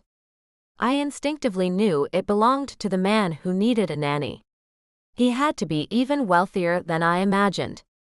And now the butterflies in my stomach swarmed me so much I ran to the agency's bathroom first. My cheeks were flushed, so I splashed some cold water on my face. Looking in the mirror, I gave myself a pep talk. Look, KY, this is just practice. You're not getting this job, so be cool. Get this over with and don't freak out. You don't have the experience to get this work. This is like we practiced back in school. It's all pretend. With that idea in my head, I dried my face and then went out to let the receptionist know I had arrived. She'd seen me dash into the bathroom and looked disapprovingly. And your name is? Kyla Rush. I didn't know what to do with my hands all of a sudden and stuffed them into the pockets of my blue jeans. I'm here for an interview with Dr. Arlen for the position of governess. Her eyes scanned my body. Wearing jeans and a sweater. Scanning my clothing choice, I hadn't found it to be bad. The jeans aren't ripped or dirty. and the sweater covers my chest. What's wrong with it? The woman, who looked to be in her 40s, only shook her head. Kids. And there it was. I knew I'd never get the job. Not when I looked like a kid. Who would trust a kid to take care of their kid? Certainly not some rich doctor. I'll take a seat, I told her, then walked away, not interested in being judged by her any longer. I mean, who does she think she is anyway? 40-something and just a receptionist at an employment agency where she has opportunities to take better jobs. I couldn't let her get to me. And this was only a practice run for me anyway. So what if she didn't think I was dressed appropriately? The outside door opened, and a woman walked in, wearing a dark blue dress that went below her knees. Her shoes were flat blue and sensible. The creases around her mouth looked like parentheses. She was all of 50 and looked it. I'm here to see Dr. Arlen for the au pair position. The receptionist smiled, looking pleased with this new candidate. Oh yes. You must be Mrs. Steiner. Your experience is outstanding. Yes, it is, the woman agreed. She looked around the room, empty but for me. I received only the slightest glance before she looked back at the receptionist. Are we the only people being interviewed for this position? There's one more, the receptionist informed her. A man. Looking down her nose, the professional nanny seemed unimpressed. A man. I see. She went to take a seat on the other side of the room. While I played a game on my cell phone, she looked out the window at the rain that had become a bit more than the light mist it had been earlier. Then her gaze fell on me and I looked at her. Hi. She nodded. Hello. When the door opened again, and a tall thin man came in, she sighed, and I gathered she'd seen the guy before. He looked directly at her and sighed too. So you've got an interview too, Sally? With a nod she said, yes. I had no idea you were free from your duties to apply for this position. What happened with the Ventura children? Sheila quit her job to stay home with them when Emily started wetting the bed. He went to the receptionist, his hands running over the front of the suit he wore. Manley Jones will interview with Dr. Arlen. Yes, sir, she told him. Take a seat. Since you're all here, I'll let him know and we can start the interviews. He walked over to sit near the other woman, and I saw he was nearer to her age than mine. And what has you free, Sally? Elias went into high school this year and no longer needs a sitter. Nodding, he understood. Those two had oodles of experience while I had none. And when the man's eyes landed on me, I felt unspeakably inept.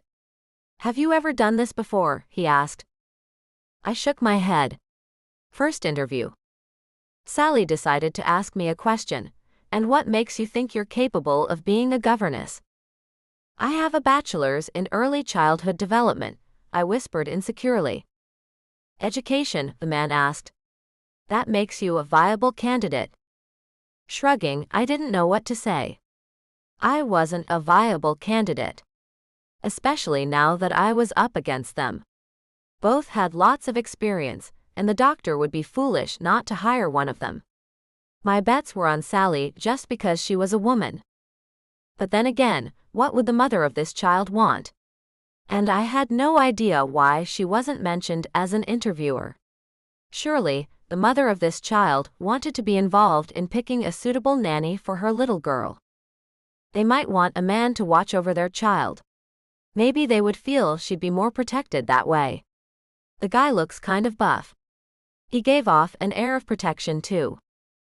A door to the back opened, and another woman stood there. Mrs. Sally Steiner? Sally got up and followed her, leaving Manley Jones and me alone. How old are you? He asked me. 22. An interview with a competitor before the actual interview. Terrific. And you? 43, he said. I've been doing this type of work since I was 10, raising my younger brothers when our mother overdosed on opiates. We avoided getting sent to a children's home for nearly a year because I kept things going so well. Nobody knew, no one took care of us. I found that hard to believe. Is that the story you tell? His dark eyes leveled on mine.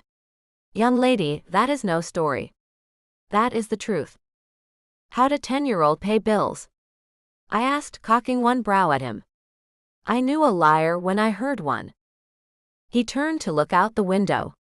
You would never understand what it was like when I was a kid. Bills? How can one have bills when one has no home? So, you took care of your younger siblings as you lived on the street? I still didn't believe him. And at 10 years old? All he did was nod, as he wouldn't look at me anymore. And that bothered me none at all. What did bother me was thinking that this man might get the job. And him taking care of a little girl didn't sit right with me.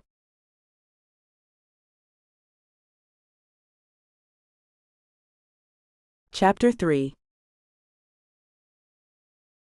Alex. I already had 3 days of interviews for the au pair position, and had yet to find the perfect one for Tabby. This fourth one has to be the last. With only a couple of weeks left until I started work, I wanted someone right away. That way, Tabby would have time with me around to get used to another person taking care of her. A 50-year-old woman walked into the small interview room. Her graying hair was in a neat bun, and she wore what I'd call typical governess clothing, with a stoic expression to match. Dr. Arlen, I'm Mrs. Steiner. She extended her hand as I rose. Shaking it, I noticed the lack of a smile on her face. It's nice to meet you, Mrs. Steiner. Her resume was impeccable. She'd been the governess for many important families in the Seattle area. But I still wasn't sure about her. Please take a seat. She sat across from me, her hands placed neatly in her lap. I see you have my resume there in front of you. I'd like to point out my years of experience.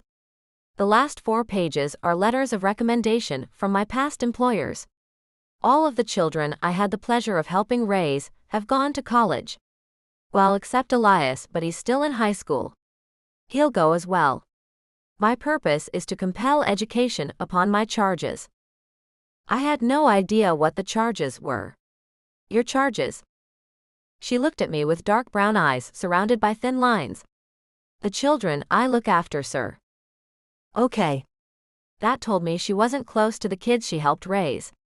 And you like to make sure they seek further education?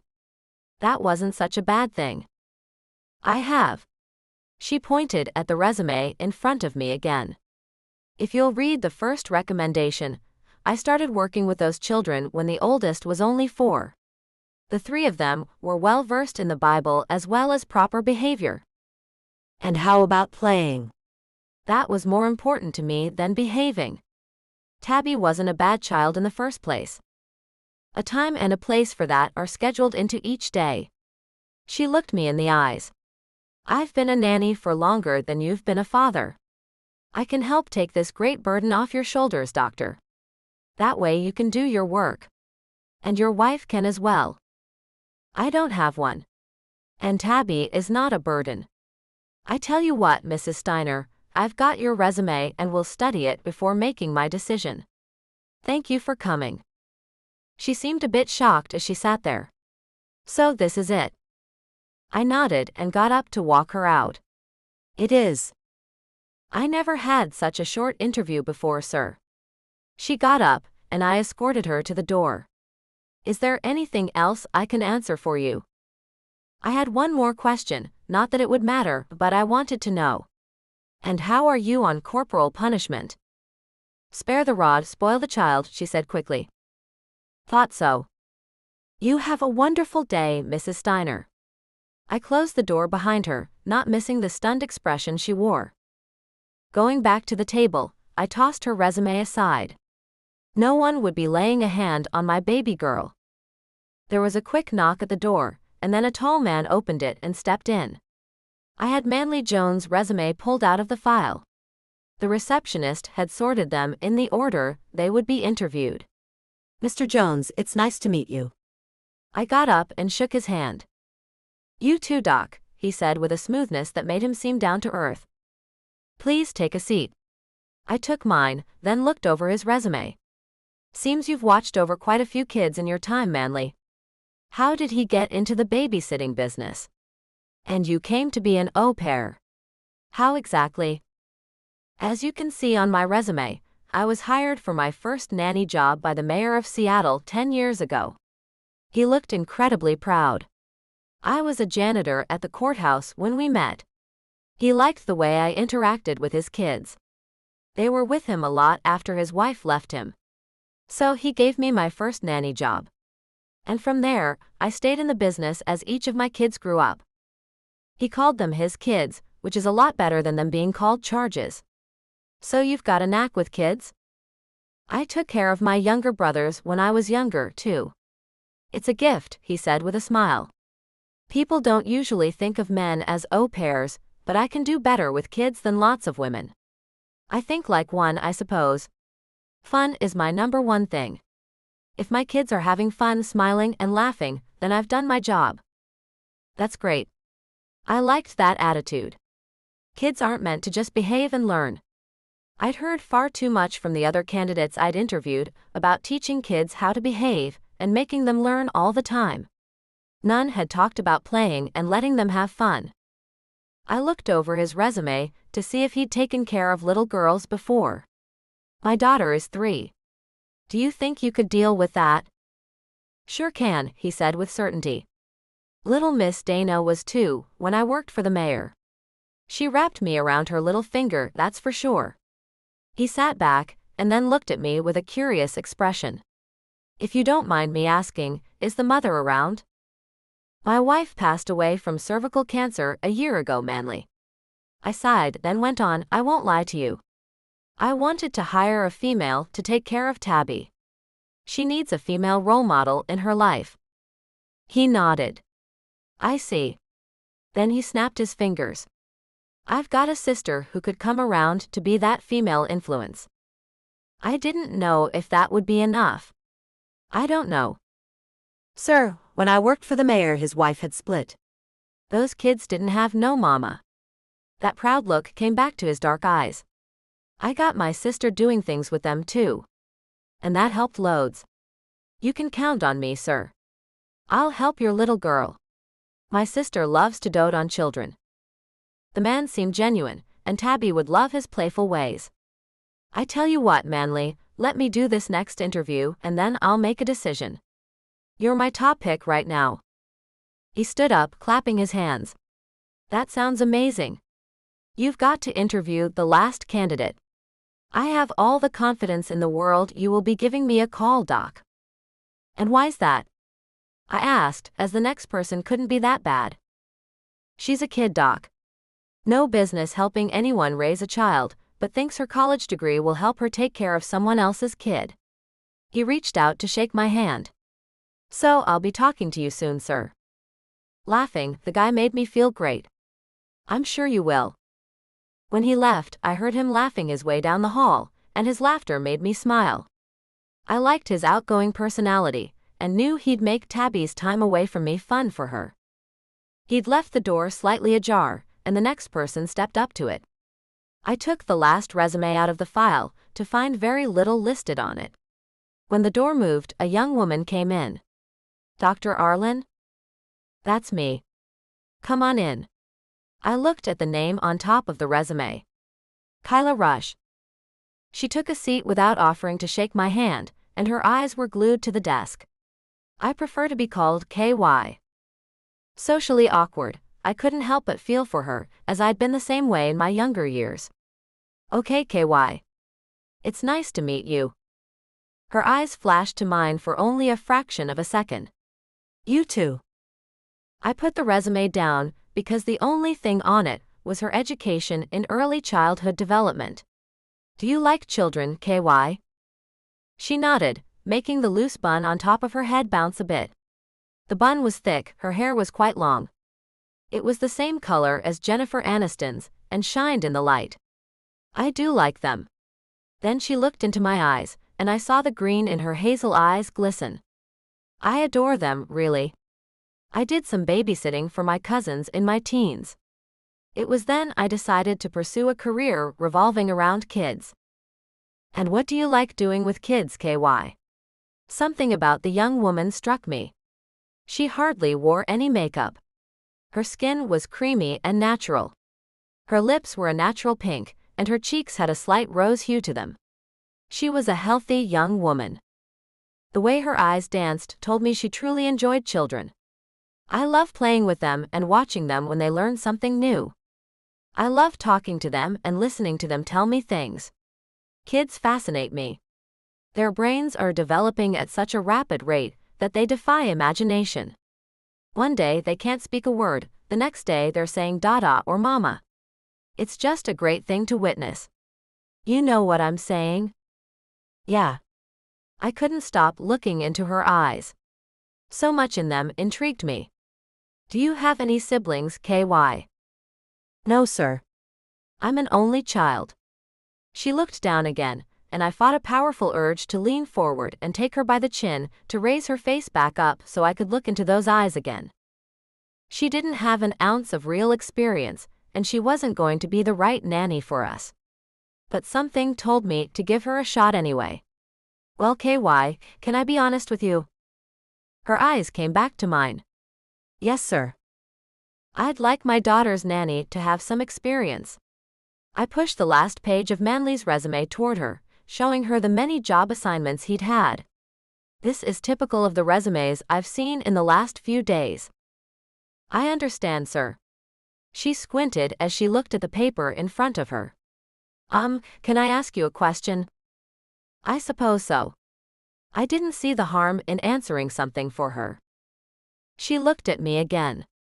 I noticed how happy the last guy who left here was. Is that because you've pretty much gone with hiring him? I nodded. Yeah. I saw no reason to lie. The way her eyes cut to the side and her chest rose and fell told me that was troubling to her. Sir, I've got a way of reading people. This isn't my business, but I feel I should tell you this. She bit her lower lip before saying, he's not the person you think he is. Did he tell you his homeless 10-year-old taking care of his brothers after his mother overdosed story? No. What is she talking about? Did he tell you that? She nodded. He did. And I didn't believe him. The woman before him knew him.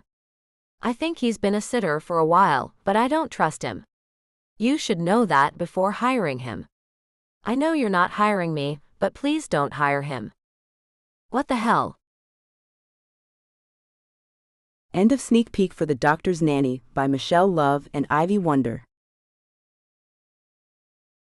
Thank you for listening to this audiobook. Audio copyright 2024 BFA Publishing. Please like and subscribe to support this channel, it helps more than you know.